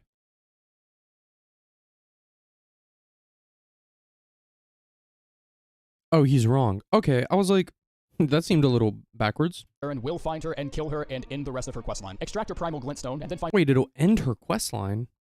What? I'm so lost on what he's saying. Your puppet duplicate near Ranni's Rise and revive her there. Go and kill Radahn. Then go to the basement of Witchbane's Ruins to cue some dialogue with Jaren. Jesus shit, this footage is going to be a nightmare. Once Renala is defeated, 2 summon signs will appear near the Grand Library Grace where you can choose to either help or challenge Selen. Help her and regain access to her shop now with Shard Spiral, the Witch Hunter drop, and the Glintstone Chris. And the reason I'm being so stringent on outlining the entire quest here is because I've been mispronouncing Azure for over a year now, and not a single comment has ever corrected me on it. So I get the feeling most of you freaks just wrote a note near Waypoint Ruins like Foot Goddess or something and then immediately forgot she existed. Go do the quest. It's cool, I promise. Number 11, Ranni. I don't think I need to walk people through this one. It's one of the most popular side quests that— Ooh, Ranni at 11. Means there's 10 people better than Ranni. Interesting. Probably the single most coveted ending in the game's community. You don't go hollow and get eternally hunted by your ex-wife. No one gets a free and mandatory shit mark. A little confused. I think she's top 3 for sure. Everything in the game still gets wrested from the controlling, intolerant grasp of the Greater Will. It's also a surprisingly flexible quest that allows you to miss some earlier appearances and still end up finding her in key locations. Ranni's quest will be your sole reason for heading down into the Eternal Cities, through the Lake of Rot, and subsequently through Estelle's fuck-ugly face, and finally to the Moonlight Altar. These locations are practically synonymous with Ranni's quest, only because you have little reason to visit these locations otherwise. If the Magic Scorpion Charm really means that much to you, continue Celivis's quest line up to when he gives you the amulet, and then give Ranni the Finger Slayer blade to— Yeah, I'm so glad that I accidentally did this the correct way and ended up getting the scorpion. Turn him into a puppet. Good. Oh, and I guess the Dark Moon Greatsword's pretty cool. Number 10, Bloody Finger Hunter. He's putting the Finger Hunter Yura over Ranni? Listen, I love my boy Yura. He's got dummy good voice acting. Everything's great, but like, what? Yura has some pretty amusing dialogue. Also, even if he was doing it by rewards, Ranni's gives you magics the sword, like... That isn't exactly hidden, but kind of hard to find if you don't know to look for it. During his first interaction, he'll warn you about a dragon hanging out near the lake, go and die to it, and then return to Yura, and he'll lecture you about what a massive throbbing dumbass you are for picking a fight with a dragon. Further his questline by helping him execute bloody finger phantoms, starting with Nereus near the river leading to Murkwater Cave, the Raven Mount Assassin, and then finally Eleonora. This quest offers two of the sweetest arcane weapons available, the Reduvia and Eleonora's Pole Blade, in addition to giving you the Raptor of the Mist Sash. It's a pretty streamlined quest with very little deviation, but the abrupt ending where you just show up in the mountaintops and find out his body is now being puppeted by this shabla-blah ass face is a bit of a mood killer. No matter where you are in his quest, showing up to the mountaintops will lock you out of whatever you haven't finished. So does Eleonora even defeat him in this case? Who kills him? Maybe a stray goat busted his kneecap on the way to the second church and he just decided that's where he was gonna clock out. Fuck, I don't know, write your own ending. Number 9. Wait, that's it? I'm so lost. How is that better than... Alright, he's getting a dislike for this video, but we're still finishing it. Tanith. Never has there been a more straightforward... How is Tanith better than Ronnie? I like Tanith. But in the epitome of stand there, talk to her... Like, Tanith is literally the exact same as Godric. Or sorry, whatever, the all-knowing. Quest line. She doesn't budge an inch during any of the missions she gives you. She isn't gone shopping for milk when you're halfway through the manor letters or something. She always has a good word for you when you're done, and going against the Erdtree and the Greater Will is the morally correct decision, making this one of my favorite quest lines available in the game. The rewards themselves, on the other hand, are almost entirely worth passing over, save for two standouts, being the Petal Whip and the Magma Shot. I would almost wish that every quest in Elden Ring were this linear, but that's also risking most of your story-driven elements becoming really boring to follow. I get why it's necessary, I'm just bitching. That's what I'm known for. Number 8, Blaidd. Blaidd has a very flexible quest line, and I think most of that is due to just how many steps there are in actually completing it. I think someone may have went back and tested its progression, and once he started growing a beard and missing his family, an executive decision was made to allow the player to maybe skip a few steps on the way. This is why Radahn's defeat ended up being established as a fast-forward button for a few different quests, at least I think. The second half of the quest involves freeing Blaidd from the Forlorn Hound Everjail where you killed Darrowil, and I don't think how you do the first part of the quest really impacts whether or not he's imprisoned, because searching Blaidd D returns a higher result for dating sim than it does the actual name of the goddamn boss, so I'm just going to assume it doesn't matter. Number 7, Latenna. In addition to just outright handing you what... How is Latenna's questline good? It's not bad. It's cool. But like... Because she's 10th, I'm gonna kill myself. I didn't even catch it. May well be one of the most powerful, if not the most powerful ranged summon in the game. It's also a quest that I have a great deal of respect for, simply because it's just easy to follow. You see that tree? You see those fields of consecrated snow beneath it? Want to guess what that area is called? Well, after digging up the two halves of the secret medallion, we can find out for ourselves. Latenna has a line She does do cool stuff, but I don't know, the Ronnie thing's really throwing me off. Dialogue that vaguely suggests... And also the fact that she talks to you is really, really cool. It's the location of the second medallion half, but there's a chance you'll have no idea what she's even talking about because and she's an the important referred character. to doesn't appear on the map until you've made it to the mountaintops. Latenna even lets you know you're getting close because a unique line of dialogue plays once you've entered the snowfields. From there, the path is surprisingly unobstructed, save a couple of staged invasions. Summoning her at the altar of the apostate derelict gives you an ancient somber stone, and you even get to keep the summon. Number 6, Bernal. Bernal's questline gives you some mixed rewards regardless of how far you see his quest through, but defeating Rykard and then exhausting his dialogue means he does become summoned. Wait, that's Bernal? I never noticed the guy with the helmet without the helmet. That's insane. Am I an idiot? How did I miss that? I never knew that they were... Yeah, what? Gives you some mixed... He's cool in the manner. Rewards regardless of how far you see his quest through, but defeating Rykard and then exhausting his dialogue means he does become summonable for the Godskin I feel like he's just trying to be provocative, to be honest. Fight, even if he does bring a fire weapon with him, which is a bit dull, probably a lack of foresight, if I'm being honest. This also involves one of my favorite plot twist moments that can only be fully enjoyed if you first meet Bernal at the War Master's shack in Limgrave, talking up what a massive supporter of the Erdtree he is, and now suddenly finding him in the manor swearing I never knew they were the same character. I never knew. On his life that he'll... You did tell me. I remember you telling me because you're like, yeah, I remember the War Master in the shack you bought things from, and I'm like, yeah, I do remember that. I just didn't remember the face. Radagon's balls with a cafeteria spork leaves a much weightier impact. You have the opportunity to fight alongside Bernal 2 different times. Firstly, when invading Vargrim and Wilhelm, and secondly, when fighting the Godskin duo, which decently builds up the conclusion of you two finally facing off in Farum Azula. The Devourer's Scepter isn't the greatest drop, but the Beast Champion set gives you some context as to why Bernal suddenly went off the deep end when his maiden gave herself to the Frenzied Flame. Or she may have just taken a cannonball dive into some dude's campfire. Not really sure what's being insinuated here. I just know that fire is involved. Number 5, Bogart. Bogart is a ray of hope in an otherwise dejected and emotionally resigned world where people sort of just accept that being on the receiving end of someone else is currently shitting ass is just another Tuesday. Bogart initially reads you as a punk, and whether or not he's actually correct is determined by your response to him telling you to fuck off. Buy Raya's necklace from him and it'll open the shop. Buying prawns from him befriends him and furthers his questline. From here, it's very easy to accidentally kill him if you push the Dung Eater's quest far enough to where he appears outside the outer moat in Leyndell. Going to Volcano Manor locks you out of Bogart's quest entirely, but you can forego this area and finish Dung Eater's quest first before making any headway on Bogart's questline. Or just don't do the Dung Eater quest. That's a novel idea. That might be a tall order for some, but Bogart is number 5 for a reason. Endless physical damage negation items is worth trading 10 Dung Eater endings for in my book. And if that remark ends up offending some 22-year-old man in the town of Fucknuts, Kentucky with a 6-digit amount of Reddit karma and a shrine devoted to Millicent's eyes, then That's I will me. happily accept that as part of my job. That's me. Number 4, Millicent. Guaranteed. This questline is sort of controversial for a few different reasons. What? Firstly, its length. Millicent's questline begins as you complete the Its length? What? How is it I'm so confused. I don't know where he's pulling these vibes from. Step in Gowry's quest for the Golden Needle and use it to quell the Scarlet Rot inside Millicent's body. Subsequently, she appears at the Church of the Plague, Gowry's Shack, Erdtree Gazing Hill, at which point you give her the Valkyrie Now you know you can save him. Yeah, I figured out that I fucked up afterwards. prosthesis from inside a shaded castle. That's okay, you know. Now I'll remember it. I gotta carry that weight, you know. Windmill Heights, Ancient Snow Valley, the prayer room just inside Elfile, and finally near the drainage channel Grace where the Herpes Lake is. That's a lot to digest, but it is one of 2 popular quests that guide you toward the optional areas of the end game and basically showing you where those areas are. Secondly, the Putrid Spirit.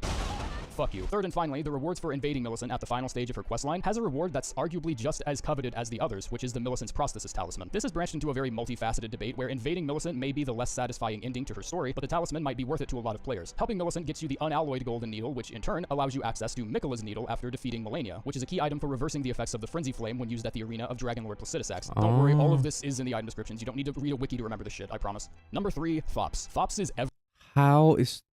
Whatever. I'm done trying. I'm done trying to care. everything that a brilliant side quest should have, in my opinion. It's short enough to be confined in a single area, while also giving you enough lore and additional context that properly explains the sideways fucked ethics of said area. You just talk to him in the Church of Aerith, find the second glintstone key near the rafters in the area just beside where you find the Azure Staff, give him the key, send him to his death, and then Fortnite-style shake his corpse loose for some of the most underrated quest rewards in the game. You receive the Sorcery, Thops' Barrier, which is an outright middle finger to the very notion of bullet spam that's great against sorcerers and bosses of the final variety. And the Academy Glintstone Staff, which is consistently found on the top 3 most powerful sorcery catalysts, regardless of intelligence level, and only starts getting nudged out of the way by objectively more powerful options like the 2 Grandmaster Staves and the Regal Scepter towards the endgame. Number 2, Dialos. Dialos is another case of how one can experience a You know, the comments got to be good on this ultimately one. decide the fight for the Erdtree just isn't worth it. But instead of talking about how he wants to sip wine using the Elven Beast's arteries as a curly straw or something, he laments how easily he was taken advantage of and swept into the clutches of the recusants, which I think makes him a tad more relatable as a character. From here, either finish the Tanith questline or defeat Rykard, and he'll move to Jarburg where the Jar Baron is. If he isn't there, make sure you've saved Alexander at least once and exhausted the Jar Baron's dialogue. Once we're done, Oh, he's gonna put Alexander at number Jarburg will have 1. finally been seized by the poachers the Jar Baron was warning of. Dialos tries to fend them off. How can he make complaints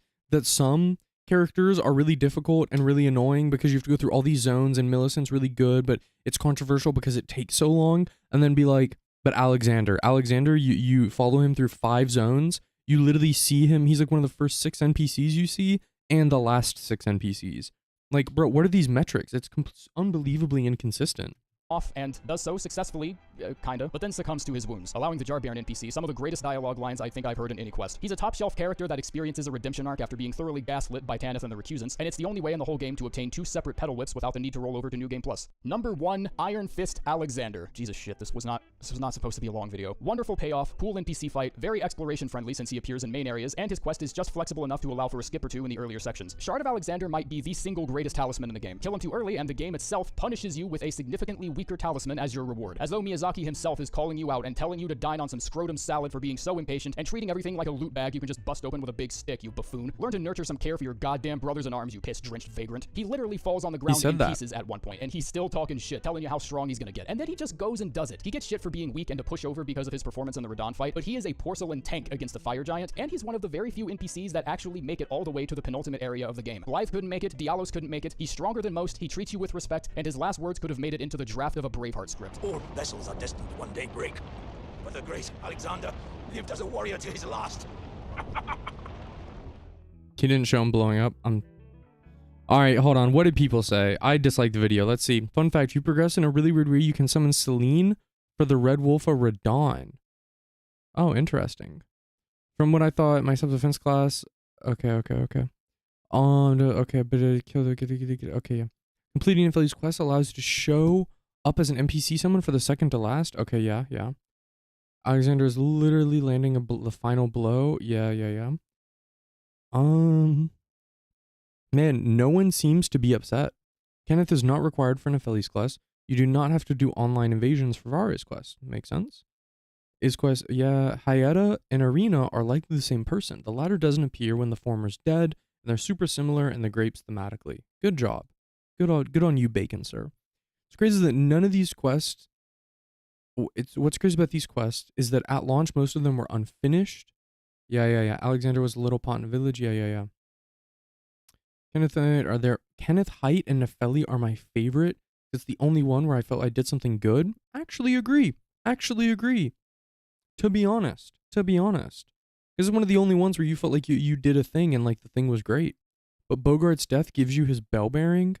Giving to the husk makes it far more convenient to get infinite. So Bogart, Warrior Alexander, favorite NPC in Quest. I love his quest line. Funny fact is that Gowry has you complete Millicent's questline. Is the fact that her questline spans pretty much the entire game, depending on when you meet Gowry. Doesn't span the entire game, but like it expands like 80% of it. Regarding Garag, you don't actually have to fight them. You just ported somewhere else and then came back, and then he still apologizes. Cool. One thing that wasn't mentioned: FromSoft added an optional way to complete his quest to play offline. Yup. Wow. No one has said a single thing about Ronnie. Where are the boys at? Where are the mage boys at? You know, oh, fucking kill me. Thinking back on Thop's quest chain deeply after beating the game, it kind of warms my heart but saddens me. It's really one of the best and simple side quests. All you gotta do is talk with him, give him a key, and he's excited, and then he dies. I mean, I agree with him. It's one of those, like, it is very simple. It's an at-a-glance story. Sort them by new. You've probably heard this a billion times, but about Blythe, but he isn't trapped there. He's actively hunting the man. Waiting for, yeah, okay. Put some respect on the dark suit. Yeah. The reason, humor Selvis. I'm fighting Millicent because I don't want the bad ending, but I want to get this. Frenzied Flame. Welp, I gotta see the uncensored art of Millicent. Oh, no one cares. F for Alexander. Balk is criminal. Keith Height is a legend. Alexander is worthy for a top 3, but like, man, no one cares. This is wild. Hey guys, do you want to know why the game exists? Yeah, so the 3 most important characters in the game. Yeah, okay, cool. We have Marika, Ronnie, and fucking Radigan. Well, you know, depending on how you want to put that. Like, what in the world? Couldn't be me. Could not be me. That's insane. Because some of these are like the quest lines. Wait, did he even do EG? He did Blythe, but he didn't do EG, did he? Or am I an idiot? Guys, do you remember?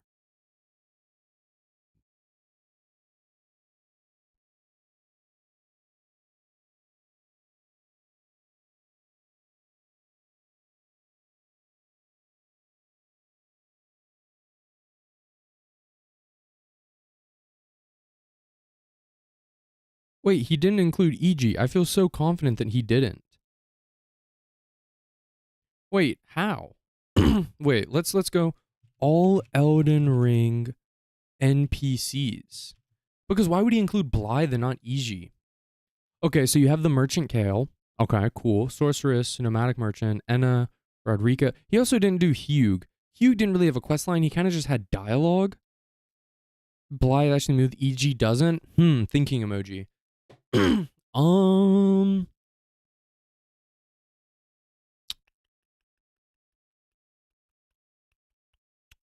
No, I think EG still counts. Blythe actually moves around. He does move around, but EG, like, I don't think just because they stay in one place. EG is optional part of Blythe. He was mentioned through Shibiri. I agree with you guys, but I would like to see him included. At least reference as part of Ronnie's questline. Because I feel like a questline that also makes up 4 other characters has a lot of weight, you know? Corin, Bach, D, Night Barrel, Pydia? Who's Pydia? Oh, Pydia is the one, the merchant you can buy from after the rooftops. Melena. Oh yeah, I guess he didn't include her. She's an NPC, but she's kind of mainline, so I guess. Alexander, Yura, Thea, Morgott, Vare, Edgar, Kenneth Height, Twin Maidens, Diallo's 2 Fingers, Gideon. Because I don't know if characters that don't move, just because they don't move means that they should or shouldn't be an NPC. Like if they have like interactable dialogue and give you something, I guess he didn't really have a quest line, but he kind of did. He just sent you out to do things. Gowry never moves, right? Gowry doesn't move around, but he gives you dialogue and you learn things and you ask questions. Actually, I don't even think, well, you ask a little bit. You ask for extra explanations to Gowry. And he ranked Gowry, but not EG. I just think he should rank both. Shabiri, Albus. Like, see, Albus barely even counts. He just hides in like a barrel and then he gives you the half piece. But I feel like he ranked Albus, or he at least ranked half of it. The Witch Hunter, that's fine. The Twin, like, see, Master Lusat and the Azure, I feel like those don't count as NPCs because they don't even talk to you. You just walk up to their body and grab something.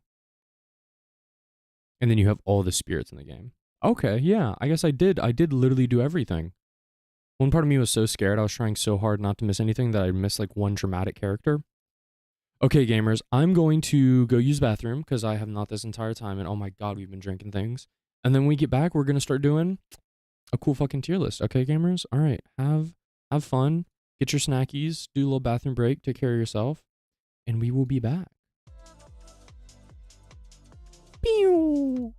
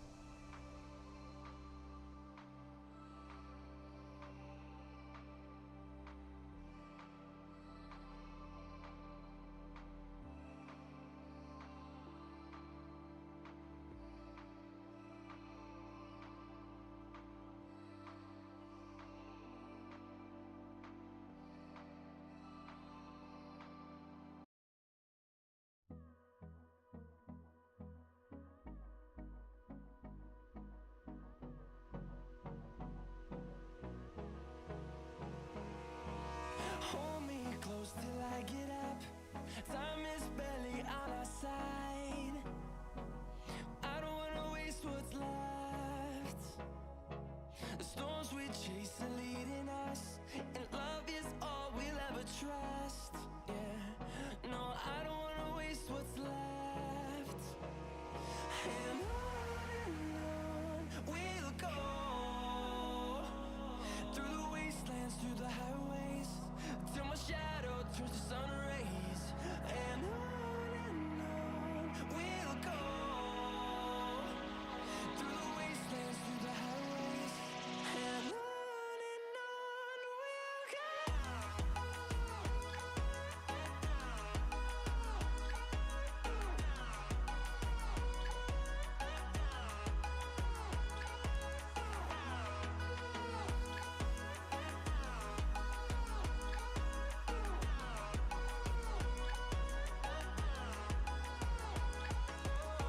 we'll go. Finding life along the way, melodies we haven't played. No, I don't want no rest. Echoing around these walls, fighting to create a song. I don't wanna miss a beat. And on we'll go, through the wastelands, through the highways, till my shadow turns to sun rays. And on we'll go, through the wastelands, through the highways, and on we'll go.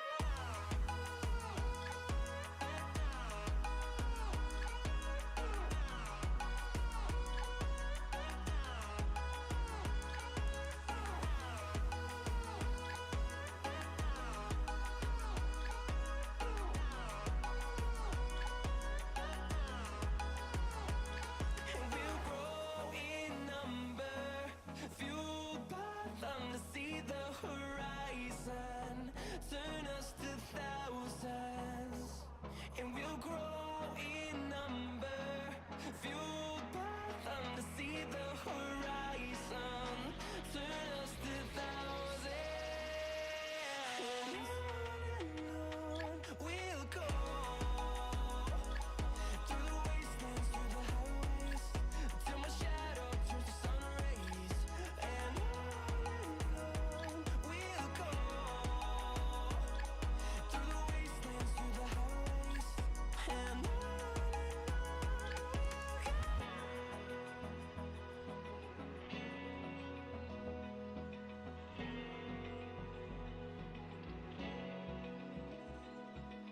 Open eye, feel the waves cut through me, hypnotized by the sounds I'm breathing in. Hold tight, chemicals collide. Hold tight, hold tight, hold tight. Dripping lights paint the skies, all because Gamers.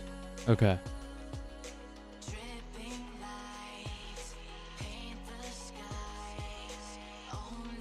Okay.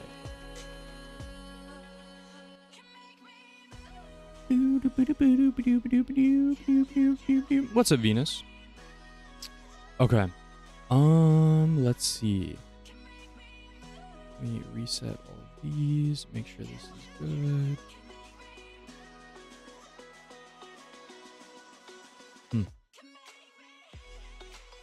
That's a good song.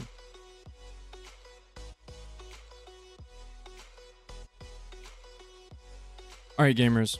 Oh, how loud is this? That's kind of loud. All right, everyone alive. Well, did you get your stuff done? Did you grab your things? You get some refreshments, if you will. Okay. Anyone want to guess how many channel points you have right now? I honestly don't know how channel points accrue. Well, I know how they accrue. I don't know how much though. Do I want to guess? I don't even... How much do you accrue by sitting in a stream? I know there's that little chest you can click that gives you like a bundle if you've been around. I'm gonna guess like 5,000. You're always here. You're vibing. I've streamed like over 20, 30 times. And pretty lengthy streams. Oh, I guess like, I want to say 3,000 to 5,000 maybe. If you get like 100 or a couple hundred every little bit. Wait, why'd you say Lamau? I'm dramatically over or undershooting it? Oh God, I'm gonna have to theorize a bunch of channel point. 21K? Listen, bro, when you get to 1 million, I'll buy you a car, okay? I'll buy you a car when you get to 1 million. Easy clap. Look forward to it, all right? Stay hype. You're on your way there. 2.5 years from now, easy. All expenses covered, okay? All right. So, gamers. I think, what is all this? I kind of wanted to change stuff on my webcam. Is that what this is? And then what is that? That's me. And this is that. Okay. Makes sense. Cool, now I can put where my license is. Goodness. Excuse me. Okay, gamers. So I have all that set. Bang, bang. We are going to, so we need to find a tier list. Tier list maker. And which of these do I want to do? What the heck? Is this actually what it looks like? Thought it was something else.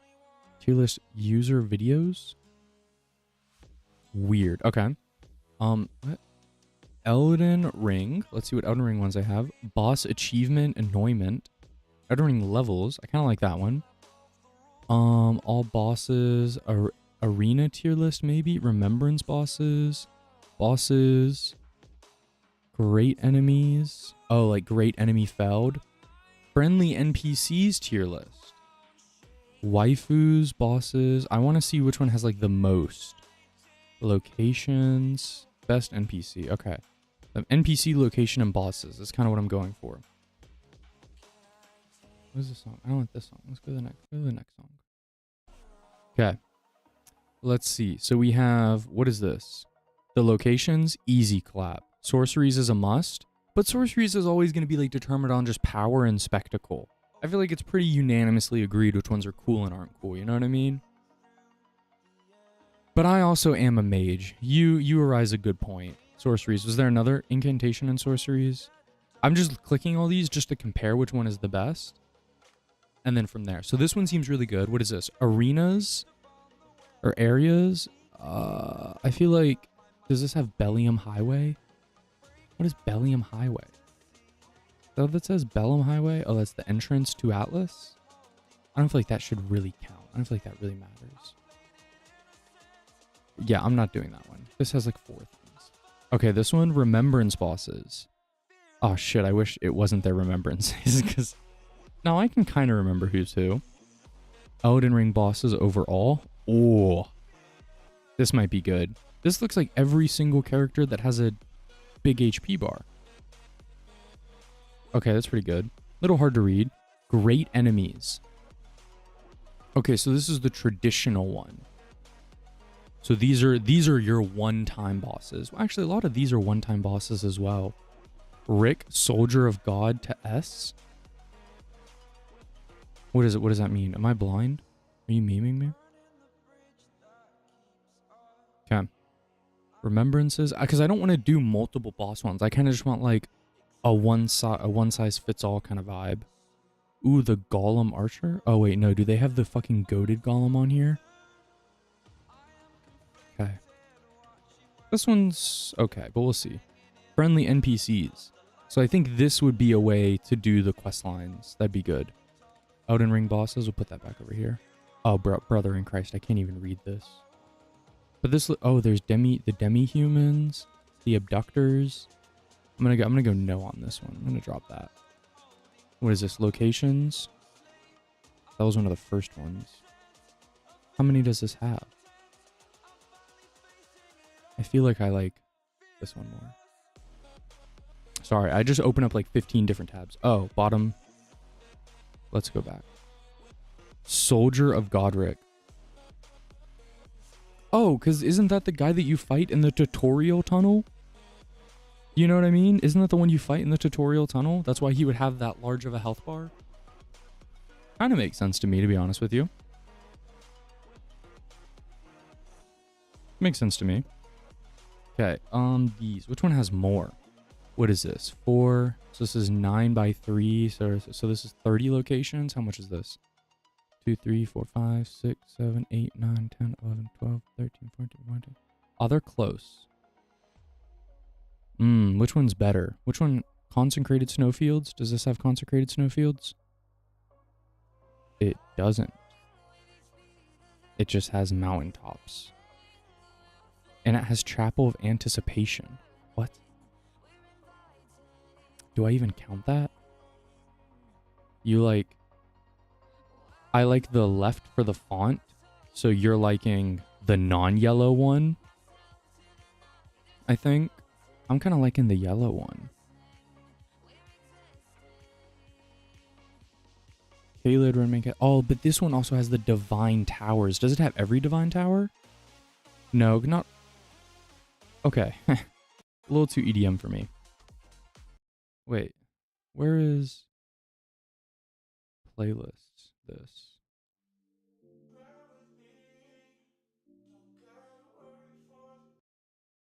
Okay. Back. The game is already yellow enough. Sorry, I'm just trying to make sure I have the ones. This one have the underground sections. So Free River, yeah. Deep Root Debts. Crumbling Fair Missoula. Yeah, you kind of have to have that. Mount Gelmir. I don't think it has Mount Gelmir. I think it's just going to have the mountain. Maybe? Oh, no, it does have Mount Gelmir. Sorry, guys. Let me get through this mentally. Mikola. Mikola's Halig Tree. The Wind Village. I don't know. This yellow one has more of the smaller locations. I'm going to go with the yellow one. Don't hate me. Okay, side characters. Okay, best NPCs. Okay. Alright, this is a little too much EM for me. This one doesn't have the names. And listen, I need names. This is good. Sorceries. Okay, good. Incantation and sorcery. I haven't used incantation, so I'm just going to drop that. Alright. I think we have them all lined up. I think I'm going to do this one for bosses and not... Because this is great enemies. So it includes anyone with a really big... Who is Necromancer Garrus? I'm sorry?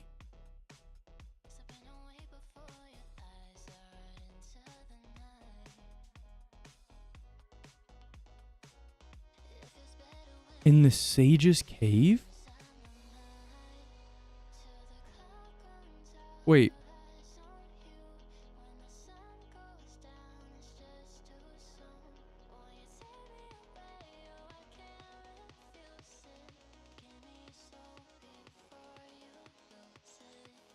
Okay. I think I did this. But it doesn't seem to be memorable at all. He was just a dude you killed. See, I kind of want to include all of the big ones. The Cemetery Shade. Ooh. Commander Nile. Ancient Hero of Zamor. Which one do you guys think? Should we do the extended boss list or should we do the mainline bosses? What would you guys prefer? I would like to do more, but I can't tell if it's too much. You know what I mean? Because I feel like so much more of the game extended would be cool. Okay, I agree. Because I feel like there's so much more in the game other than just like mainline. Okay, we have that. We have that. Okay. Perfect. Now let me pick a music that isn't going to interrupt or be weird.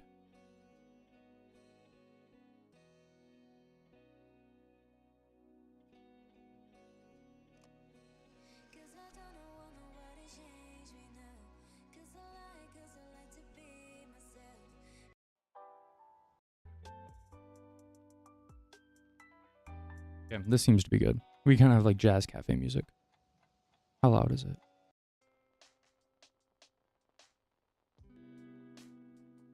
Oh, it's extremely quiet. Can you guys hear the music right now?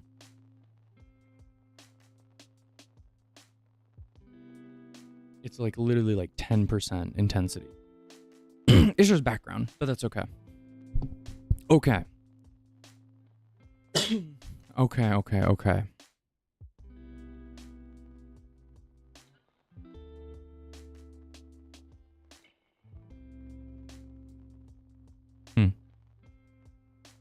Yes, but quiet. Cool.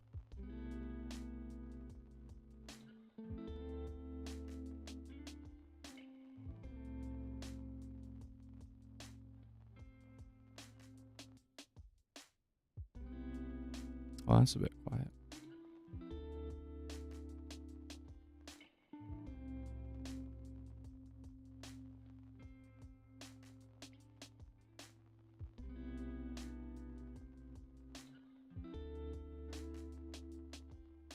Okay, beautiful.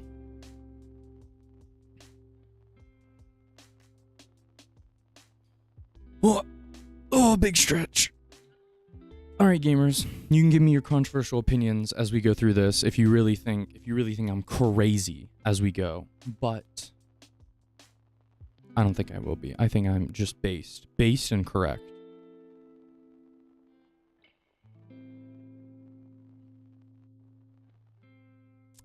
Yummy. Okay. All right, gamers. Okay.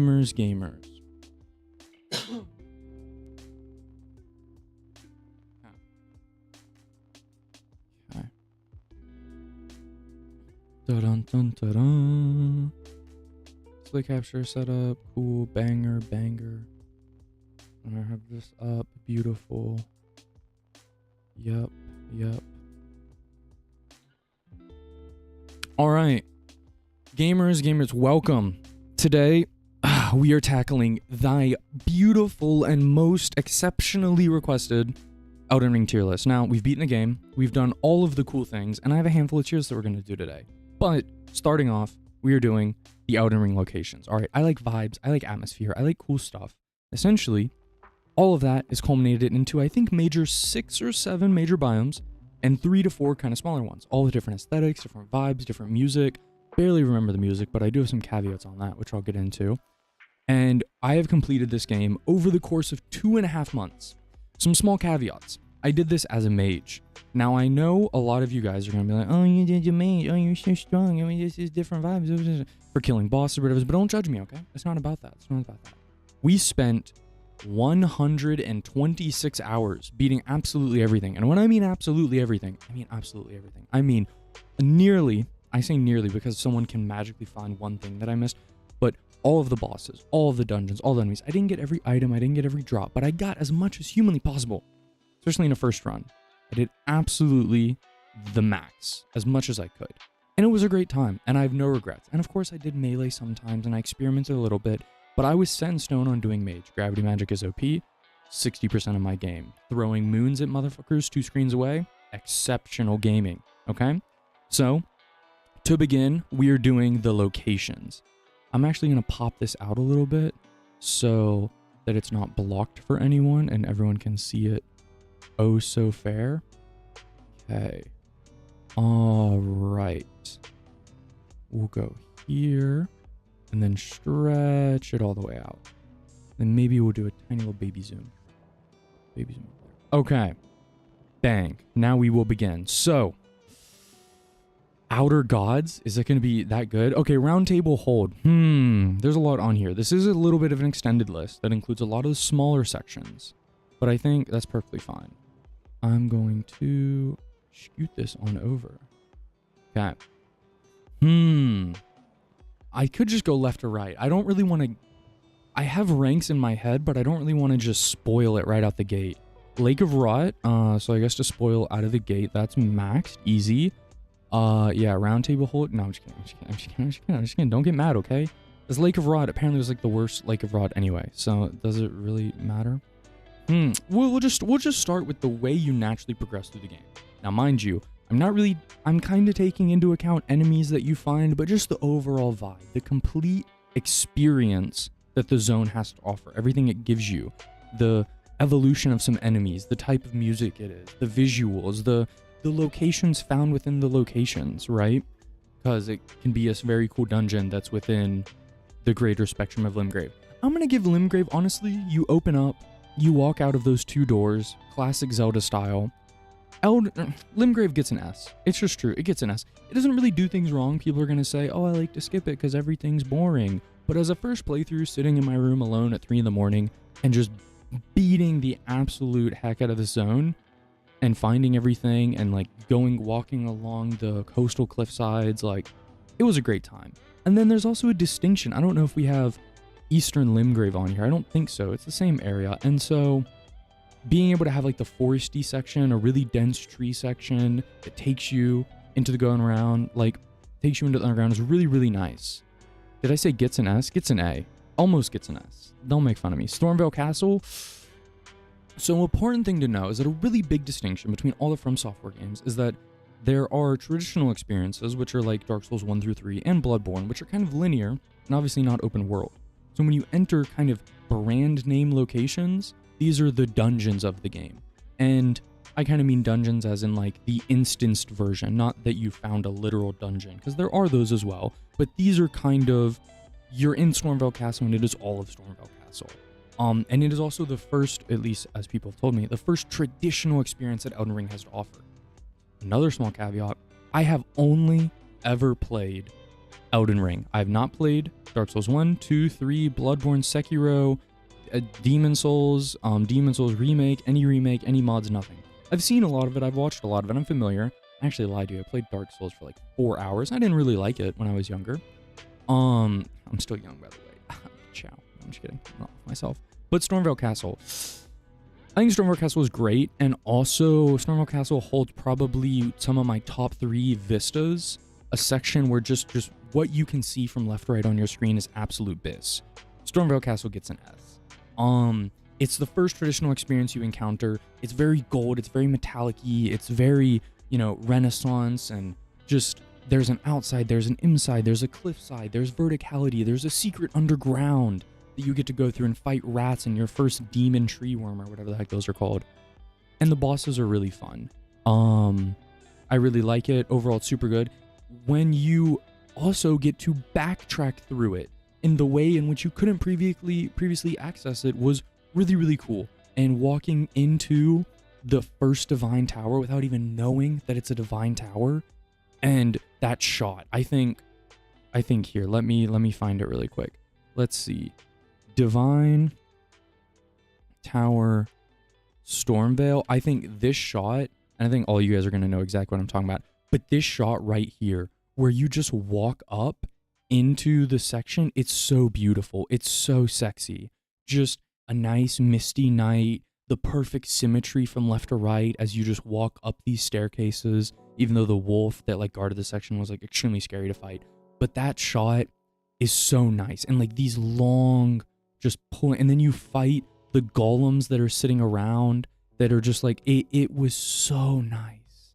I liked it so much. And you finally, like, the game feels like it opens up. It really just has like, yeah, exposure bias, it's the first one that you encounter, but exposure bias, it's the first one you encounter, and it's absolutely amazing. So I have no regrets with that. So that is going to go very easily and very simply S tier. Now, Caelid. So Caelid, you can do a handful of things. I think from a design standpoint, it's kind of rough because you're not exactly blocked off from going there even before Stormvale. So the leveling, a lot of the enemies are harder. There's lots of rod. It really sucks at sometimes. And the music and the vibes are just kind of, I don't know. It's just Sometimes there's a lot of frustrations that you can walk into, making you have like a bad association with Caelid. But Radahn's fight definitely brings it up a notch. But I think the zone itself is just, it's not a problem. It's a feature to have these things. I just think that for me personally, I don't obviously I can say it's objective truth and it's all like self-referential to myself, but I'm giving Caelid a B. I think experiencing similarities of what was in Limgrave in Caelid wasn't as cool. And maybe you would say, well, if you experienced Caelid first, you would like it so much more. And I mean, you make a good point, but a lot of the things about Caelid were just kind of a little, it was a little dead. The vibe, it wasn't my vibe. It wasn't what I was looking for. Let's see. Redmane Castle. Redmane Castle is good and bad at the same time. Entering it, it feels very dead. It's very empty. There's not much going on, and I don't really know if that was a feature or not, because when you go there initially for the festival, it's completely empty, and you just rock up, and then you do the thing. But also, after you do the thing and do the festival and do Radahn, you can revisit it, and it's like a traditional castle. And the barricades are there, and now it's filled with enemies, and all the doors are blocked, and you have to go through, and like, I think it would have been cooler to fight through that space, because revisiting it with enemies actually in it felt kind of awkward. It felt like reversely correct. And it's really easy to miss Redmane because you can go there just for the festival and never know it's a real dungeon. And that, yeah, that really does happen. Now me, how extensively I played the game, I really revisited. Now I say the bosses of Redmane. We're not getting into bosses. But, you know, if I say the enemies in this area suck and I don't like the area, you know, that also kind of affects, hey, these bosses in the area sucked, so the area kind of sucked. You know, it's not completely informed, but it is a little bit true. The bosses Redmane Castle made it fun, but overall, I'm giving it a D. I think it sucked. I think entering it and the way you enter Stormvale is really, really cool. The way you enter Redmane, you like can't get in and you have to like walk around the back and there's like some bats like try to knock you off the edge and there's a ladder and all these like decrepit dudes are like really mad you're climbing the ladder and then you just go inside. Like it felt like I was breaking the game's rules just trying to play it correctly. So Redmane sucks. Lunaria of the Lakes. Okay, now let me make sure this isn't split between east, west, and center. It's not. So Lunaria of the Lakes kind of is a different experience depending on where you go and where you go. If I immediately, as a mage, was trying to find really cool magic, and I learned that, hey, the second you beat Stormvale, go to Carey Manor. So I just booked it straight up the left side, all the way to the west, and just ran up for 10 minutes. I skipped Weeping Peninsula. Where's Weeping Peninsula? Am I blind? Oh my god, I'm blind. Hold on. Bong, bong, bong, bong, bong. What do you mean Lunaria? Lunaria? Wait, where's the Weeping Peninsula? Guys, I'm looking at it. Is it on here? It's not on here. I can't be this dumb, can I? Is it not in here? It's south of Limgrave. It's not in this thing.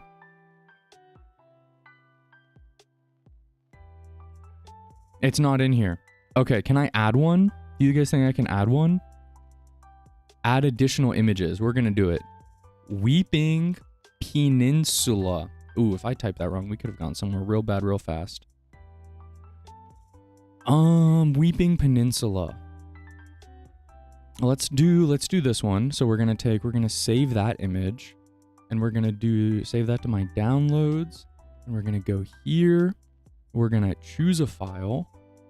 Downloads, Weeping Peninsula. All right, cool. This is Weeping Peninsula, everyone. We have Castle Morn. Yeah, okay, you guys made me think it was crazy. So we have Weeping Peninsula. This is Weeping Peninsula. For anyone, we had a brief technical difficulty interruption. Weeping Peninsula is really fun. I did Weeping Peninsula before Stormvale, so I was a little over-leveled, so to speak. But I thought it was really good. I thought it was just kind of like a further extension of Limgrave. The castle that you fight, you get your first legendary armament. That's really, really cool. You also experience golems, potentially for the first time, if you didn't explore outside of Stormvale that well. Because there's the Everjail that you fight with the Crucible Knight, and there's also the piece. The beaches of the Weeping Castle feel like Bloodborne DLC. Not familiar with Bloodborne, but you're probably right, just because of all those dudes that are just woken around. But there are some good memes in Weeping Peninsula. It's C? It's B or C for sure. I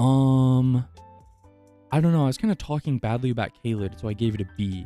But I was kind of just talking in reference to Limgrave. I'm gonna give it a B as well. It's okay. Oh no, it's worse. It's not as good as Caelid, for sure. Caelid has cooler things in it. Weeping Peninsula does feel like a little extension. Now, Castle Morn. Here we are. Castle Morn is cool. I think it's one of the weaker castles for sure. A lot of the enemies feel a little eh. You just fight demi-humans, like lore accurate, it's fine. But it's just kinda very gray, very eh. The secret backside is really, really cool.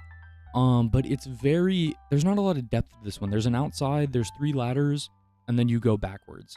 So I'm actually gonna give it, I'm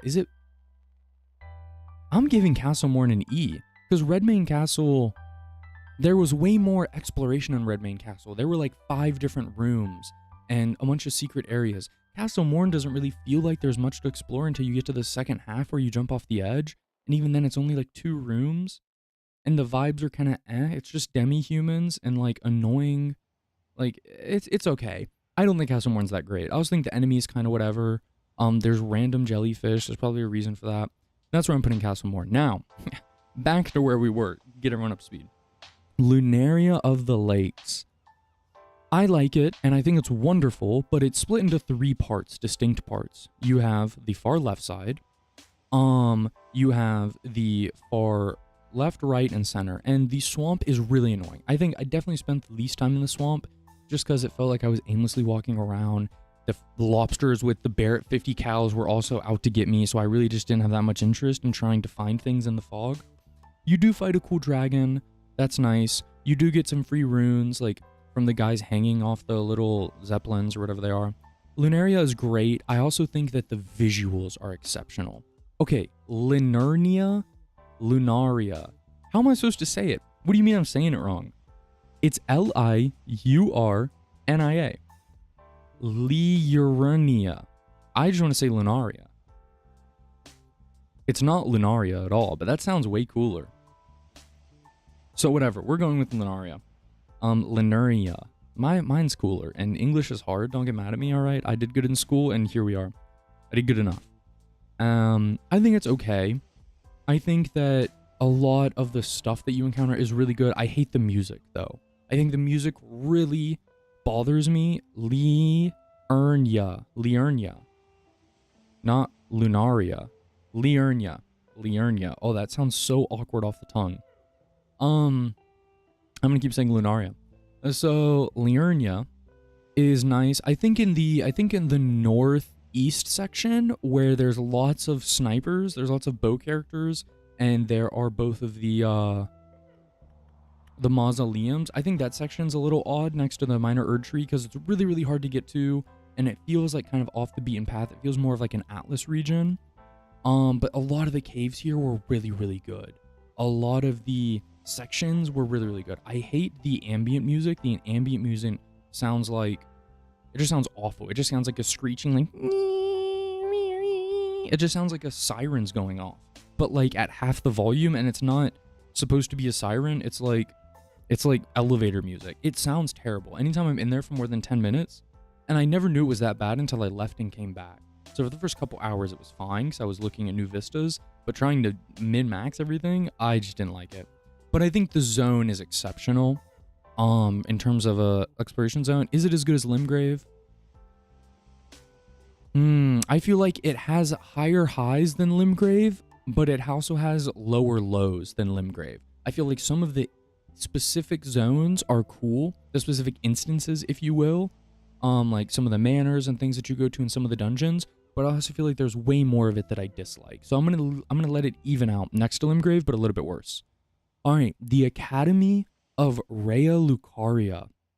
This is quite a controversial pick because you can overlevel yourself, but it's kind of the first time you really meet the contrasting playstyles.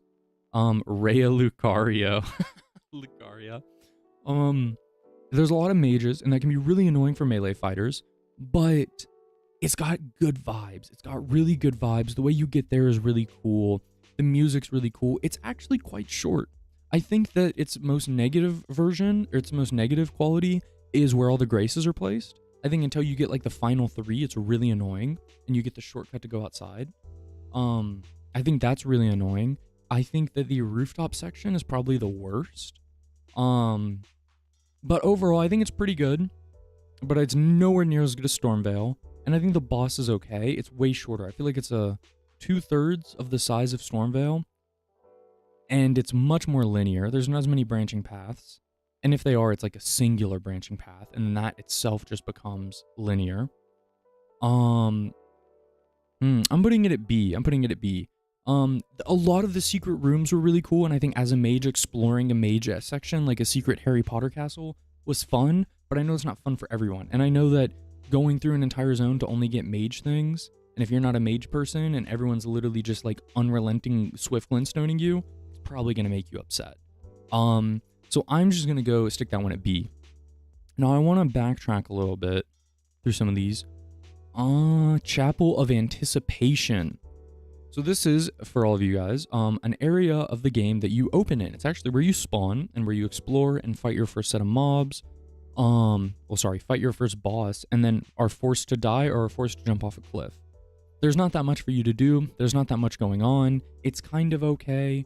You get to revisit it later on, which is amazing for perspective. Stormvale Castle also has a cliffside that opens up to this, and it's really, really cool. Without you even knowing what you're looking at, because it's hard to know.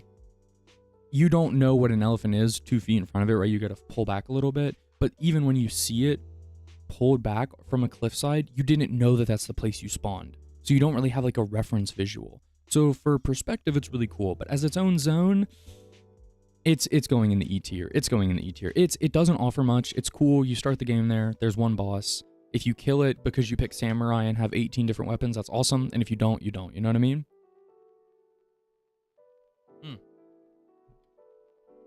Okay. Now, we will go and hit the Round Table Hold. The Round Table Hold is your hub of the game. It's where you encounter most of your NPCs in passing and abroad.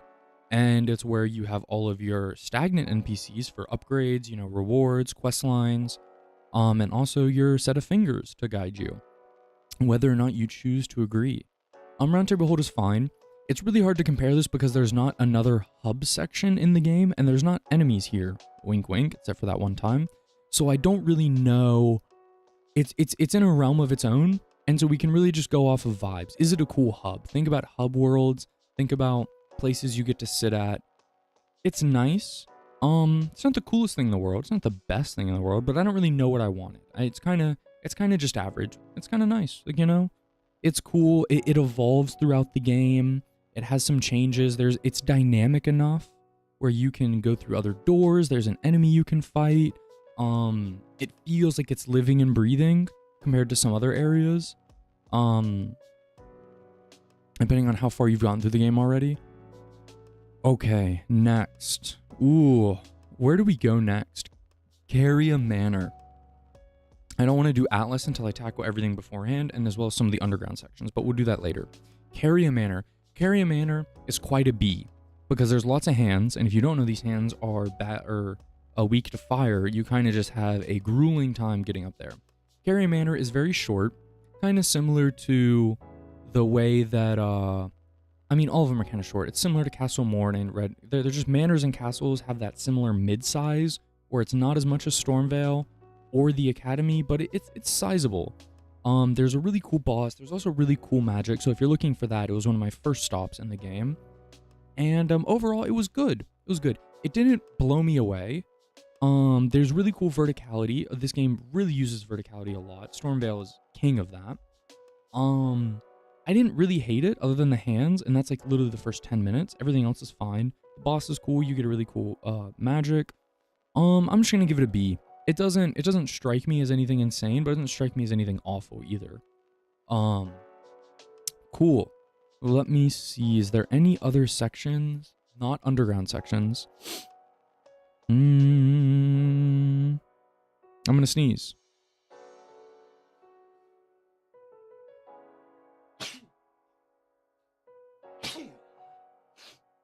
Oh, I'm glad I got that out of my system. Okay, so let us continue. And now we are going to do the Atlas Plateau. So the Atlas Plateau, really, I think this is the second moment in the game where you really feel like it breaks open. Like, the first time, or sorry, maybe the third. The first time, if you want to include it, is the opening in Limgrave. The second time, thank you, bless you, appreciate it. The second time is going to be when you hit that cliffside after Stormvale Castle. And then the third time is either whichever of the 3 or 4 ways you make it to Atlas Plateau, whichever one you do, just the vista that it offers is absolutely exceptional. I mean, don't worry about where I place that. That's not what it is. Like, if we just do these vistas, like when you spawn up here, I mean, just the shot, it's exceptional. You're experiencing like a new golden hue.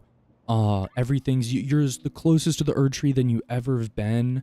It's really exceptional. I think it's really fun. I also think you encounter probably your most set of unique mobs Like, you haven't gotten to that point where a lot of people seem to complain that there's like reused assets all the time. Because, you know, from Limgrave to Caelid is different, and then Caelid to Lineria of the Lakes is also different, and then Atlas Plateau, it's also different, right? Each zone you kind of encounter a handful of different kind of enemies. It's fun, it's really wide open, it's really cool to explore. It's also awesome because at this point on the map, with the curvature, you were able to look backwards on everything you've encountered through like a lot of the mage towers, the left to right vistas, seeing like the beast clergyman like section all the way to the left, and then just being able to scan all the way across divine towers and everything. It's an absolute bliss. It's wonderful. I think, ooh, it's A or S. It's much better than Lineria of the Lakes, but I don't know if it's as good as Stormveil Castle. But they're different. Anyone got opinions?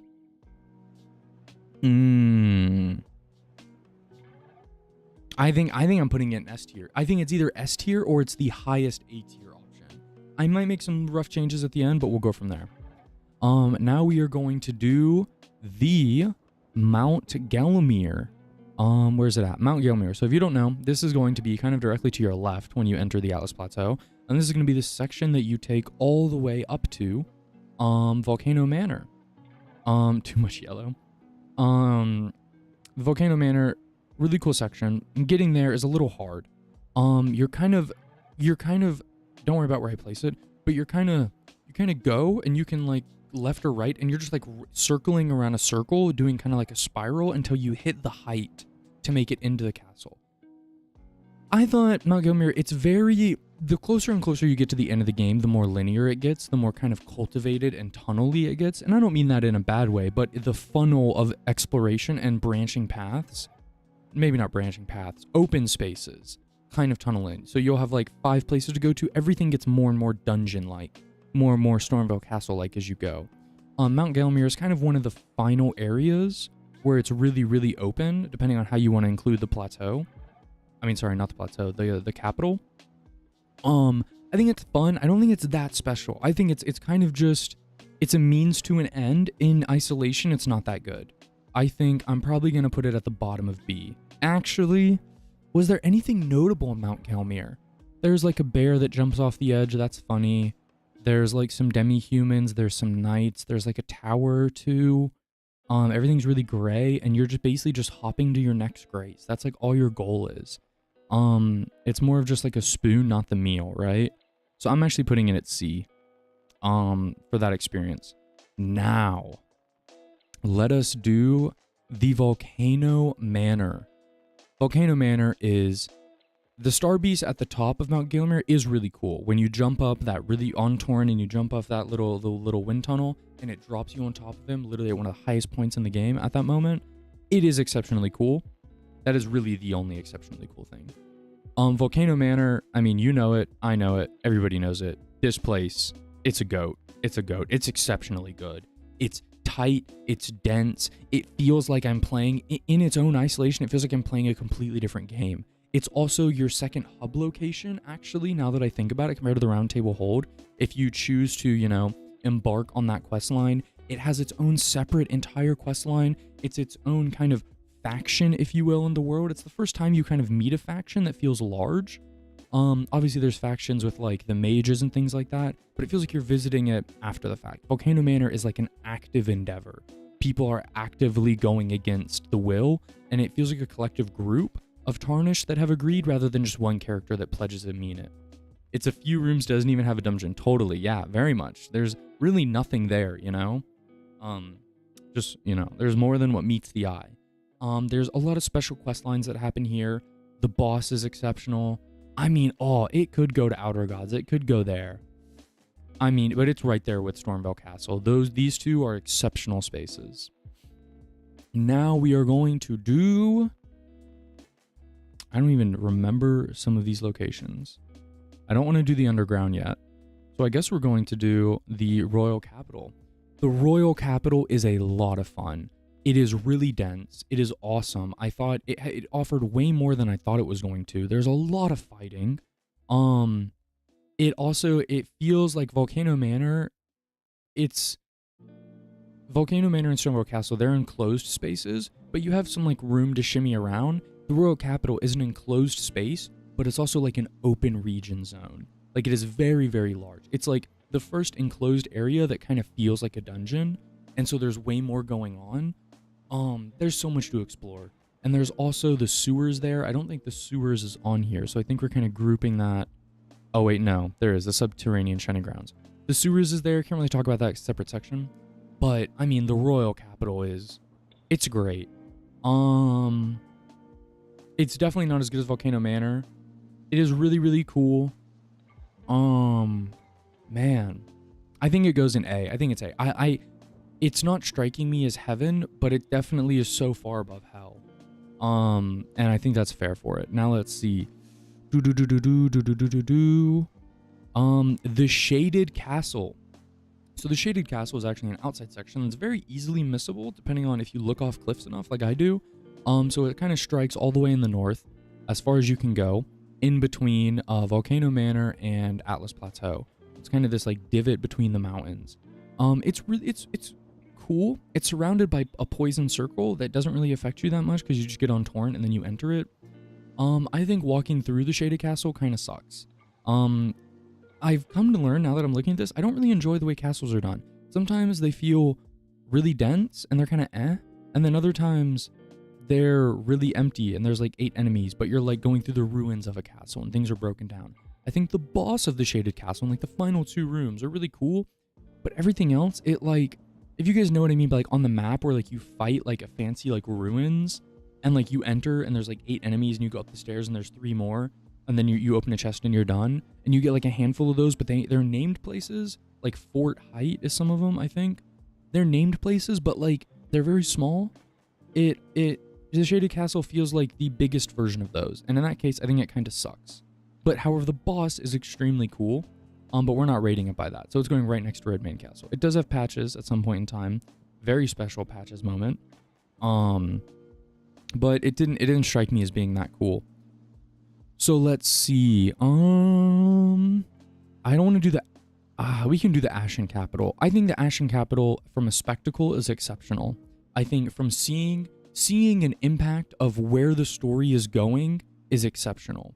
I think seeing the world change and seeing your impact on it and seeing an evolution, I think it's one of the only spaces where you get to see an evolution of one space through multiple instances of time.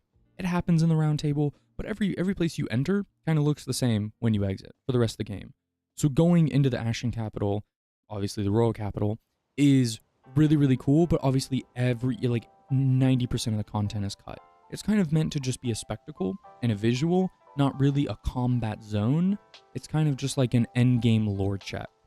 But comparing it, be like, oh, what are the bosses? What are the enemies? It's not like that, but what it does do in its own little bubble, I think it's way more comparable to the Round Table. Not that it's a hub, but in what you're doing there and the fact that there aren't enemies is really interesting. But I'm going to put it at the bottom of the bottom of A, because I think that it should be in its own list, but it's like one of the only places in the game that operates like this. And it's still really, really cool what does happen, even though it's kind of like a short-lived, like 30-minute segment, which there are enemies there and there are little secrets, but it's like 2/10 or like, I don't know, 1 to 2/10 of how much is actually in the capital. But obviously the capital's in ruins now, so it's different. All right, we seem to be nearly over halfway there. Let's see. The Mountaintops of the Giants. Okay, the Mountaintops of the Giants. This is where I think through streaming the game and playing the game and talking with everyone, this is where you really feel kind of the open world aspect die down. This is really where you feel that there aren't branching paths. You really see like, you kind of get up there, you get to the top of it, and then you just go. And there's not really a lot of fingers spreading out. It's not like, oh, where do I go? What can I do? We're gone, like we're locked in. Because at this point in the game, you know, a lot of the lore, a lot of characters, there's a lot of motivations, there's a lot of goals and what's going on. There's not that there isn't room to like explore a ruin, but that's way more on kind of the back burner. That's not a bad thing. It's perfectly fine to funnel in. Even if you look at the way the map works, I mean, even if you look at the total... Hello? Can I get a total map? Am I an idiot? World map? Oh, I'm blind. It's like right there. Pop up menu tab. So like when you look at this, even though it's really wide, like these spaces are way denser than some of these opening sections are. I know there's like the two halves, and I feel differently about these two halves. Because like the fog in this one, it's very different. But even for this section being so big, it kind of narrows you down. Even though you think that it's a strength, going from open to linear really encompasses the importance of what you're doing. I agree with you. I don't think it's a con. I just think that when you look at this map, and in my head it's like, oh my god, bro, when we get to the, like, because if you look at just like the sheer volume on the map, it's really only the purest white points that are explorable. So this makes this the exact same size as Atlas Plateau, nearly the exact same size as Limgrave. However, it actually feels smaller than that because you're kind of directed way more. And that's not a bad thing at all. It's just like I said, it's that funneling of content throughout. I just got here. I just opened the first Zelda gates. What am I doing? I'm a tarnished. I have no maidens. 18 dungeons later and 15 bosses versus like, this is our goal and we're going forward with it. I think it's really fun. I also have an absolute bias towards snow regions. I think they're wonderful. I think they're so cool. They're very cozy. They're very nice. And I'm also going to give this an S. It's done really well. The vistas are done extremely well. The shots are awesome. It's everything that I said about Atlas Plateau outside of the open world regions, but just the vistas and seeing where you've come as it circles around. Mountaintops is all of that and more. Because you're like at your final goal. There was a moment in stream where everyone had me go buy the telescope. You guys told me to go get the telescope. And from literally Santa, the initial merchant. And you can zoom in from that merchant, from that area where you first meet Ronnie. And from the, what is it, the first steps? And you can zoom in all the way to the cauldron. And then actually standing on the cauldron and looking all the way down on the world that you've gone through. There's seeing things and being able to go to those things. It's extremely validating. It's extremely fun. Feeling like everything's in reach. Being isolated while, by surrounded by ghost animals and trees. It is isolating. It doesn't feel lived in. It feels kind of abandoned. I mean, you can see the detriments of the war. You can literally see on the map the corpses of giants and skulls drawn in on the map where they actually are. Like I think if we're to look, like all of these little nuggets, you can't tell, but go look in your map. All of these nuggets are actually just broken over dead bodies of giants and trolls and things of that nature. And it's absolutely insane. Water break.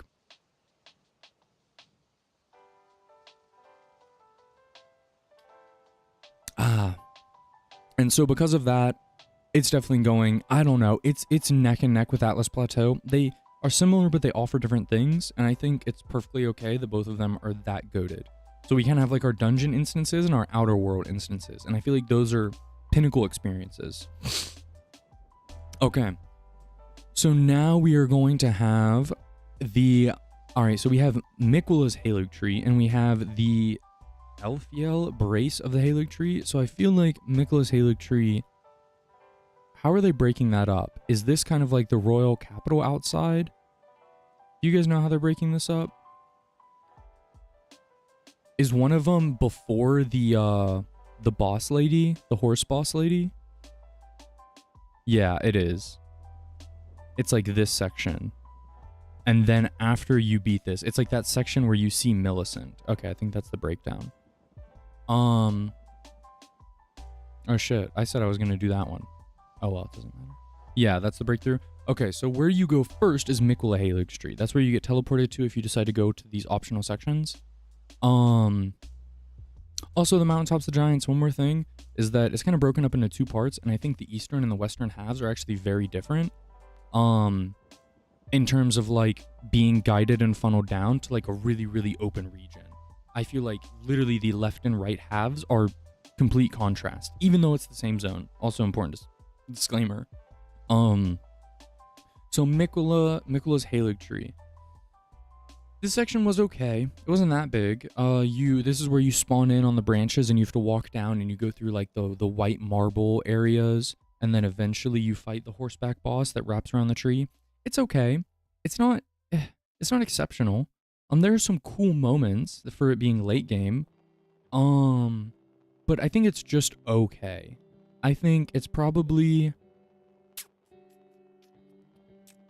I could say bottom of S. I don't know, like the spectacle, there's only like one boss. It's like a 2-hour thing, if that. If you die a lot, which I did, to be honest.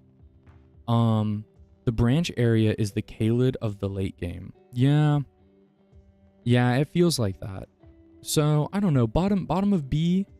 I don't think it's that great. I think once you get to this point in the game, I think after you make it to like areas of the capital, it's not very likely that anything you're finding or anything you're doing is dramatically checking your playthrough. Oh, Spamton's back. All right, Spamton, welcome back. Good to see you. Glad you're saying hi. Everyone, hydration. Grab your teas, grab your wines, grab your waters, grab your juices, grab anything that's gonna make you feel good, and take a big sip.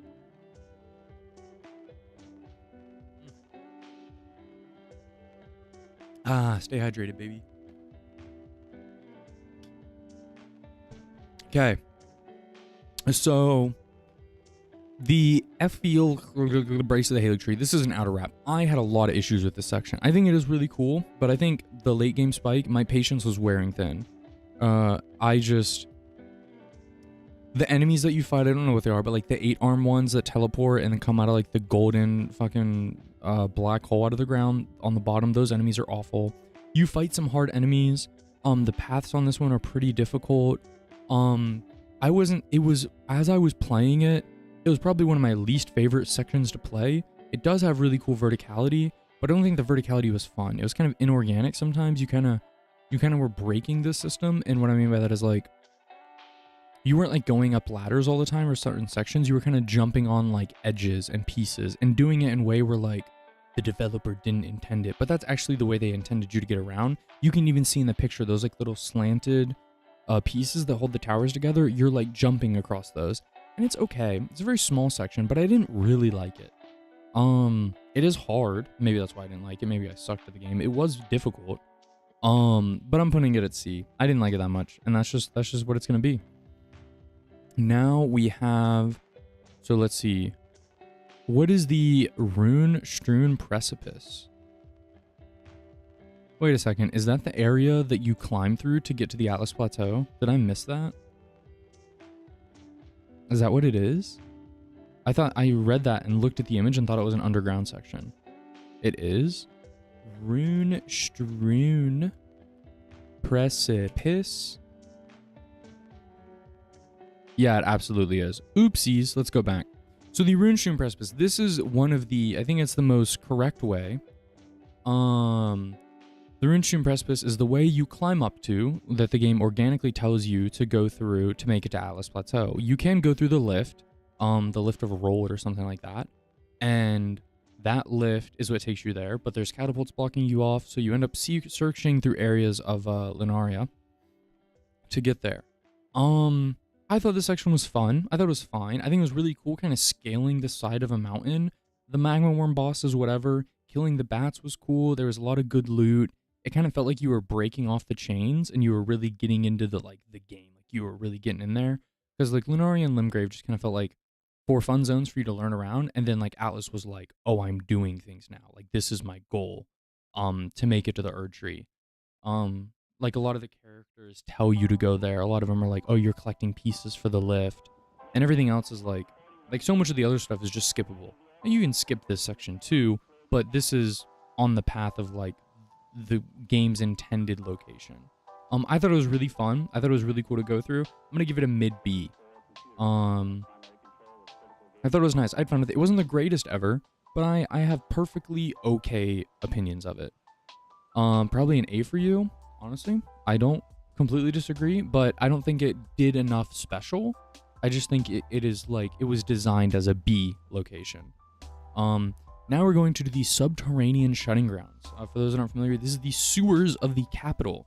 This is where you do majority of the dung quest line. This is where you find a lot of rats, a lot of demi-humans, a lot of big omened horned creatures, and it's overall a really grim and crappy time.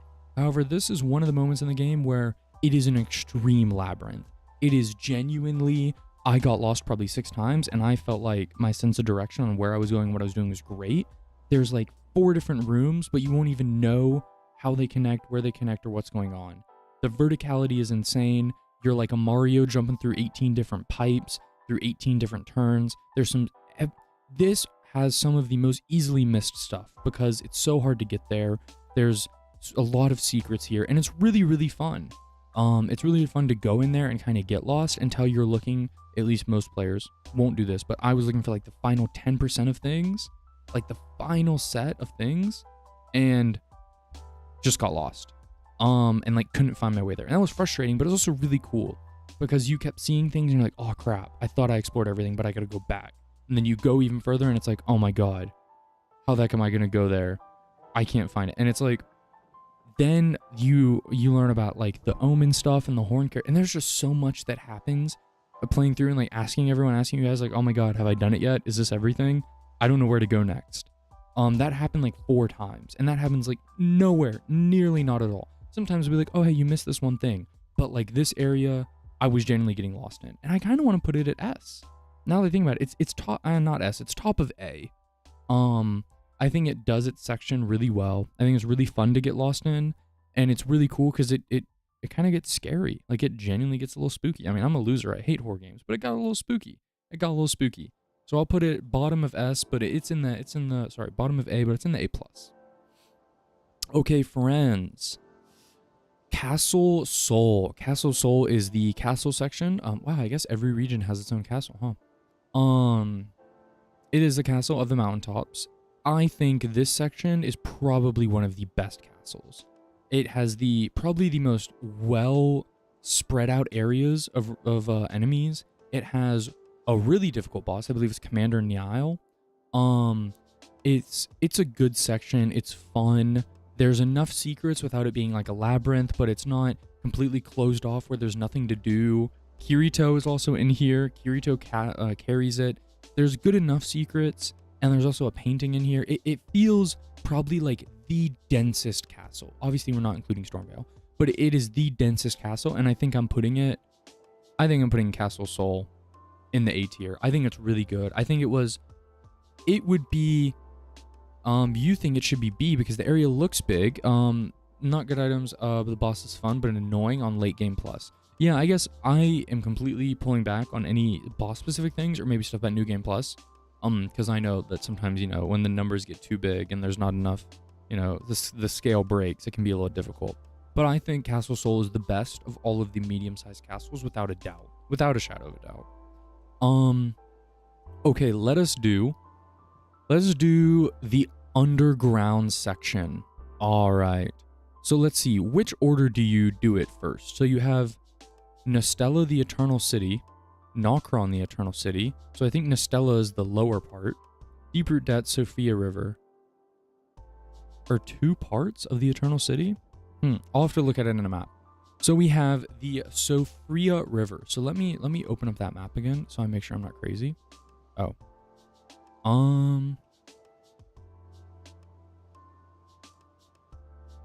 I guess we should open up the interactive map. Underground. Not the underground checklist. You jerk. Underground. Okay. Guys, I'm gonna need some help, to be honest with you. I might not need help, actually. I think I'm just gonna look it up.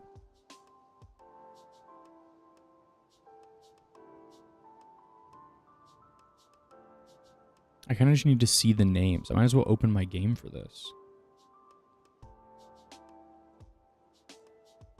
Okay.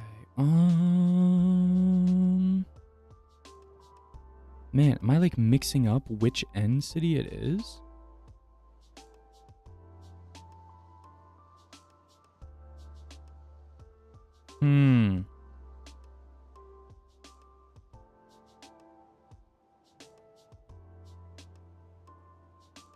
Okay, here we go. I'm gonna put this on my... Okay, so we have Sophia River, the Ainsel River, the Deep Roots, and where's the other one? Where's the Nokron? Did they just not include it? That's so embarrassing on their part. What? Or is Nokron inside these, essentially? It's like these two sections. Okay. I'm gonna try my best here. Okay. Bang, bang. Okay.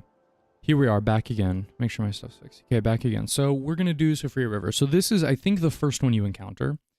This is the first one you encounter, and also it is the lowest level section, technically. Because above this are like the cities and all that. I thought this section was absolutely exceptional. You get here by the lift in Limgrave, and you go down, and it's super fun to be there. You have to light up, like the little puzzle of it is really fun. There's hidden sections, but you kind of have to light all the torches up, and it forces you to explore the area in a very organic way. They're not hard to find. They're just kind of like littered around, like someone sprinkled breadcrumbs. The boss isn't amazing, but the spectacle, and it's really good because when you open it and you see the underground section, it's really, really cool because it lets you see the other part of underground sections. So it's like, oh man, I'm down here. Oh, there's more to being down here than just where I am. And it opens up, it's like, oh, there's an entire place above me. And I think all of that and the design of it, I think this is most definitely, I kind of almost want to put it in S. But I think it's definitely going in A. I love it. It's so good. It's so good. Let's see.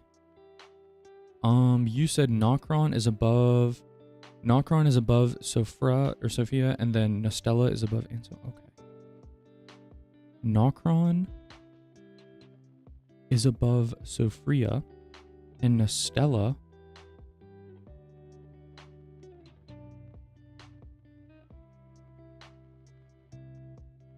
Oh, I get what you mean. Nostella is the one where the boulder falls on you. Yes, and there's like sand and stuff. Yeah, oh man, I'm struggling to like identify specific things about this section. Let me search Noxtella images. Yeah, okay, this is what I thought it was. Like I'm like they're molded together in my head a little bit. Oh, so this is the one that ends with the Dragonkin Knight and the really big chair. I see. Nostella is extremely good. Okay. So Nostella Eternal City, this is what feels like the smaller of the two Eternal Cities, but I just think the underground sections of this game are done so well. I think they're so fun to go through. I think they're really, really nice. They're smaller, but they are like the perfect bite size. Like, you know, when you eat a meal and you're like, you can be full, but you can be like enough for dessert, over full, or like that perfect, like you stop and you're like, this is great. That's exactly what these are. I think I would have always enjoyed more, but I think what it offered perfectly in a very bite-sized piece. And I feel like, ooh, I feel like it's going to go on the mid or bottom of A. I just think it's really, really good. And then to follow that, Nokron the Eternal City. So this is the one, I don't remember exactly the way you enter them, if it's through the falling of the star or not. But this one has, let's see. Let me look up Nokron. I think this is the one where it is the hole in the ground. And then you have to do the torches again. Yes. Okay. So Nokron the Eternal City is where the meteor crater happens and you go through. And this one feels like larger of the two. And it feels really, really fun to do and really, really good. It was so good to go through. You also have like another torch segment. It kind of repeats in a way, but I liked what I did the first time. So I also liked doing it the second time. The boss at the end was cool. The sections were cool. Being really, really high. The verticality and seeing spaces below you, seeing this Sophia River below you was super cool. I think it's better than Noxtella. And so I'm going to put it mid-tier of A. So we have Sophia River, top of A, mid-A, and then bottom of A for that one. Okay, we're nearing the end. There is the Mimic Tier boss fight right before that bridge. So we have, oh man, I need to remember the Ainsel River. Okay, so the Ainsel River is essentially, oh man. this is where a lot of the waterways are, and you can do things for Ronnie's questline here. You also fight Estelle, or you fight like an Estelle-like type mob. There's a lot of cool vibes. I don't think it's as good as the Eternal Cities, but it's not bad. It also leads you to the Lake of Rot. There's also a really cool Vistage where you can see the Lake of Rot but not go there until a little bit later, and by beating the other cities. And it's really, really cool, but it's kind of bite-sized. I think it's okay. It's not my favorite in the world, at least compared to the other ones, which all the underground sections have to be compared to each other.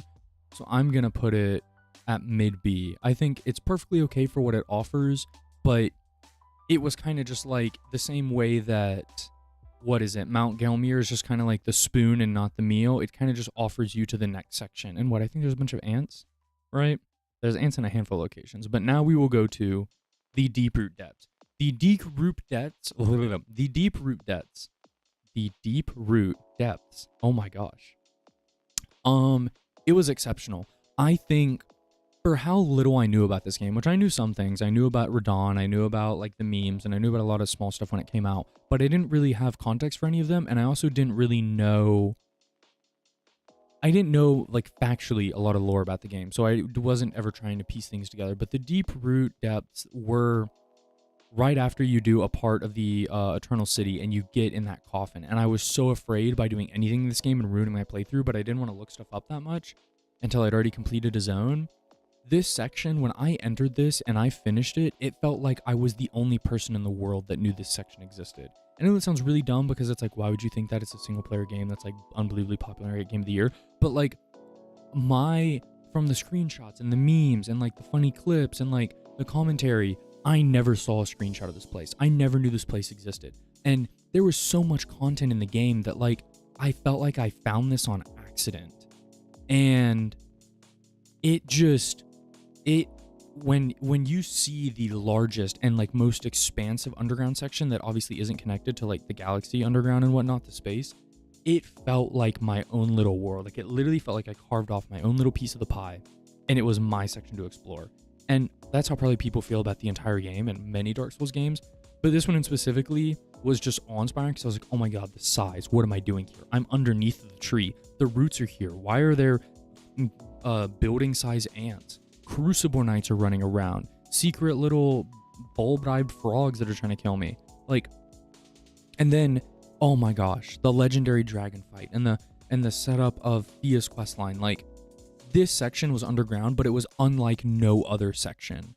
It offered so much. It was so unique and it was so fun. And I think because of that, I'm putting it at the bottom of S. I think that the impact that it had on the world, I think in terms of the runes, I think that there's a dragon fight here. Dragon fights are always really, really fun and cool for me. It was just wild. Like, not even, this is probably where I feel like bias will come in. But like not even what the zone offered, but the way I got to experience it was so special and so like felt so uniquely personable that it just has to go at S.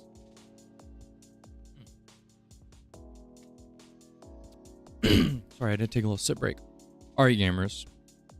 Now we are nearing the end. So we have Mogwin Palace. Mogwin Palace, oh, it was also exceptional. It was good. The theming was great. The blood setup was great. The fact that it was underground and Mogwin Palace was like your absolute underground end goal. And you had no idea how you were going to get there. It was literally just broken off on the completely separate path.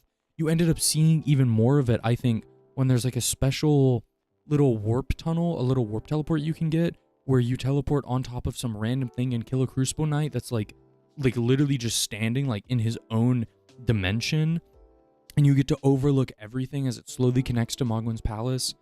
I think this place, in the same way of Volcano Manor and Stormvale Castle, just the theme was nailed. The vibes were just nailed. I don't think the enemies were that great. I don't think that it was super fun to go through. It was pretty difficult to go through. It was an endgame zone. It had some annoying mobs. The birds were really annoying. And the boss fight wasn't that difficult, but that's not really what the boss fight felt cool. And the spectacle of it looked cool. And finally being there. I mean, if we look up, like, if we just look at like the way you get to stand there and it's right in front of you, just staring you in the eye, like, maybe this one would be better. It's okay. But like this shot, like, and you get to go up it, and it's like open and like vulnerable, and just the area that you just, it's the way it's presented to you is great. And like I said, it's bite size as well, but it's also kind of large. It's a pretty large inside section. It's difficult to get through. It's end gamey, but I think just from the contrasting reds and blues, it's wonderful. It's really fun. And let's see, I dropped it somewhere. I think I'm putting it.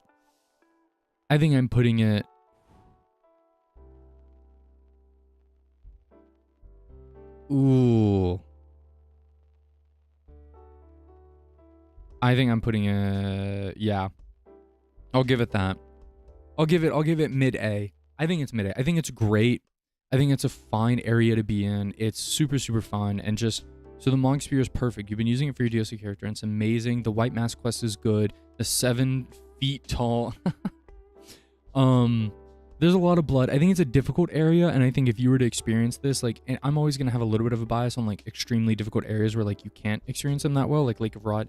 I'm not a lover of those things, but I just understand, you know, I get it. Now we have, controversially, the Lake of Rot. This area is cool. It's very small. The way they utilize space is really weird because it's a massive, massive Lake of Rot, and then you just go into, like, a tiny little section, but it's also important for Ranni's questline. I think it's one of the only reasons you would explore here, and I don't actually know how I feel about it, because also Ranni's, we'll get there. Divine Towers. Okay, so this is going to go a handful of ways. Each Divine Tower is a little bit unique, but I wouldn't say it's its own zone, but they are named locations that are pretty renowned. And I think the Caelid, I think if you had Divine Towers, and then I think you had the Caelid Divine Tower, I think all Divine Towers go bottom of A. But then I think the Caelid Divine Tower, absolute S. And so if we're grouping all of them together, I think Divine Towers are just beautiful. I think they're amazing. I think they're super fun.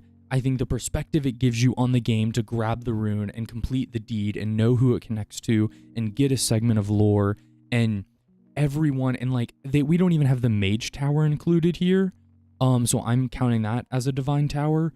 I mean, even though it's kind of the entrance to the Divine Tower, I think the visual that you get when you enter these locations and what the game builds up in a way, all of these things for each zone, how it funnels into a Divine Tower is just exceptional. Sometimes there's no mobs at all. You just walk through and it's just the music and the bell hits and it's raining and it's gray and there's a golem that gets up and you just have to kill it. Like, there was not a Divine Tower, even with all of their unique intricacies, where there was no combat, where I got teleported to a complete black hole universe and fought an enemy, where I fought 3 golems, where we had to reverse the building upside down and go through it for the 3rd time and killed 18 different mages. It was always unique. It always felt like representative of the area that it was in, and I might put Divine Towers. They could be Outer God, but I'm putting it at the top of S. I think they're wonderful. I was so sad when I ran out of Divine Towers because I knew that I was like reaching the end of the game, and I couldn't really be surprised by, like, they always felt like a wild card, like an X factor of the zone, and I just love them. I think they're amazing. Now we have Crumbling Farum Azula, which is the very, very end game location. And this section certainly isn't bad, but I feel like a lot of people complain of it because of the dragons and dragon combat they might not like. You fight Beastmen. It wasn't particularly hard, but it was harder than at least 50% of the game, for sure. End game difficulty, even if you have high levels. But there were a lot of good secrets, and the same way that Stormveil had good secrets. I mean, just the willingness to hide the Plasudiacs, the OG Ancient Elden Lord, a really, really cool boss. I mean, the spectacle was insane. The electric red lightning nuke, like, I felt so satisfied exploring this area because it was like checking off each box as you went. There were so many really, really fun sections. There were so many really, really cool, like, secrets that didn't take that long to find. It was like 4 branching paths, and 2 of them were really short. One was medium, and then one was the correct one. And it felt satisfying to go through, and just the feeling of the end of the game, the feeling of the unique enemies, and seeing kind of everything kind of funnel into a close. Like, really at the end of that funnel, just like I said, happened with the mountaintops. I think this area is exceptional. Man. Oh. Where is it at? It has secrets, it has bosses, it has character, it has lore, it has vibes, it has really, really good secrets. Ooh.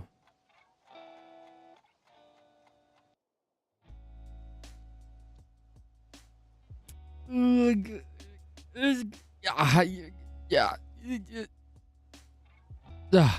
It's going at the top of S. It is wonderful. It's great. It's awesome. You know why it's good. I know why it's good. It's going. And then to end it off, baby, Lake of Rot. Dump her down right there. All right. Call it done. We did it. Oh, frenzied flame. Oh, frenzied flame. Oh, thy craziness. Oh, Miyazaki. Oh, thank you. Oh, so deeply. Obviously for the memes. Just kidding, idiots. Maybe just double kidding, idiots. It was great. So much of this game, so much fun. The zones were so fun. The exploration was so fun. FromSoft does it like no other. Yeah, there you go.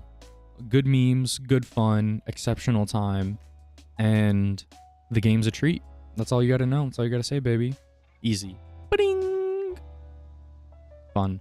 It's so much fun. It's so good. I feel like this is correct. I feel like this is objectively correct. Is there anything that you guys majorly disagree with? Like, if you were to change, like, one or two things, like, what do you think is the most controversial? I feel like this is just correct.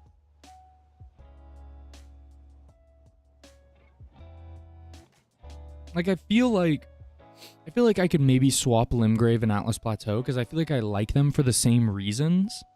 It's just kind of, I don't know. They both have a dragon. They both have a lot of secrets. They have a hero's cave. Like, you agree on basically everything? Yeah. Like, I think maybe on some of the outside sections, like, I feel like Castle Soul could be a little bit higher, but not top 3. I think Deep Root Depths is great. But I also think it's a little bit biased to me. But I mean, I don't know. I think this is it. I think this is all you ever needed. This is all you ever wanted. Change Divine Towers to an A. Yeah, I can see how you feel like that, because I feel like it's the quantity of the space is much smaller.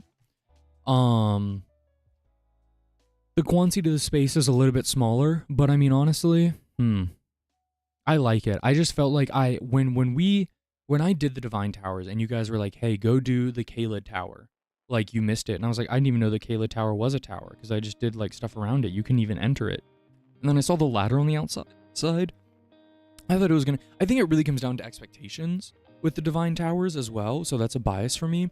It's because I expected it to, like, not be anything. I thought I was just going to, instead of climbing the inside, I was going to climb the outside and go all the way to the top, hit the grace, and then walk up and get the rune. I thought it was going to be that. I thought it was going to be really simple. I'm like, oh, cool, a couple ladders. That's, like, annoying. But then you jump up there, you climb all the way to the top, and then you go down. And then you go even further down. Like, and then there's a boss down there, and then you go up. Like, it was like having all that happen inside that and the Mage Tower. I just think that it's crazy. You would also put the Academy bottom of A.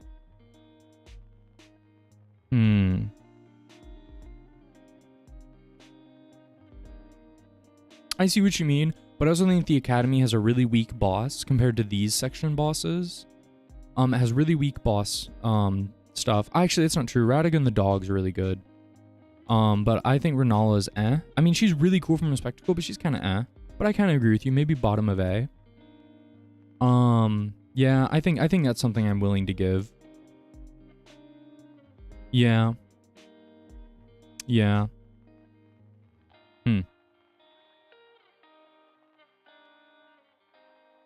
I think I didn't expect to put the sewers as high as I did. But after looking back and thinking about it, and then I remembered that Moog was down there, and there was like an elevator, and like I went back there like 4 times, and like you go into the sewers. Like, does anyone have a map of the sewers? I know there isn't a map, but like I would love to see a map. Oh, this is I like how my Google should just know that Elden Ring. Oh my god. What is this?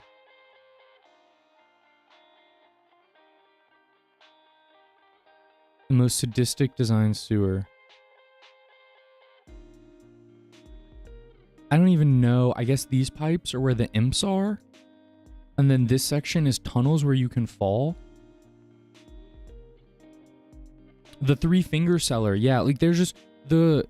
why don't they do a map? I guess because doing a map, like, it would make you look insane because everything's on top of each other. Like, how would you even know? Yeah, I feel like literally the sewers is just muscle memory. Like, there's no way to, like, know what's going on. But it was also, like, fun to explore. I don't think... Okay, hot take. If I was doing it alone, I wouldn't have given a fuck at all. I would have been so annoying. I would have been looking... After, like, an hour and a half, I would have been looking at, like, YouTube things. But because I had you guys here and you were telling me about it and you were like, no, motherfucker, turn around. You're supposed to go left. Like, with your guys' support, I could enjoy the area. Without it, I would have been like, I got fucking lost. Place fucking stupid. Get me out. So, yeah, that's probably a bias. Like, if I was playing it alone, I'd have been like, meh. Because I feel like you, I mean, I feel like that about a lot of the game, but like you guys made it fun. And that changes how I feel about it a lot. Based. Okay. Oh, man, I kind of want to get a poster or like a map of the Elden Ring. A map. Good one. Fucking Lance. I kind of want to get a poster or like a rug or something. Like to hang on the wall. Like people have like, look at the layered dungeon on the third, a 3D. Yeah, oh yeah, I saw how it's literally just 4 times down. The Frenzy Parker made me go insane. I don't blame you. Man, I want this as a poster. Wait, they have it on display, don't they? I would never buy a display because they're way too much money. But I bet you their Elden Ring ones go crazy. Oh, there it is, right there. I already know. How expensive is this? $50? Kill me. I feel like they got more expensive, did they not?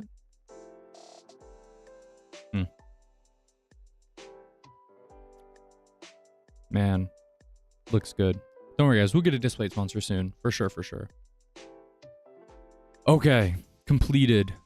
Can someone... I'm gonna take a screenshot.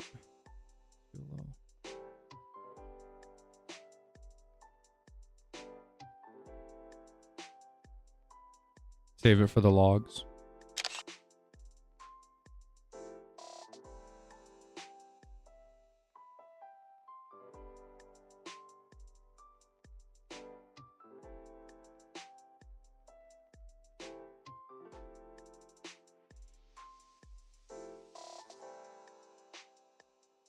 Okay.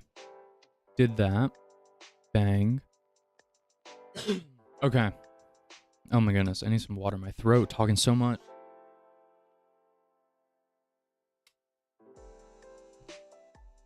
Oh. Baby, oh honey, oh honey. Okay. On to the next one, gamers. So we did that. Oh, was that... Did I mean to get rid of that one? Yep. Yep. Oh my god. What do I want to do this today? Try finger butthole. How long will the bosses take to do? I'm a little sleepy eepy. Fuck it. We're here. We're doing it. I'm not a bitch, okay? I do get to turn my light back on.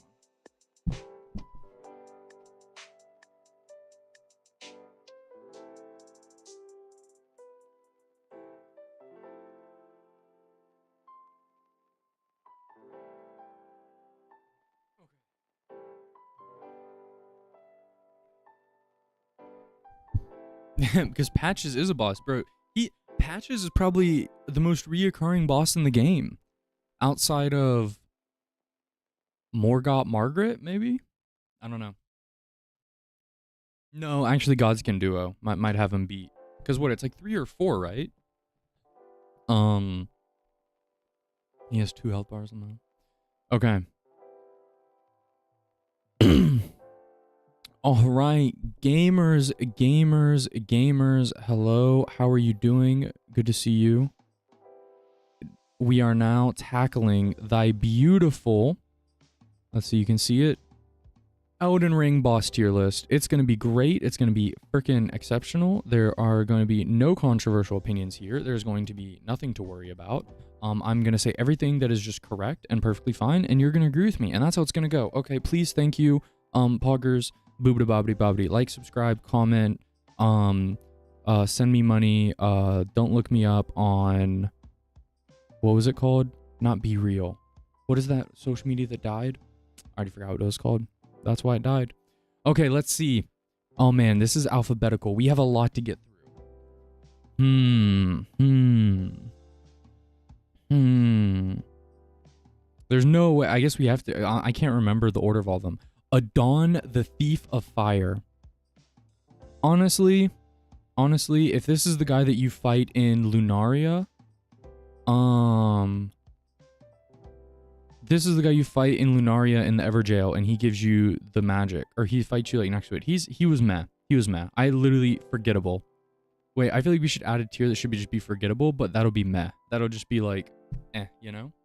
The Alabaster Lord. The Alabaster Lord was okay. He was probably fine. He was cool. I love gravity magic. When it was used against me, it was very interesting. But he was fine. Aleko the Black. Ooh, this one was good. I think that this one was perfectly fine. It was really cool. It felt really easy, and then he used his ultimate move, kind of like Melania. That was crazy. But overall, he was fine. It was cool. It was like a black knife, but like with a little more spice.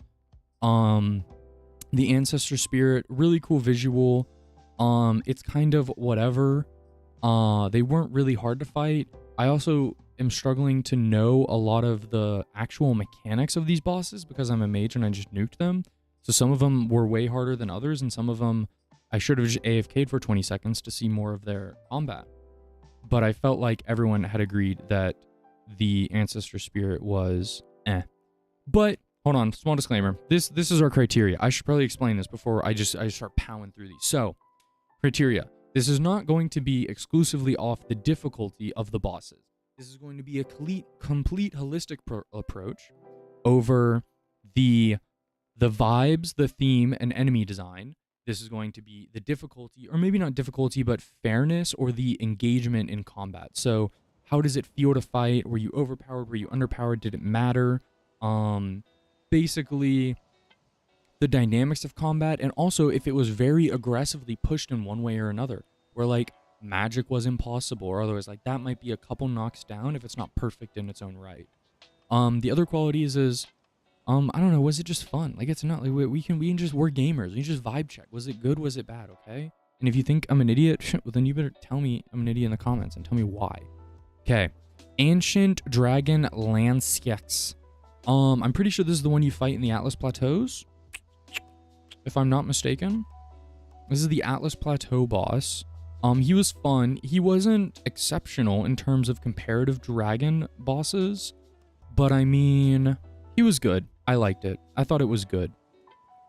We have the Ancient Hero of Zamor.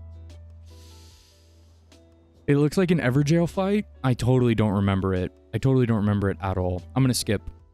Oh my god, there's a bunch. Ooh, Battle Mage Hughes. I'm giving Battle Mage Hughes. Honestly, I'm giving him an A. Just because he killed me so many times. Just because the likeness of that Battle Mage. Bro, I got bonked so many times. I would be overzealous. I'd walk up. I'm getting work done. And I got my cheeks clapped, alright? And it wasn't even on a Tuesday. The Beastman of Farum Azula. Pretty sure this is the first kind of dungeon boss you fight in the game. You know, right as you enter or exit Limgrave, if you run straight, you know, you'll find it. Obviously ignoring the field bosses. But, he was fine. I think he was fun, actually. I think he was good. I'm also thinking the point you fight him in the game, you fight him and he teaches you kind of mechanic. I don't know. What does he do? I know what he does, but like, he kind of teaches you because he's so overly aggressive in the beginning. He kind of forces you to see for the Battle Mage he's a joke.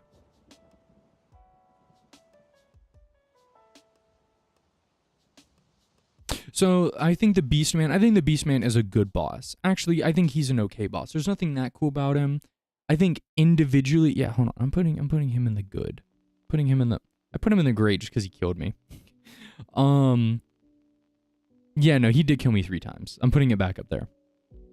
But the Beastman, he was okay. He was a good introductory. He kind of teaches you the mechanics. You go in there too soon, it's like, oh my god, I need to do spirits.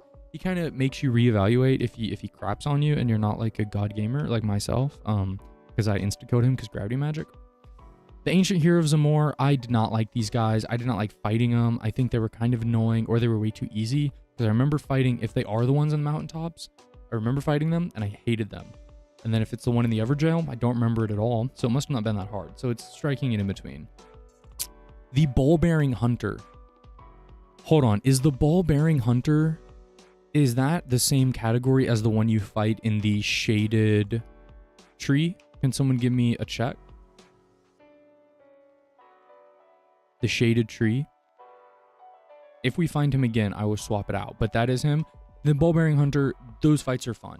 They are probably the most unique melee range fights you can have. That isn't some weird, awkward, massive weapon or ability usage, but just the fact that they can extend their weapon and project it from a distance is so cool. It's so unique. It makes every character, no matter who you are, what you're doing, play differently because of the distance, because of the spacing, where you're safe, where you aren't safe. So I'm actually giving this amazing. I think in terms of, not that it's spectacle, and not that, I might change it later, don't hate me, but I think that of all the enemies that I stand there and I have sword and I use magic sometimes, they are by far the most unique, just because they can propel their weapon outward and they have a different type of aggression. Like, fair point, but I have that big spear. I think maybe the top of A. Maybe I'm a little overzealous, but I do think also it was like the only redeeming quality of Shaded Castle. Now we're going to do Black Knife Assassins. Black Knife Assassins, they're A lot of people hate them because you get infinite backstabs and it really sucks. I just think they're bottom of okay. I don't think they're super hard. I'm also, just for disclaimer, I am going to be trying to organize these from left to right in their tier. So, you know, A+, A-. So whatever order they're in should be representative. I might not organize it until later, but just know that that's the case. Borealis of the Freezing Fog. This is the legendary dragon you fight on the eastern part in the lake of the mountaintops. It's an okay boss. Meh. Okay. It's not a very interesting dragon. You can kind of run away. You can kind of cheese it. It's not the hardest thing in the world. And also you've fought a lot of dragons up to this point, and this, I mean, they also offer very little, so I'm actually going to give it meh, because I feel like there's more okay dragons, and the music is really cool, but I think, hey, there we go. Organize these like that. Actually, I'm putting Adam the Fire Thief at the bottom. Now we're going to do Deathbirds. Okay, Deathbirds, quite controversial. I hear that they're absolutely awful and difficult enemies to fight, depending on certain playstyles and some melee. They were pretty annoying. I think it's cool that you fight them only at night. It is fun. I mean,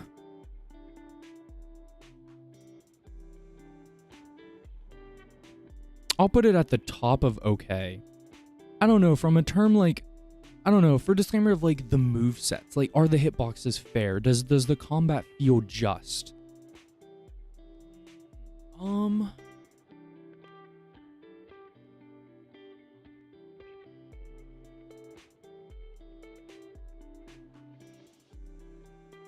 I don't know if I would call it good. I feel like there's way more boss fights in the game that are good, so I'm gonna put it at the top of okay. The Decaying Izkizikes. I did not even know that this was a name because this was a boss, because this is the big white dragon that everyone cheeses in Caelid for like an instant 50 levels. Terrible. Not even a boss. Not even real. I didn't cheese it. I killed it way later on because I didn't even know that it was killable. I thought it would like come alive and like go crazy and whatever, so I kind of like just never went over there or bothered it. I went like around the Erd tree and never effed with it. But yeah. Demi-Human Chiefs. What do these guys look like? What? Demi-Human Chiefs? Oh, these guys. You kind of barely fight these guys, but they are really scary sometimes, to be honest with you. I'm talking about Grey Roll. I'm talking about Grey Roll? Wait, then what is Decaying Izkizikis? Are you sure? I think I'm right.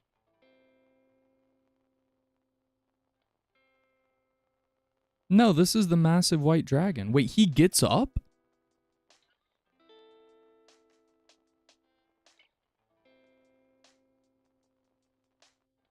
Did I fight this guy?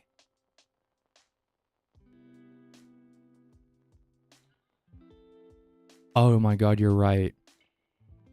But I had to have killed him because he was in front. But then I killed him way later on, so he wasn't hard at all. I was wrong. I was wrong about this. Disclaimer, I was wrong. I'm going to put it in the meh tier. I don't even remember the boss. I must have just one-shot it. Couldn't be bothered. Demon Human Chiefs. Put that in the bottom of okay. They're kind of whatever. I don't think they're that cool. Demi-Human Queen.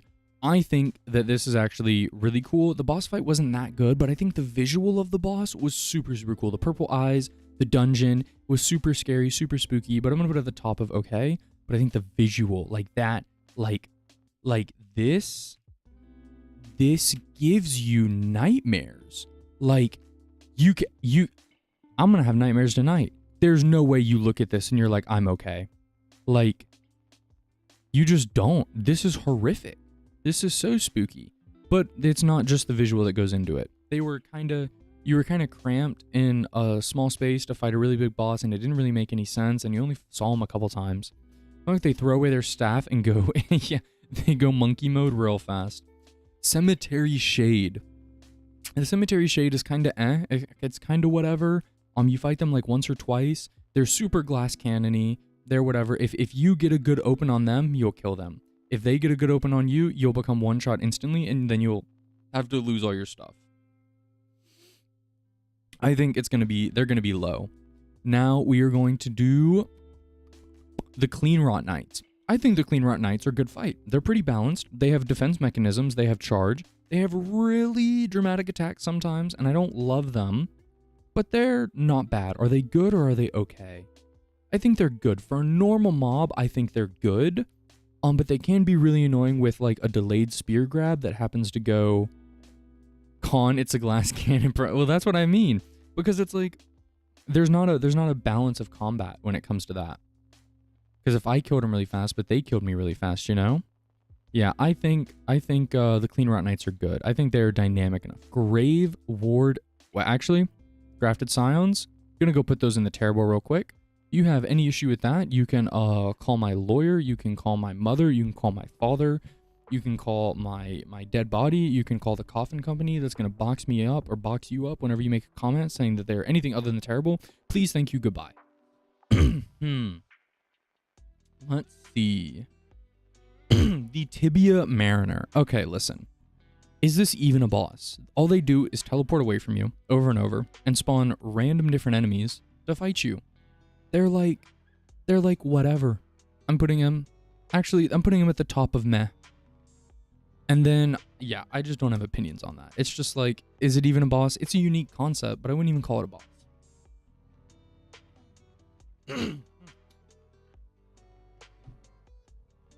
Yeah, good punching bags. If I want to try out a new weapon, yeah, why not? Okay. What else do we have here? I don't want to get into bosses yet. The Glintstone Dragon Schmarg. So this is the one that you fight in the Lake of Lunaria. Lunaria. They're pretty cool. You get the key from them. You can schmaz the key, but they're a pretty interesting fight. They're pretty fair. They're not the worst in the world. So I'm going to give them, honestly, I'm going to give them the top of okay. I thought they were fun. I thought they were honestly cool. Crucible Knights. Ooh, baby, Crucible Knights. Crucible Knights, I think, are amazing. Amazing enemies. I think they are great. I think the fact that they have the aspect of the tree and they use different spellcasts and they have dynamic abilities and they can lunge at you and jump at you and cling and legs and distance and non-distance. I think Crucible Knights, they're daunting, they're spooky, they're really, really cool. And honestly, they're kind of exceptional. I think the Bell-Bearing Hunter is very unique and very interesting, but I think the overall experience of a Crucible Knight is better. I think fighting the one in the Everjail at the start of the game, super cool. I think fighting every other one ever, super cool. Even the 1v2 didn't really feel as good because it's a weird dance where either one of them's really aggro and the other isn't. So it's like I'm fighting I'm fighting like separate 1v1s. But overall, I still really enjoyed them. The Crystallians. The Crystallians are honestly kind of weird, champ. They spin around. They basically do acrobatics for half the time until you poise break them, and then they take real damage. They can be really annoying if you're in a confined space like you were in the Halo tree. Most of the time, the mechanic is cool, but I mean, obviously they aren't human, but they kind of just jump around like puppets. Like they're kind of like just lollygag, and sometimes it doesn't even look like they're attempting to attack you. So I don't think they're good. I think the mechanics they offer are interesting, but I think them as a unit is not as cool. Let's do the Frenzied Duelist. I think the Frenzied Duelist is just fine.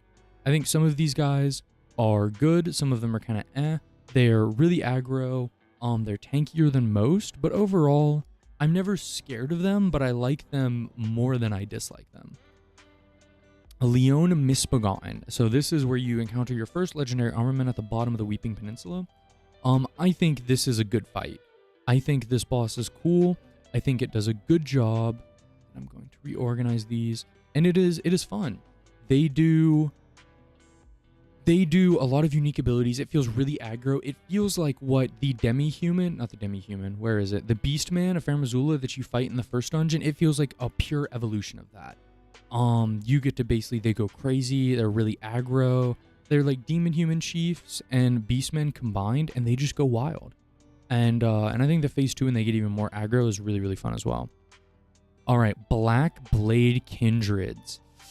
These guys are, I don't know. They aren't bad exactly, but some of them, the Black Blade, if I'm not mistaken, are there any other Kindred on here? Because the Black Blade, for me personally, was unironically the most difficult enemy in the game.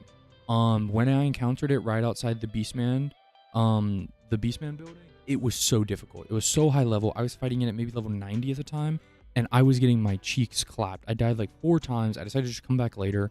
And I kind of cheesed it from a distance to get it like half HP before I could like cast like moons and stuff at it. I think they were really difficult, but I think it was a fine boss, but I don't love it because I think every other version of this boss was kind of whatever. I think like I got really scared when I encountered them at the capital, and I was like, oh my god, it's going to be this all over again. And then they died in like 4 hits. And this one took like well over 15. So I think they're good, but I think depending on the variety or which version you capture, or fight in the moment, it's kind of whatever.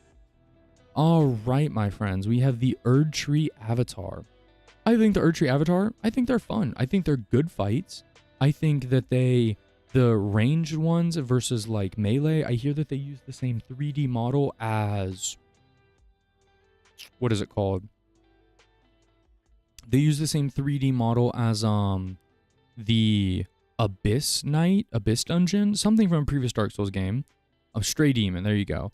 They have that moveset. They're really, really cool. I think the holy magic they use, the projectile magic, is really, really fun. I think fighting them feels cool. The one near Kaled is particularly difficult. I think it's because you're in an enclosed space and you keep running around each other. But I think these are actually really good. I'm actually going to put these... Are they great? They might be at the bottom of A, honestly. I think I'm okay with that. Let's do Worm Faces. Worm Faces fucking suck, okay? They just splurge worms on you. They just throw the black rot on you, whatever it is. It's awful. They make disgusting noises. They're super spooky. They're whatever they are. From a boss perspective, they're kind of You either just kill them or you end up hating yourself. They also just ruin your exploration because they are crying from 50 feet away all the time. And I don't like them. So I'm gonna put them at the bottom of okay. I never like fighting them, but I think that they are, from a design perspective and like how spooky they can be, is really, really cool. Let's see. Oh, the magma worms. The magma worms are unique. They're probably the most unique of the traditional dragon archetypes, in terms of just like body and like weirdness that they offer. I don't think they're super fun. I think for melee it's even harder than ranged, because anytime they just splurg lava everywhere and then they start slithering around like a salamander, and then they just like dive bomb into you and they slither and knock you into, and like the play space, it really depends on the environment you're in.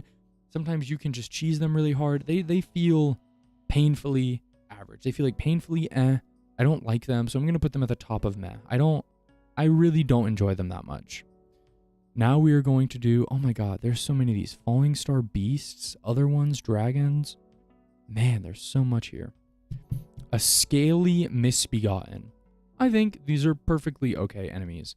I think they're fine. I think they run at you. They can surprise you. They're not as fast as imps, but they're a little bit beefier. They have cool combos.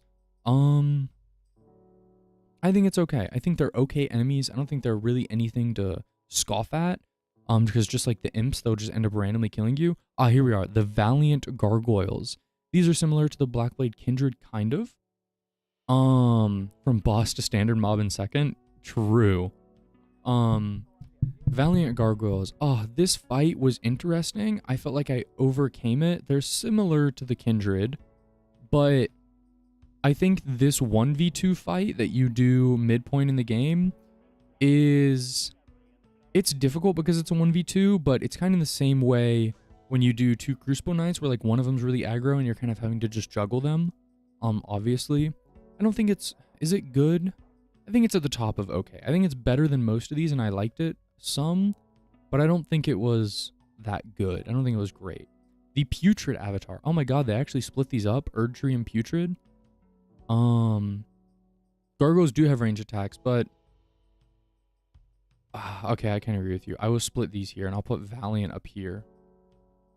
Putrid Avatars, I did not even know that that was a specific distinction. I thought that was the same category, but I'm going to put Putrid in just... I don't know, they're more difficult, but also they don't... Just because they're more difficult doesn't make them more fun to fight against, to be honest. Okay, let's see. The Golem Archer. The Golem Archer is interesting. Because usually they're way weaker, but they shoot bolts at you. They're really cool to fight. But they aren't really necessarily good bosses. They're kind of just an enemy because they're simple enemies. But I'm going to put them, I like them more than a lot of the other okay bosses here. So I'm going to put them just at okay. Now let's see. Mimic Tier. Mimic Tier, we're not doing that. We're not doing that yet. Oh my god, the Tree Worm, the ulcerated tree spirits. I love and hate fighting these enemies. I think they're really, really cool when they can be, but depending on the environment you fight them in, they're just no clipping through the wall. They're jumping around. You can't even tell where it starts or where it ends because this weird whatever. And it's really scary to fight them because they move and they fling around a whole bunch. But once you get the dynamic down and you know when they're actually edging in for an attack, I think they're actually good. I think they're good bosses. I think at the beginning they suck, but once you get the learning curve, they're actually perfectly fine. Also, they're really, really large, so they're kind of cool when you fight them in open spaces. But for the rest of that, Let's see. A Stone Digger Troll. Stone Digger Trolls. They're fine. They're not really hard. They're not really bad. They're very non-offensive. Usually you can kill them or stagger them before they can even get like a combo set off. So I'm going to put them next to the Golem just because they're very neutral in a sense. Miranda the Blighted Bloom. Wait, the big flower is Miranda? I'm putting these at terrible. They're not even bosses. They're like whatever. They're big blolomy things. You never want to kill them, save way too much HP. They just like get in your way. Anytime you try to do anything cool, they start doing the little magical blurblers and they just knock you off or interrupt whatever you're trying to do. It's not that fun. And it's just whatever. I think they suck. I never thought to myself, they are bosses in 1 or 2 dungeons. Yeah, and I thought those dungeons sucked. I thought it was boring. I was like, oh, I'm forced to kill you. That's like super awful. The Soldier of Godric. If I'm not mistaken, this is the tutorial dungeon boss, so I'm really just magnifying like a normal mob. I think it's okay. Oh man, I think it's better than Wormface. I think it's close to these. I think it's below. Yeah, I think it's kind of with the Misbegotten and the Beastmen. They're just normal mobs. They kind of teach you fundamentals, just fighting enemies. Sometimes they have attacks that catch you off guard. Sometimes they don't. They're overall just pretty average. So they're going midway through okay, where perfectly average is. The Death Rightbird. So Death Rightbird seems to be different from the normal Deathbird. I think it changes the Rancor magic. Gets two-shot by the mechanic that he teaches. Hey, listen, that's not my problem. I think the Deathbird Rite, what they use more magic. I think that these guys can be really annoying because whenever you fight them, the way you have to lock on with your camera and the way they spiral around and fly is really, really annoying. So I'm actually going to put them at meh because I don't like fighting them. I think they kind of suck whenever you feel like you can get away, but they're very encompassing and they have very large wings and they'll spiral around and then charge at you and spiral again. And so like managing your space to ever get a hit in kind of sucks. It never feels, the tug of war, the dance, so to speak, never feels balanced. The Fell Twins. I believe you fight these guys outside of a divine tower in the mountaintops, or you fight them in the sewers. I can't tell. Oh yeah, they are the ones where it teleports you to the black dimension and they just target you down. They're fine. They're kind of just like, they're just enemies. Like, I really just killed them before they made it to me because I was super, super scared on what was going on. They're not bad. They're just okay. They feel like the exact same, like, Omen enemies. Yeah, they're like a normal mob that are just made up in a cool moment. I feel like you could have put any cooler boss there. Preferably a single boss that just runs at you. Like a Black Knife assassin would be cool. Maybe not a dragon, but like a medium-sized mob that would just like hunt you down. I think that'd be fun, but I don't think it's really anything to scoff at. An Onyx Lord. Onyx Lords, they're pretty cool. They use gravity magic. I think I was thinking about them in the same right that I was thinking of Alabaster Lords. They do similar things, but they aren't completely similar, but I don't know. Alabaster Lords do more. I think they use more gravity magic. And Onyx Lords do a little bit, and usually one of them have meteors. Okay, yeah. Usually the way they fight and where you find them are in different sections. You can fight Onyx Lords kind of where meteor sections are or the bowls are. Okay. What do we have? Sanguine Nobles. I actually think that these guys aren't that bad.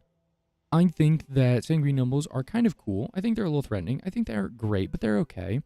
You know, I'm actually taking Crystallins, and I'm actually going to make them a little bit lower. Actually, I'm putting them below these. Yeah, right between the Beastman, because I like some of these normal mobs more, so to speak. But the Sanguine Noble is fine. I think that they're like a threatening, like, duelist, but they aren't the hardest enemy. Mad Pumpkinhead, I'm putting Mad Pumpkinhead in, like, the bottom of meh. They're just a health bar. They're just a sponge enemy. They're like whatever. Like there's a visual distinction, sure, but they really don't offer anything.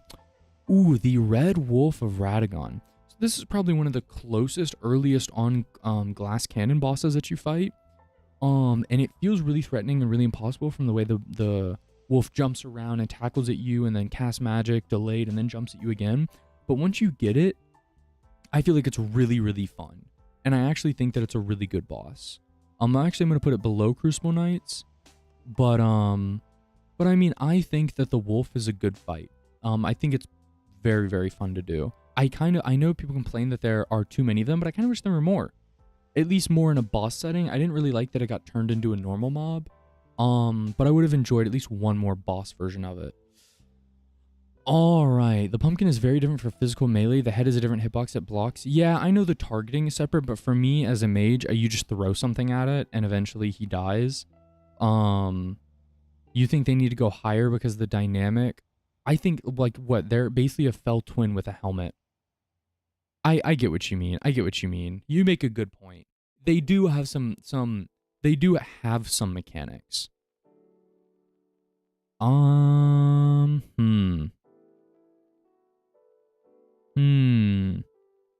Okay, I feel you. I feel you. They do have some mechanics. I'm putting the Fell Twins at meh.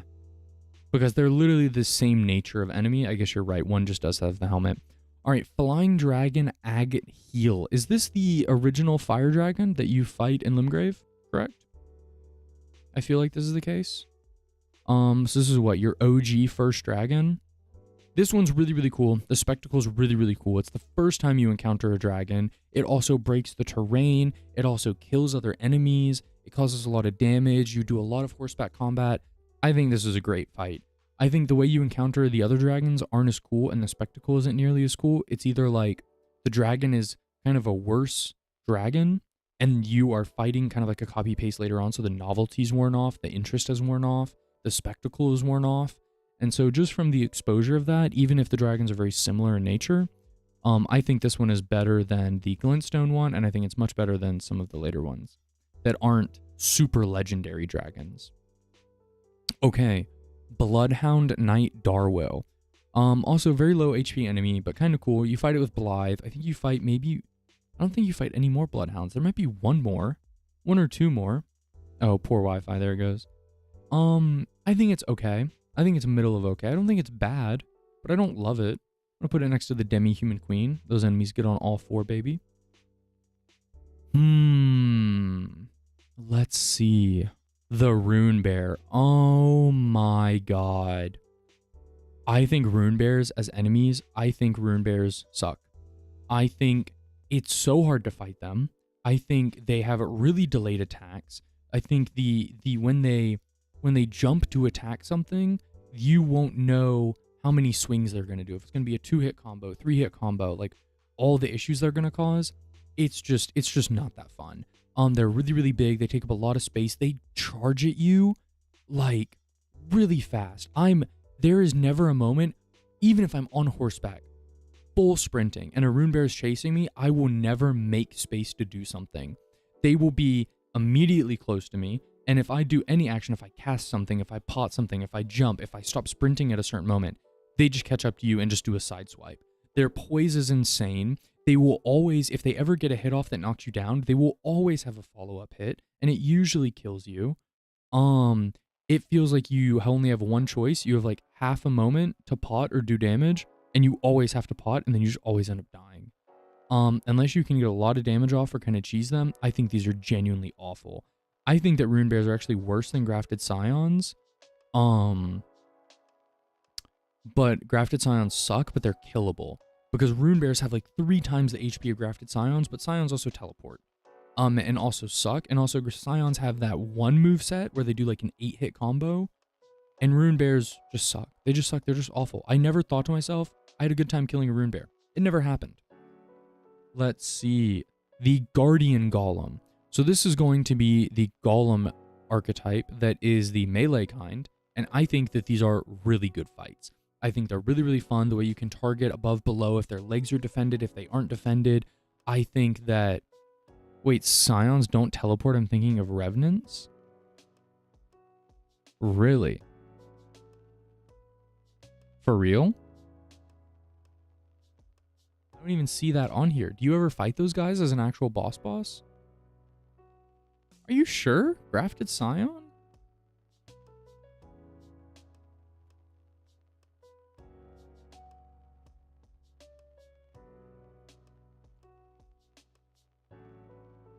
Oh, you're right.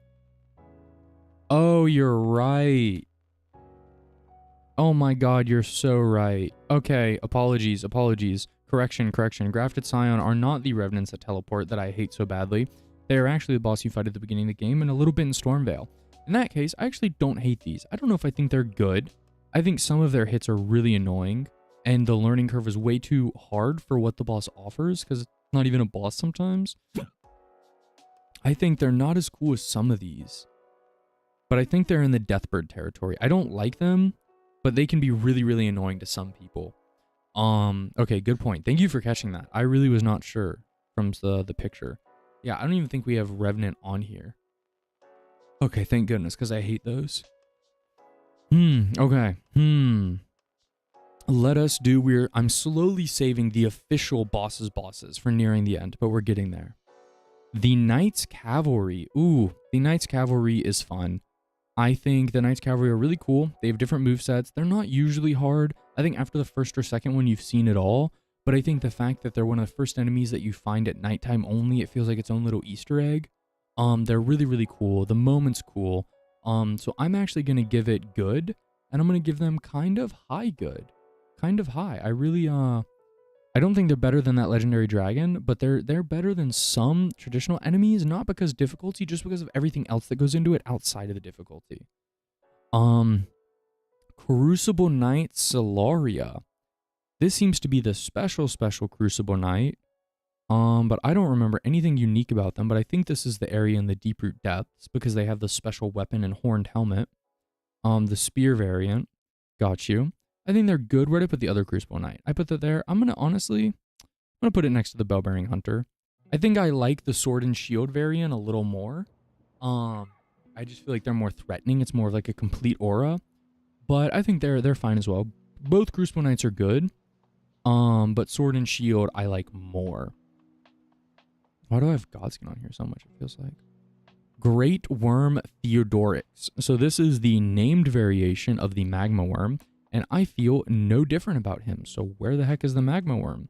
We're putting it right next to the Magma Worm. I think this is the one you fight in the mountaintops on the far eastern side next to that ice cave. And I think it's whatever. I think it sucks. I think if you can get the boss and you can get the kill off quickly, you get it off quickly. But I don't think any part of his mechanic is like, ooh, yeah, that felt good to fight, or that felt cool to beat. That's how I feel. That's how I feel. Crucible Knight and Crucible Knight Orvis. So this is the 2v1 fight with the Crucible Knights, which I don't think is as good as the 1v1. I think it's still good and better than most things. I'll put it here in upper C, but I do think it is worse because I never feels like I'm fighting both of them at the same time. And that's kind of a negative because then what's the point? I'm fighting like one at separate moments. And if it is a genuine 1v2, then how do they play off of each other? How do they kind of operate in contrasting ways? It just feels like I'm fighting the exact same Crucible Knight with like 5% difference. And one's really aggro and one's really not. And then they just keep going back and forth. And it's like, I just change who I'm targeting depending on who's closest to me. So it's kind of, it's kind of okay. Fia's champions. I don't remember anything too noteworthy about these enemies. I think they're quite whatever. I think I think I'm going to put them in meh. I don't think they don't remember them being fun. I don't remember them being hard or anything. Yeah, generic NPC fight. Generic invasion. Estgar, the Priest of Blood. I believe this is when you fight in the bottom of either some catacombs or some other ones. They do some blood magic. That's cool. I think they're overall worse than the Sanguine Noble. Maybe it's because of how quickly I might have killed them, but I thought they were also just meh. Nothing cool. Regal Ancestral Spirit. How is that different from the Ancestor Spirit? Oh, because you fight them twice. I'm going to give them the exact same score. I don't remember anything specific, anything new. Oh, that was Sewer's Dungeon. Got you for the Priest of Blood. But for the Regal Ancestor Spirit, the Regal is the Remembrance Boss. I mean, you fight it twice and you get the Remembrance and it's cool, but if you told me I fought it twice, I wouldn't have even remembered. So that's just whatever for me. He's okay. I would have to go back and actually watch the fight, but because I don't remember it, I'm just getting it whatever. Putrid Tree Spirit. This is not the Erdtree avatar. Right? No, Putrid Tree Spirit is the same thing as... Where did I put it? I'm losing myself in my own list. Pausing. Pause for effect. Oh, the Ulcerated Tree Spirit and the Putrid Tree Spirit. Rot Flame versus Holy Flame. I'm putting them right next to each other. It made no difference to me. I don't notice their moveset being completely different. I guess just the resistances and the type of stuff they do to you. But I don't really mind that much. The Nox Duo. I believe this is the duo that you fight to get a really cool staff that's in Caelid that I missed early in the game and I had to go back for. I went back and kind of nuked them. It's a 1v2 fight. One seems to be melee, the other seems to be range, and you do cool stuff. They're okay. They're very okay. I don't remember them being good, but I remember them being painfully okay. Let's see. Ooh, we're getting close to the end. We're getting to the big boys. The Omen Killer. The Omen Killer is also just okay. It's kind of just like a juiced up normal mob. I'm going to put him next to the... There we go. Next to the Pumpkinhead. Let's see. Flying Dragon Grail. Is this the one that you fight on the bridge in Caelid? I don't really feel like there's anything unique about this one or that was really cool. Omen Killer is a DS1 reskin. Makes sense. Flying Dragon Grail. I mean, see, you end up fighting so many dragons that unless it's very unique, the very, very big one, really?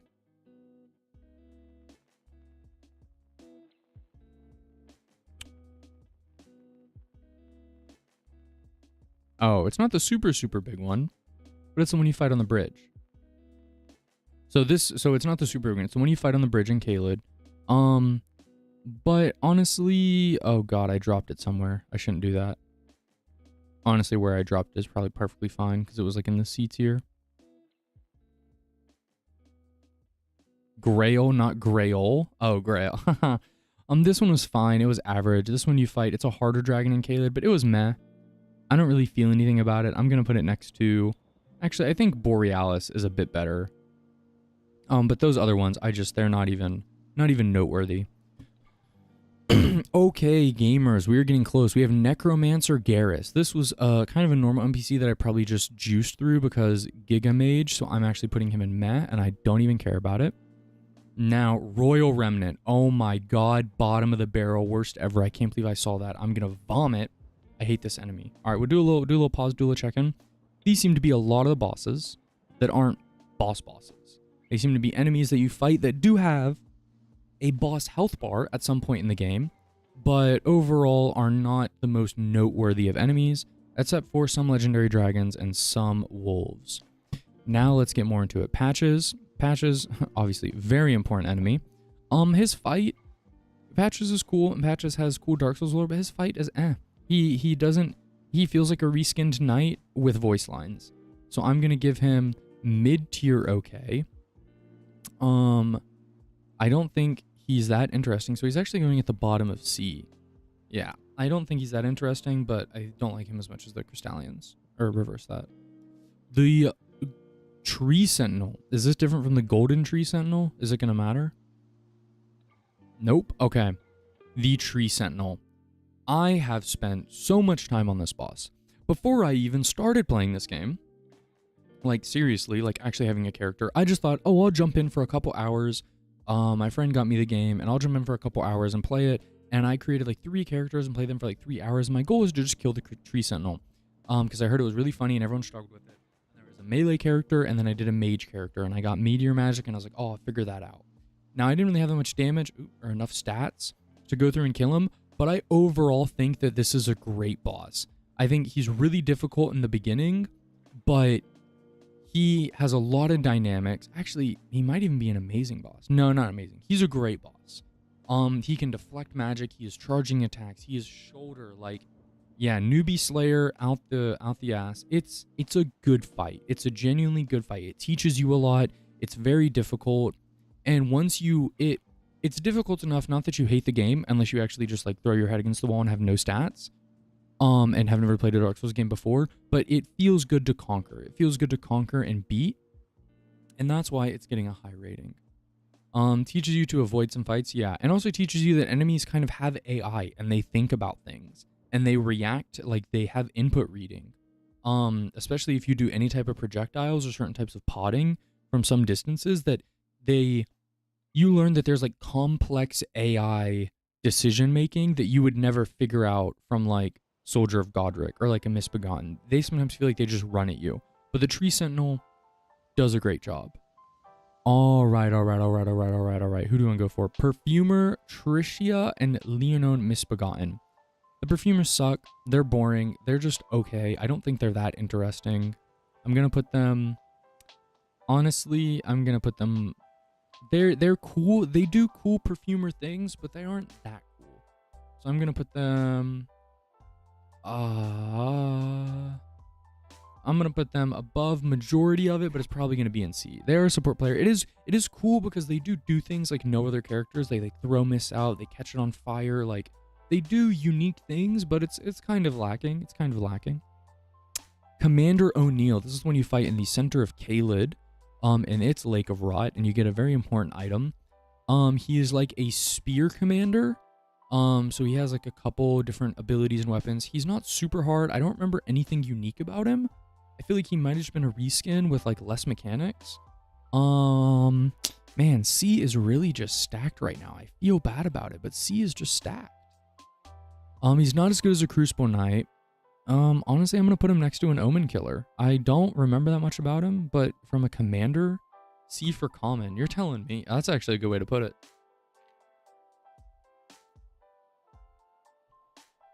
C for common. Okay. Bowls the Carrion Knight. Is that the Carrion Troll? That didn't look like a normal one. Is that the really big troll that you fight? Oh, it is. This guy is... It's whatever. It's like a normal troll. Dude, where did my tab go? It's like a normal troll. He's okay. I don't think it's that interesting. I totally just lost where he was. Oh, good heavens. Everyone close your eyes. Just take a deep breath. There it is. So, Bowls the Carrion Knight. I'm honestly going to put him in meh. I think the Stone Digger Troll is cool. No, I'll put him next to the Stone Digger Troll. He's a little bit better. Yeah, Magic Troll, that is true. Sometimes I think I was strong at some points and could just outrange him. And the AI, like, I think the Troll AI is kind of weird. It's just like, it sometimes will, like, take damage, scream, and, like, by the time it actually starts fighting you, it's already lost 50% of its HP. I mean, that's cool if you're farming trolls or something like that, but overall, it's not the greatest. Excuse me. Now we're getting into the Erd Tree Burial Watchdog. So I seem to only see one of these, but there's like 4 or 5 variations of this enemy. There's the caster one, the sword one, the fire mouth. They kind of do unique things and really cool stuff. I actually think these are really good fights. I know people complain about him. Ooh, reused assets. Ooh, I see it way too much. Ooh, it's not that fun. I like the Erd Tree Watchdog. I think as a beginning boss that evolves and does like 4 different things throughout the game, and you have a 1v2 fight, which I actually think is a good 1v2 fight. I think that the Watchdog teaches you pacing, it teaches you space. They're really unique because they aren't human enemies. They are very robotic and kind of, what is the word?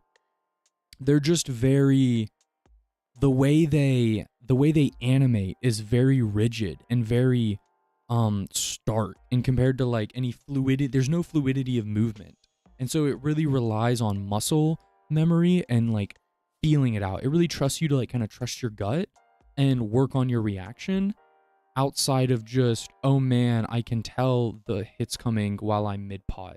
You kind of just react a little bit more. So it teaches good fundamentals. We have the Dragonkin Soldier and the Dragonkin of Nostella. Now these enemies, I don't really love these enemies. It's cool to fight them, but they're kind of just like humanoid dragons that are on the ground. And I know that's literally exactly what it says on the box, but they're not super cool, but they're not super bad. So I think has Frost Lightning, which is cool. Yeah, I couldn't even remember the unique things. I think they're at the bottom of good. I think they're okay for like a big enemy, but they aren't like insane. But they kind of like the really wide arm sweeping attacks. Like the really, they feel good because they're large, but they're really eh. They're really eh. Okay. Elmir of the Briar. Ooh, this is the Briar boss. This is the big daddy Bell Hunter boss that does even more mechanics and even more than the usual Bell Hunters. And he's going in A. It's declared. It's a fun boss. It's really cool. You get a good weapon. The vibes are cool, and it's really good. Okay. The belly hitbox is annoying. Yeah, I usually always targeted their head, and I just threw projectiles at them, so I ignored that. Godfrey Legrafted. Godfroy? What is that?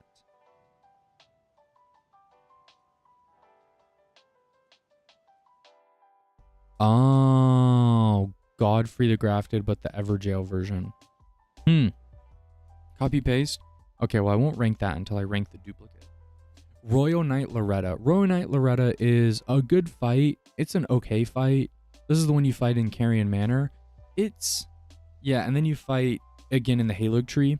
I think the Halig Tree version is worse. I think it's gonna go in like the C tier. It's okay. A lot of the attacks were kind of weak. It felt like overall just a complete worse version of... It felt like a complete worse version of the Radagon the Wolf. You prefer the Halig Tree one by a lot? Really? I don't even remember the differences, if I'm being so honest with you. I remember you saw me fight the Halig Tree one, and I thought it was super meh. Super meh. The Royal Knight Loretta, I think this one is... I had a lot of magic resistance. You had a lot as a mage? I did? Why would I have a lot as a mage? I was wearing Banished Knight armor. and a mind headpiece. I don't really know. I don't know if I took more or less damage from it. I just mean the moveset, not even how hard it hit. But I will put that one ahead of it, but I didn't think either of these. Actually, I had a oh, you get it from leveling in? I believe you. I had more fun of a time fighting the first one. I think seeing someone use the crossbow was super cool. Seeing someone else be like really aggressive on horseback was really, really cool. So from my experience, I'm actually going to put, in my bias experience of my playthrough, I'm putting him like that. Yeah, I just killed the Halo tree one. I just nuked it. I didn't see those abilities, and I trust you and I want to trust you, but I'll do this. I'll trust you. I'll put them at the top of okay. They're barely a B. Elder Dragon Grey Owl. So this Elder Dragon, terrible. This is the one that you just stab at. This is the one that's just mind AFK, nothing cool, nothing fun, done. Okay. Putrid Grave Warden Duelist. This guy was really cool. He had some Scarlet Rot abilities. He had some normal. He was a duelist. He did duelisty things. I just dropped him here and I didn't mean him to. Where'd I put the other one? Frenzied Duelist. I enjoyed these guys. I'm actually gonna put them below the Dragonkin soldiers. The actually intended way for Grey Roll is somewhat cool. What's the intended way? I've never even seen him fight. Let's watch this.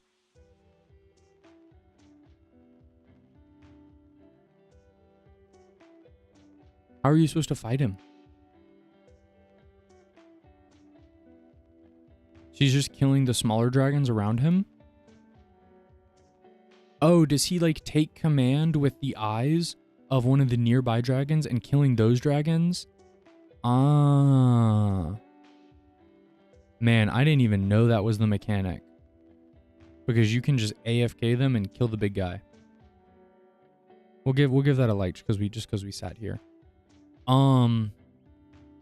Yeah, I don't know. I don't think it's a good fight. I'm putting it in terrible just because it's like it's if it forced you or if the dragon had a really, really high defense where you were dealing like single digit numbers, maybe. But I don't know. I'll have to pass on it. So now we are getting into the Spirit Caller Snail. This is such a memeable, such interesting little enemy. It is so weird, so awkward, and so unique that there's a snail that hides and summons a bunch of spirits, and they summon like very unique things. I remember there was a moment where I was in a tunnel and it was like the Spirit Caller tunnel, and he summoned like 6 different enemies. Some of them they only summon like one night and it's whatever, but some of them get crazy. So I'm actually putting these at great. I actually think these are really, really fun. I'm actually going to put them pretty high up on A. I think they're fun. I think it's really cool that there's like a puppeteering mob that summons other things when you're like one of the only characters in the game that summons. And it's kind of the same feeling you have when you see another character pot. It's like, hey, I'm the protagonist. I'm supposed to do that, not you. Okay. Grave Warden Duelist. I'm going to be honest with you. I don't even remember what is the version of that one, but I'm going to put him there. I don't remember the differences. Kindred of Rot. These are the bug people. These enemies are barely okay. I think they're honestly on the lower end. I'm going to put them with Alabasters. And the Beastman. I think they're fine. They're usually really squishy. Their ranged attacks are really annoying. I'm not letting that one go, but that was a good joke. But yes, they're milk snipers. How about that? We'll do milk snipers instead. Goodness gracious. Okay. Glintstone Dragon Adula. I actually think that this magic dragon was more fun than the original one. I also think this dragon was more difficult and they were kind of spooky. They were actually difficult to do. I don't think they were they good? I actually think they were good. Some of the fighting was okay and they were really cool. He has a sword. Oh god, I don't remember that. Maybe he does have a sword. I'm putting him next to the gargoyles. Actually, no, I'm putting it up a little higher because it's a dragon. The fight was way cooler than just fighting a clean rot knight, right? Let's see. Ooh, we're getting down. Final couple of lines, gamers. Final couple lines. Let's get all the godskins next to each other. Okay. Let's do Sir Gideon Ofnir the All-Knowing. First off, I never knew that this was going to be a boss. Never knew. Absolutely surprised. Also, this is the only enemy that is so dynamic in its design that it reacts to whatever you have done in the world of your game and will replicate the abilities of bosses that you killed. He's not the hardest boss. He's super glass cannon. He's super easy to kill, but it is really, really cool. I'm putting it in great just from the concept of design. I think if he had more HP, literally, if you just doubled his HP, if you 3x'd his HP, it would be a better boss fight, because there would be a dynamic. It wouldn't end in 30 seconds. For him to do Melania's abilities, for him to do Rykard abilities, for him to be a mage. I didn't even know he was a mage. Actually, he was an old man that just liked talking, and I was a mage. So I was like, oh my god, is it like part mimic tier, part boss abilities? Like, it felt really cool to see the casting and the usage of abilities coming from someone that wasn't the intended boss that uses them. And that's really unique, and I feel like that boss totally got gutted, and it feels like kind of a meme callback instead of an actual boss. But I think it should, you know, justice for my man. Justice for my man. Okay. Let us do Renala, the Queen of the Full Moon. This is also a boss that is pretty easy, has high magic defense, but also they summon, and that's cool. It sometimes feels one-dimensional. The spectacle is incredible. I had a really easy time, because once I learned that she had high magic defense, I just ended up using Meteorite, which does physical damage, and had Poise Break and nuked her. So I didn't even get to see, I didn't know that she summoned a dragon, but that's crazy, in the same way that the Spirit Caller Snail is. So I'm honestly going to put her in great, and I'm putting her high A. She's a good fight. She's not the best boss. She could be better, but I'm putting her high up because mage fight, super cool. The space you fight in, a little watery plateau anime field, super cool. A moon in the background, super cool. The queen, super cool. All about it is pretty great, except the damage and the numbers. In the same way that Sir Gideon is low, she's also kind of the same. And where you struggle being a mage, it's way easier for melee. And if you don't really snuff that out, you'll have way harder of a time than you should. Okay, let's see. Oh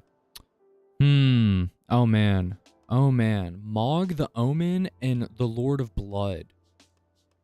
Honestly, I'm going to give these comparable metrics. Mog the Omen, I believe this might be the one you fight in the jail. Sorry, not in jail. In the lowered section, in the sewers.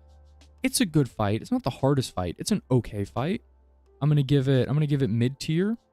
And then for Morg, the Lord of Blood, I think this is a really interesting boss. Really, really cool.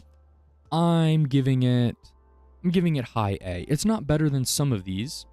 But it's really cool. The fact that there's a mechanic that you use with your flask, but you can kind of get away from it if you just like HP through it.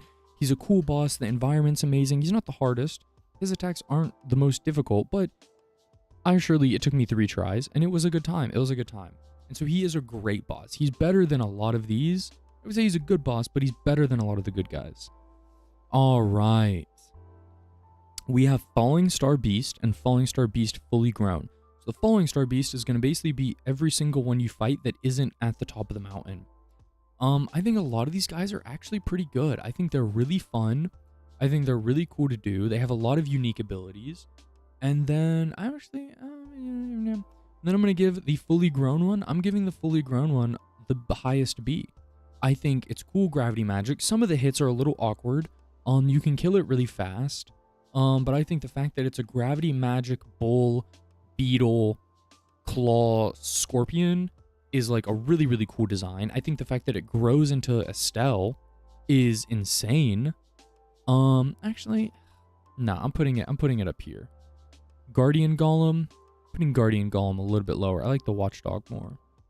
Yeah, I think we're just gonna put Battle Mage Hughes at the bottom of S. So I am adjusting these to be left to right accurate. I think that boss, you can see the evolution of the magic beasts and the gravity magic they use, all the way as we will now get into Estelle, Stars of Darkness, and Natural Born of the Void. Could you guys tell me which one is the more developed version? Is it Darkness or Natural Born of the Void? Because I fought the Natural Born first, and Stars of Darkness after. So I don't actually know which one is the fully developed version. Because you end up fighting these. You end up fighting a lot of these. And I don't know which one is which. And sometimes you fight like botched version of these.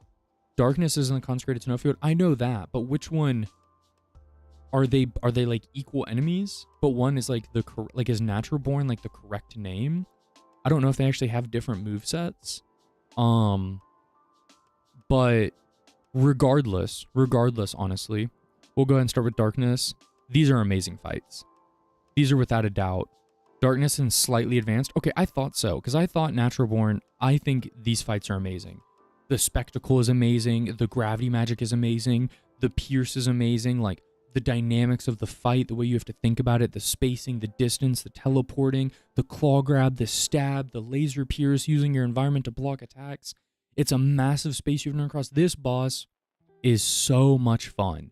It is probably one of the first bosses that I would replay, given the chance. And I think it is... They're wonderful. They're wonderful. They're wonderful. They're wonderful. And now we continue. Now we have the Draconic Tree Sentinel. Now the Draconic Tree Sentinel has a little bit more lightning magic up its plea. It has more incantations that it uses, and it's fun. But I actually don't think it's as good as the original Tree Sentinel. I don't know if it's because you're stronger and so you kill them faster. I feel like the moveset of Tree Sentinel feels very rooted. It feels very grounded, and it's a very beefy enemy, so you see everything it has to offer. But the Draconic Tree Sentinel, you fight like 3 of them, and sometimes they do like 2 magic hits and a charge and a swing, and then you just kill them. It feels like I'm getting like, for adding, if Tree Sentinel has 8 abilities, and the Draconic one also has those 8 abilities and a little bit more magic, it feels like I only actually see half of the original moveset and then a little bit of magic. So I feel like the original Tree Sentinel is actually better. Maybe because of how much damage you do, where you find it in the game.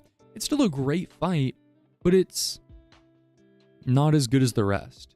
It loses shield attacks, and I think the shield's really important. In the same exact way that I feel about the Crucible Knight having a shield, I think that the Draconic isn't as good. And that's a fact, baby. Commander Niall. Now, Commander Niall is a 1v3 fight where he summons 2 Spectral Knights, 1 Kirito Knight, and 1 Sword and Shield Knight. And then in his second phase, he does lightning attacks with like lightning flying kicks. This is a badass fight. It is really cool. I felt like I was a little too strong for it because a lot of people were like, you're going to struggle, and I kind of nuked him. But I am putting this, I'm putting it right next to the Tree Sentinel. I think it is an exceptional fight. I wish that I got to fight more of him. Like, I wish I did less damage. I didn't cheese him. I didn't do anything weird. I just walked in as a mage, and I used a Duelist Greatsword, and I threw a couple moons and a Night Shard, and I learned to dodge him, and I got my way. But it was a great fight. It was a great fight. I wish I had more of him. I wish in terms of sliders of difficulty, I don't even wish I had those. I wish I had self-power. I wish I could walk into a fight and make myself 20% weaker. Or just deal 20% damage, less damage. I know you could be like, oh, well then just don't upgrade your weapon as much. But it's hard to retroactively do that. Sometimes I really need the damage, and sometimes I fight a boss and I just one tap him, and I'm like, oh, and you'll know who that is in a second. Now let's get into let's go to the beginning. Let's go to the genuine beginning. Margit the Fell Omen. The first time you encounter it, the absolute pub stomper of all pub stompers. This fight is an exceptional fight to a lot of people. The amount of video documentaries that have been done on this have been a lot. Now, in all transparency, I killed this guy on my first or second try. I can't remember how I did it or which one it was, but I killed this guy. I don't know if it should be S. It's A or S for sure, but it might be S. I think it's A. I don't think it's S. It's a great fight. It's better than a lot of mobs. It's a cool introduction. The beginning of it being a fight, it's one of your first major mobs. It's the hardest thing that you find at the beginning of the game outside of the Tree Sentinel. It wasn't that hard for me. So it's hard for me to really be in the trenches with everyone when I felt like I got by pretty easy. It is very iconic. You're right. I think I'm honing in a little bit too much on the difficulty here. for the memes, you're right. For the memes, for the culture, for everyone knowing who it is, for everyone getting screwed over. I guess it should go in S tier. Now let's do Morgoth the Omen King. I think this is just better. I think Morgoth the Omen King is just better. The play space is better. It's way more open. It's an actual arena. It's not a strip of land that like has a bunch of like graves and like swords and crap in the way for you to dodge roll into. He has way more holy abilities. It's really, really cool. He has really, really awesome attacks. I still killed him pretty easily, but I'm glad I got to see it. He's overall an improvement. I think a lot of these bosses in Elden Ring, you will feel them out in phases. You will have a full boss, but you will only feel a third of that boss's moveset. And then you will fight the next evolution and the next evolution, and it continues and it continues. And so it's like if I can put one at a certain spot, if that next boss is just an improvement or there's more boss, then it's just better. However, you also have to take into account, well, what if I split it out into 10 parts, the 8th, 9th, and 10th ones might be the best version, but I'm kind of sick of fighting it. I'm kind of annoyed. I kind of wish, they cut it in half. It should have been 5. And so I'm not saying that it's like it infinitely scales as a truth, but I think overall, Morgoth, I agree with you, is completely underrated. I think he's better in every way, but I think that like a fifth of the people actually engage with the second version of him, so it's much harder to have a pure objective conversation. And so those are my thoughts. Now we have, let's see, Godfrey the Grafted. I actually thought this boss was exceptional. I think this was probably one of the first YouTube shorts or TikToks that I made was actually about this boss. This guy kept doing horizontal spins, and he dodged 3 different meteors and then landed on top of me right before I was about to die. It was literally nearly one-shot me. I think this is a great boss. I know it's like the worst version, but I think it's a perfectly fine. I know it's like the Spectral version, the Everjail version, but I liked it. And then from there, we are going to have Godric the Grafted. Big old dragon arm dude. Super cool. I think it's not as good as Morgoth, but it's better than Margaret. I think the fire dragon fight is really, really cool. Again, I didn't struggle with him at all, so it's hard for me to know the suffering, as a mage abuser. But I think it was really, really fun. It was really, really good. It's cool. The spectacle is awesome. It's one that everyone knows. The stabbing and the dragon, like, it's hard because you were already spoiled because we all watched the trailers, but it's still a good boss. Still a great boss. All right. Now let's get into Godfrey the First Elden Lord, but the Shade variation. I thought, unironically, this is a good, partly great fight. It was really fun to learn his moveset a little bit beforehand and see how he charge stomps into you and an abusive charge stomper, and I actually ran out of magic because I didn't even know it was a boss and got screwed over and lost all my runes. But he was a cool fight. Wasn't the hardest ever. Wind Vortex deflects arrows, which is cool. That is true. It does deflect those projectiles. I'm putting this one midway on A. I think it's fine, but I think the way you encounter him isn't as cool. Actually, he's better than the Ball-Bearing Hunter. But yeah, I'm okay with the Shade being there. Now, for himself being there, I'm blind, I just lost it. Godfrey the First Elden Lord. This guy, for me, as a mage, quote-unquote being overleveled, was a genuine pushover. His first phase, I blinked and it was done. His second phase was really cool. The spectacle for this boss, really cool. Absolutely wonderful. The fact that you have the dynamic 3D camera fly up as he grabs you and sumo slams you into the ground, and he does massive ground pounds, and he prepares you for the Radagon fight, and he does so many things. It's not as cool as Estelle for me because of difficulty factor, but I think Godfrey, if he was harder, and apparently he's an absolute B for melee players, but for me as a mage, throwing Night Shards and throwing Moons at him and having just correct pacing on his extremely delay melee grab, like the fact that this dude enters his second phase, rips a lion's head in half, takes all of his clothes off and turns into blood, and then just becomes a fucking Street Fighter character and just runs at you, it is so cool. He is the eternal Giga Chad, and we all know it's the case, baby, alright?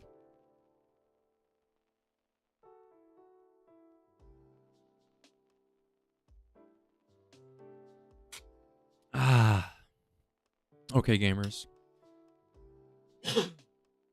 Sorry about that. I should just hit my mute button. Okay. Continuing. We're almost there. We are in the final 10, maybe a little more than 10.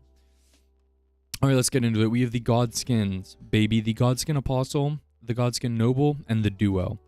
I'm giving the Apostle. The Apostle kind of sucks. He's a worm. He stretches out. He's a yo-yo. He's a slinky. He has this weird spear. Scepter. I think he's not okay. He's good, I guess. No. He's okay. The Apostle over the Noble. Yeah, I agree with you. The Noble is just worse in every way. The spinning attack's really hard to dodge. You really have to be mindful of your environment. Fighting him in Volcano Manor was really hard, but fighting him as a duo inside of Farum Azula was much easier. I don't know why. I feel like the pillars were like in much better placed. Yeah, I think it's because in the Volcano Manor, you have like the really thin pillars, and you just have to like balance him and then he'll scoot by. But in Farum Azula, you have like the full chonkers. And so they're hexagonal. So when you get on one side of it, even when they break, he'll just spin into it and you can abuse it better. So him, I'm honestly going to put him in meh. I think he really sucks. He causes a lot of problems for people. And overall, he's just not that fun. And that's why they get a bad rap. Now the Duo, I thought the Duo was actually fun. I killed it on my first try. It certainly wasn't a difficult fight. But I'm going to put it at the top of good. Maybe at midway on good. For your bow run, you focused on the Noble because he's an easier target. Yeah, at the beginning, I feel like it's good to get him out of the way. I also think the dynamic of killing them like at the same time and then fighting like another version of them, it was a little contrived, but it was still cool, I guess. But it definitely does leave a bad taste in the mouth for the essence of, oh man, like we have to fight Godskins again. You know what I mean? Because I mean you fight the Apostle like 4 times. 3 times, two or three, and then you fight the Noble 4 times, and then you fight the Duo once, so I don't really know. All right, baby, now we're getting to the hot ones. We're getting to some of my absolute favorites. So you already know what's coming up. Mimic Tier, E Tier, F Tier, terrible. I'm just kidding. Mimic Tier, I want to put it in the middle of C, because it's really, is it good, is it bad? I think it's good. I think it's cool to fight a copy of yourself. I just wish it was better. So in the same way, I think it's a really cool fight. Yeah, Mimic Tier, rate your build. Mimic Tier, like it's like playing, like if you play, you know, Hearthstone, Magic the Gathering, you're like just play against a mirror deck. See how it feels. Like being a mage, you very rarely have to dodge mage things. Like it's very rare that I have to dodge comments from other people, but like dodging them from myself and like doing other things and like watching, like when I decide to charge at you with a sword and do Moonblade, but you decide to cast Meteorite, and it's like in my head there's like an optimal way I should be casting, and then the AI just picks something completely different and decides to cast like Carrion Greatsword, and I'm like, or they decide to do Freezing Mist, and I'm like, I guess you have a diverse ability set, but like, I thought the Mimic Tier is perfectly fine. I think it's one of those great in concepts, okay in execution. They could be tougher. I would like to fight someone that has like twice the amount of HP as me, or just not twice the amount, but just someone harder, you know? They don't die as fast. Ooh, baby, we got some good ones in here. I'm going to start with the Fire Giant. I think the Fire Giant is a cool fight. It's really, really cool. Phase 1, Phase 2 is really, really fun. I'm going to put it at, it's not amazing to me, but I'm going to put it at the top of A. I think it's better than every single thing in A, but I don't think it's as good as these. I think the Spectacle is okay. He's kind of chonky. I hear he's annoying for melee players. His Phase 2 is cool. Dodging his magics is kind of cool, but it wasn't really hard for me. He was kind of in the same vein of like fighting a troll and half the HP is already gone. Like the Fire Giant fight was fun, but I think the boss was just okay. I just think I had fun with it. All right, now let's get into Lich Dragon Fortisax. First off, this is the one you fight near the end of Fia's questline inside the Deeproot Depths, and this fight is I wish I didn't kill it so fast. I think there was a period where I stopped attacking him just to look at him for like 10 seconds. And it was so fun, and it was so cool. And it was this black dragon with red lightning in the middle of this hollowed underground. And I was doing it, and you know, the waifu feet, and like the music was exceptional, and it's going. Ooh, it's going. Ooh, it's going in between. I think for me personally, it was better than these 3 fights. It was more fun than those 3 fights. The moment was cooler. Yeah, the moment was cooler. Actually, I'm gonna do that. I'm trying to think about how I felt fighting them and then how the fight actually goes. Now let's do Malekith of the Black Blade.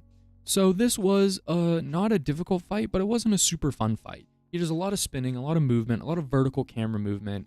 Also, you kind of have these like World of Warcraft like arena pillars that are in the center that you can kind of hide behind, but then you can't hide behind them because if he does like a dive into you and swipes, even if he hits the pillar, his sword actually no clips through the other side. So if you're hiding, it'll still hit you. It's really only to dodge the projectiles. You can use an item to deflect. I didn't use the item. I kind of forgot about it and decided to raw dog it. It's cinematically a really good fight. Design-wise, not very good. He is super glass cannon-y. But I do think he is... I don't think... The enemy, the voice acting, it's all really good, but the actual combat isn't that great to me. So I'm putting him at the top of great, but not the best it could be. Star Scourge Radon. The true Gravity Giga Chad. The genuine goat of goats. This fight is the fucking A tier. This dude, gravity magic. Massive arena. You call in the homies to come in to 1v9 this guy. He flies in halfway through on a comet. He does a gravity attack that consumes the entire arena.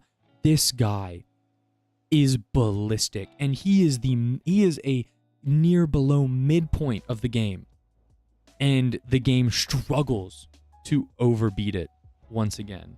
You have a dedicated festival. His lore is insane. The trailer with Melania, like, it is so good. And there's no reason it is not at the top of S tier of everyone's list. The fact that this dude flies in on a comet is enough to hear, okay? Enough to hear. Rykard, Lord of Blasphemy. The underground Snake Lord boss. Demon of Volcano Manor.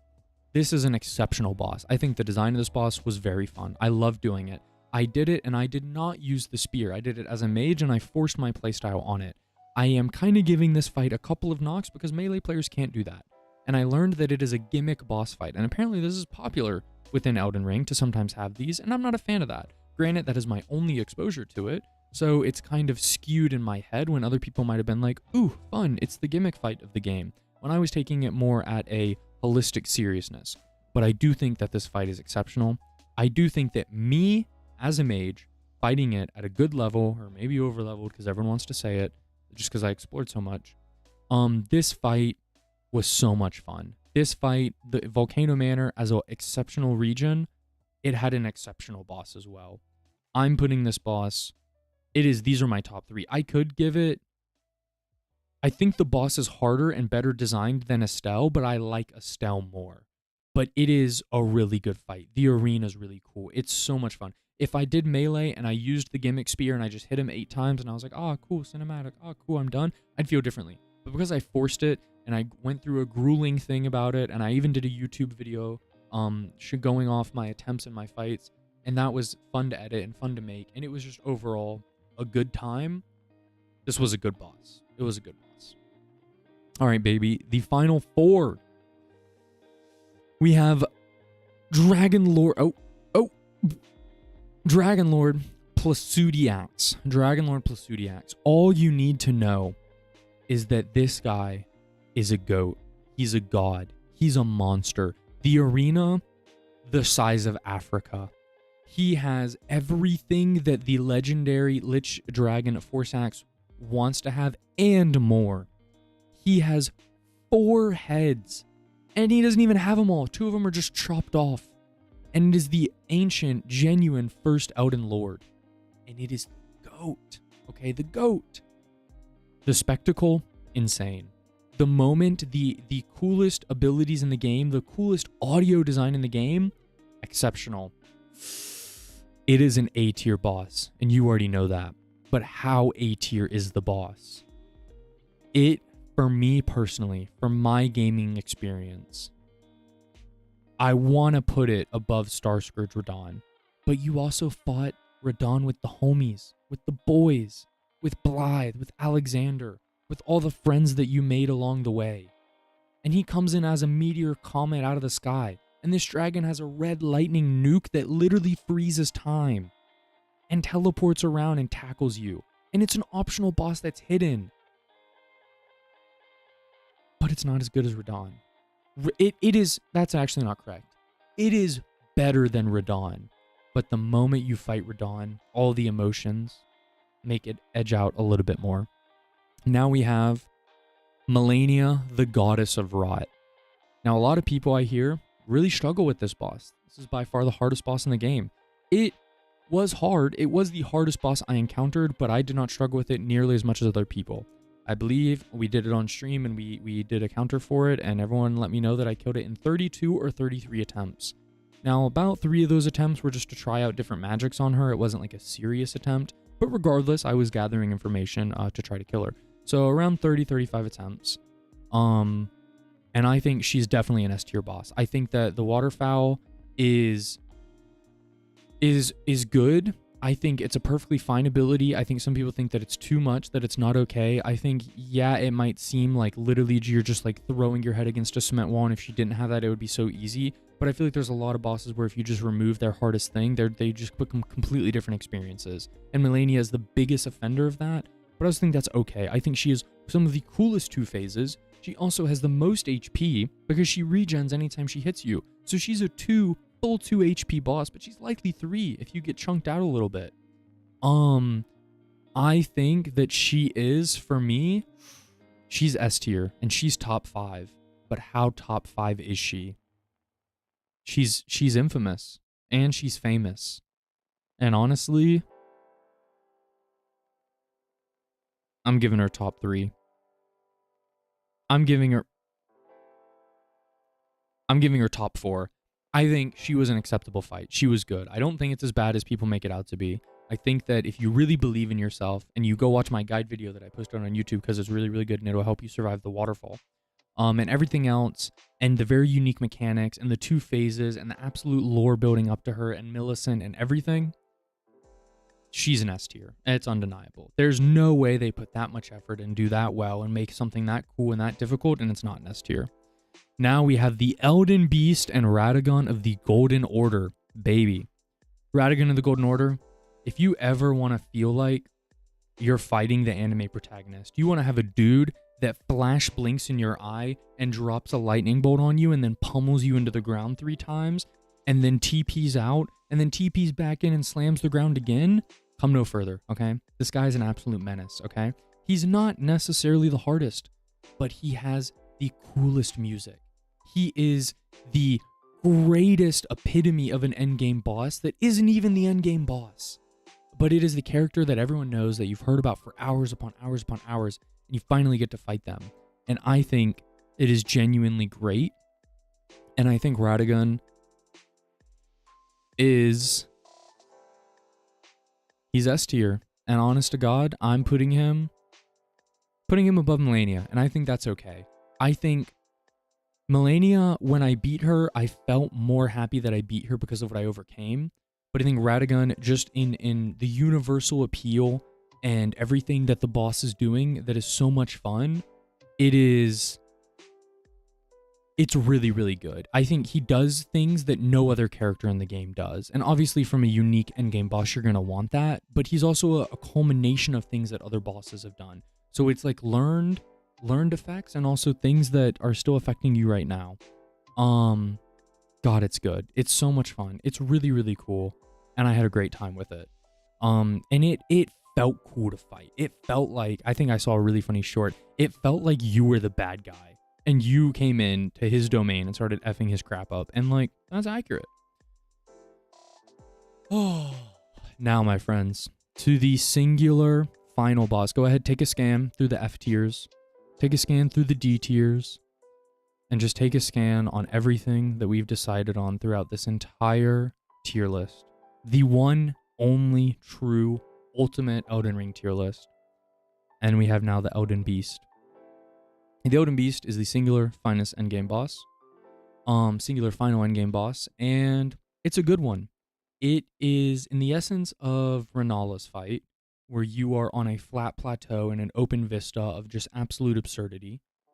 You go pretty hard. You do a whole lot of damage, a whole lot of fighting.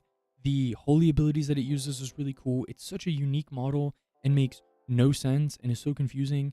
And it makes it, you know, you're fighting the final boss. Like, you know you're committing.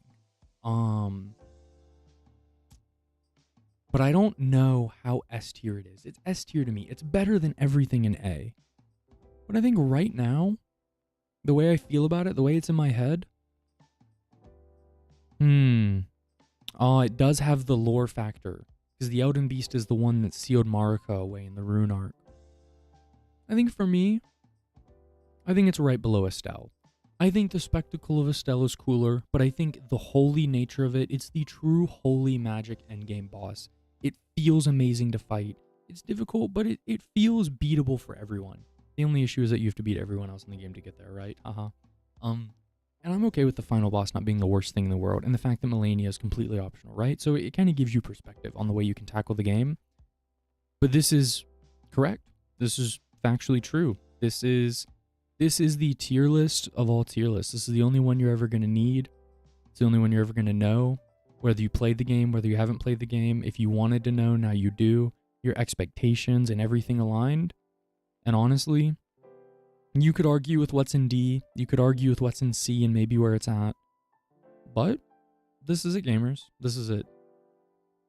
No changes, no adjustments, no regrets. That's the tier list, baby. Goodbye. Boom. Beautiful. Oh, that was a chonky one. Man.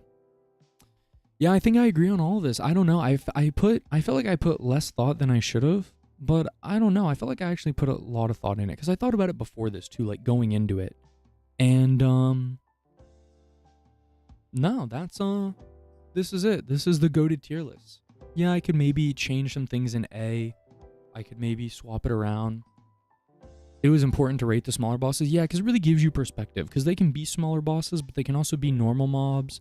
Because I feel like if we did one like this, like everyone can come to a conclusion on what it is. We can all kind of agree. But yeah, a lot of these that are overlooked that I really like are just the normal Tree Sentinel. You know, Commander Nile, the Crucible Knights. A lot of the dragons, the Burial Watchdogs, like, yeah, like a lot of these, it's not that I wanted to do them because I thought they were good. I just think it's really good for perspective. Because if we were doing, like, for example, like if I did this one just for perspective, just to see.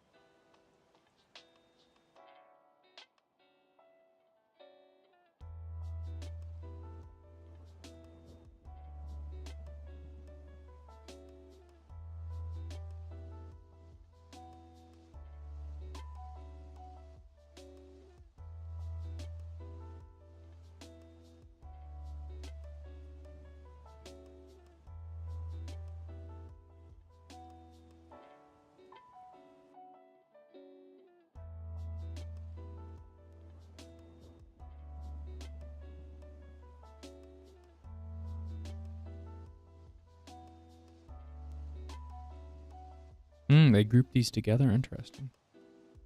What? Didn't I already do this one?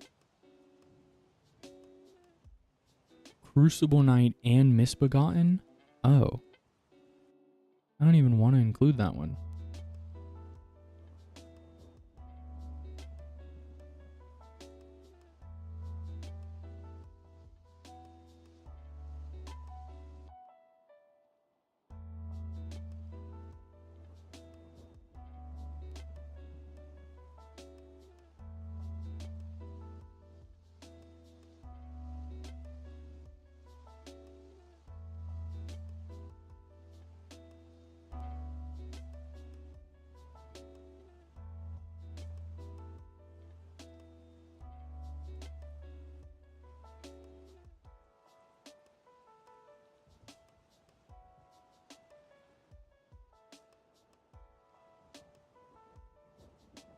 I'm gonna organize this from the bottom up and see how I feel.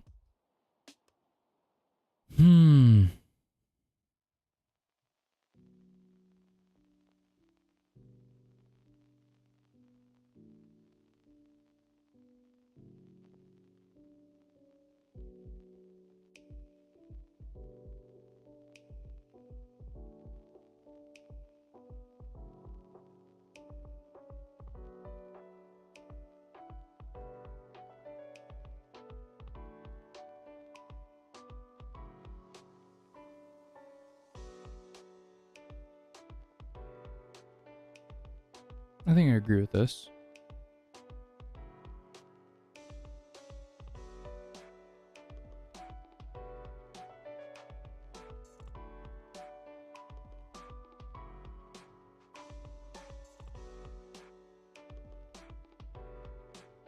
Let's do the S tier. I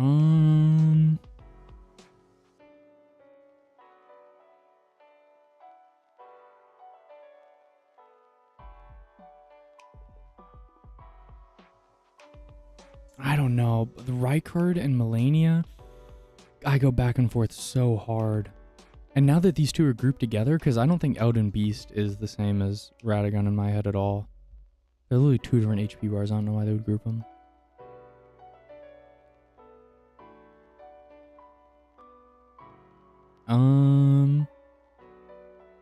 This is how I feel. I'll take a screenshot of this one, baby.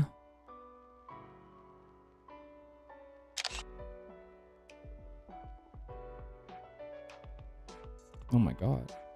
Oh my god. There we go.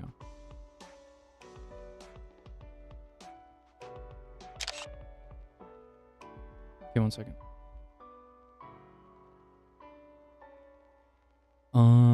Yeah, that's what I give to these. I don't know how correct it is to the other one. Because I kind of did it on the fly, you know what I mean? But yeah, that's what I give these. I feel like I can maybe be swayed plus or minus on a couple of these, but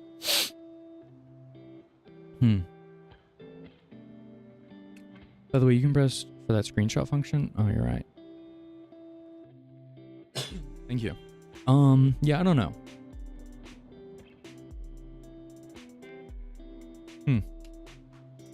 Let me go ahead and compare.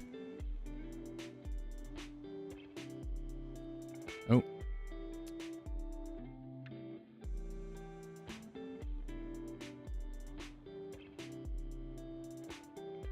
Oh, I kind of had... I had Estelle top 5, and here I have him top 3. Yeah, I think I do like Estelle more.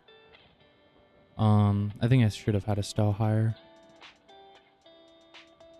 I don't know. I think it's just because I'm seeing these grouped. I feel it's still my top 5, but yeah. Those be the thoughts. Oh my god, I gotta pee so bad, to be honest with you. Oh. This was a lot of emotional value for me. Yeah, I completely agree with you too. I don't know why necessarily. I just think it's also a boss that I did alone, but then I also did on stream with you guys. So it's like it was a little unique. I don't know. Like I get to both perspectives. Excuse me. Oh my gosh.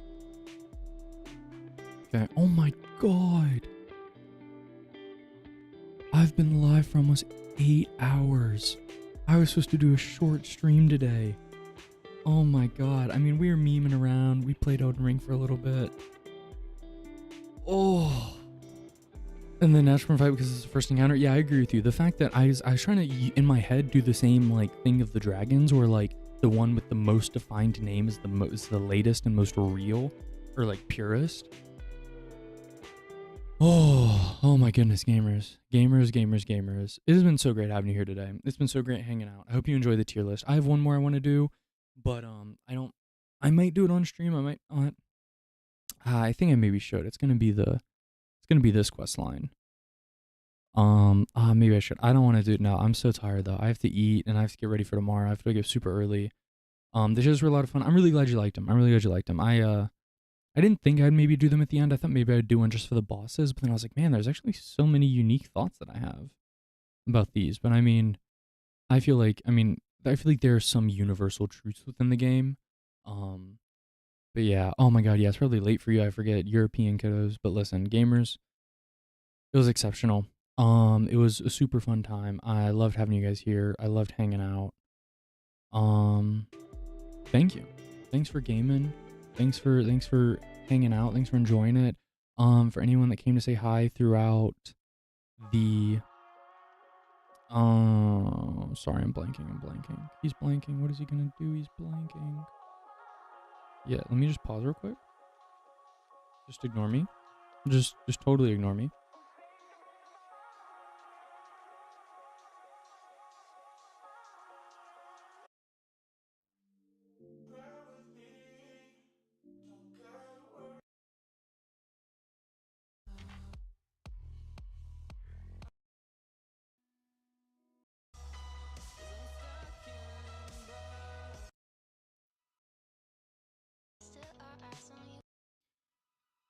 But yeah, gamers, oh, thank you for hanging out. It was a great time for you guys here for a lot of the Elden Ring games, that 80 hours that we did. It was so much fun. Thank you. I appreciate it a lot. I hope you enjoyed the tier list. If you guys didn't catch the tier list, obviously you're not here, but I guess maybe when I try to edit some of the YouTube videos, that'll be fun for you guys. It's really helpful for me to do those things on stream just for like time efficiency, because else I'd be editing so late and trying to do so many things. But it was awesome. I still haven't told you guys about what we're doing in the future, but I'm going to be streaming the next 4.5 days, 4.5 kind of. So look forward to that. I'll be out here. I'll be out here gaming. And yeah, appreciate all the lurkers, all the chatters, all the hangout, all the OGs, all the goats, Zay, Missio, Tiger, all the new people, Imprisoned, Marlon, everyone. Oh, I forgot. What was the other name? I forget the YouTube one. Spamton. Yep. It's been great. If anyone new, peep the YouTubes, peep the socials, have fun, have a great night, take care of yourself, drink some water, eat good food. 07 gamers. I'll see you in the next one. Boobity boo. Bye-bye.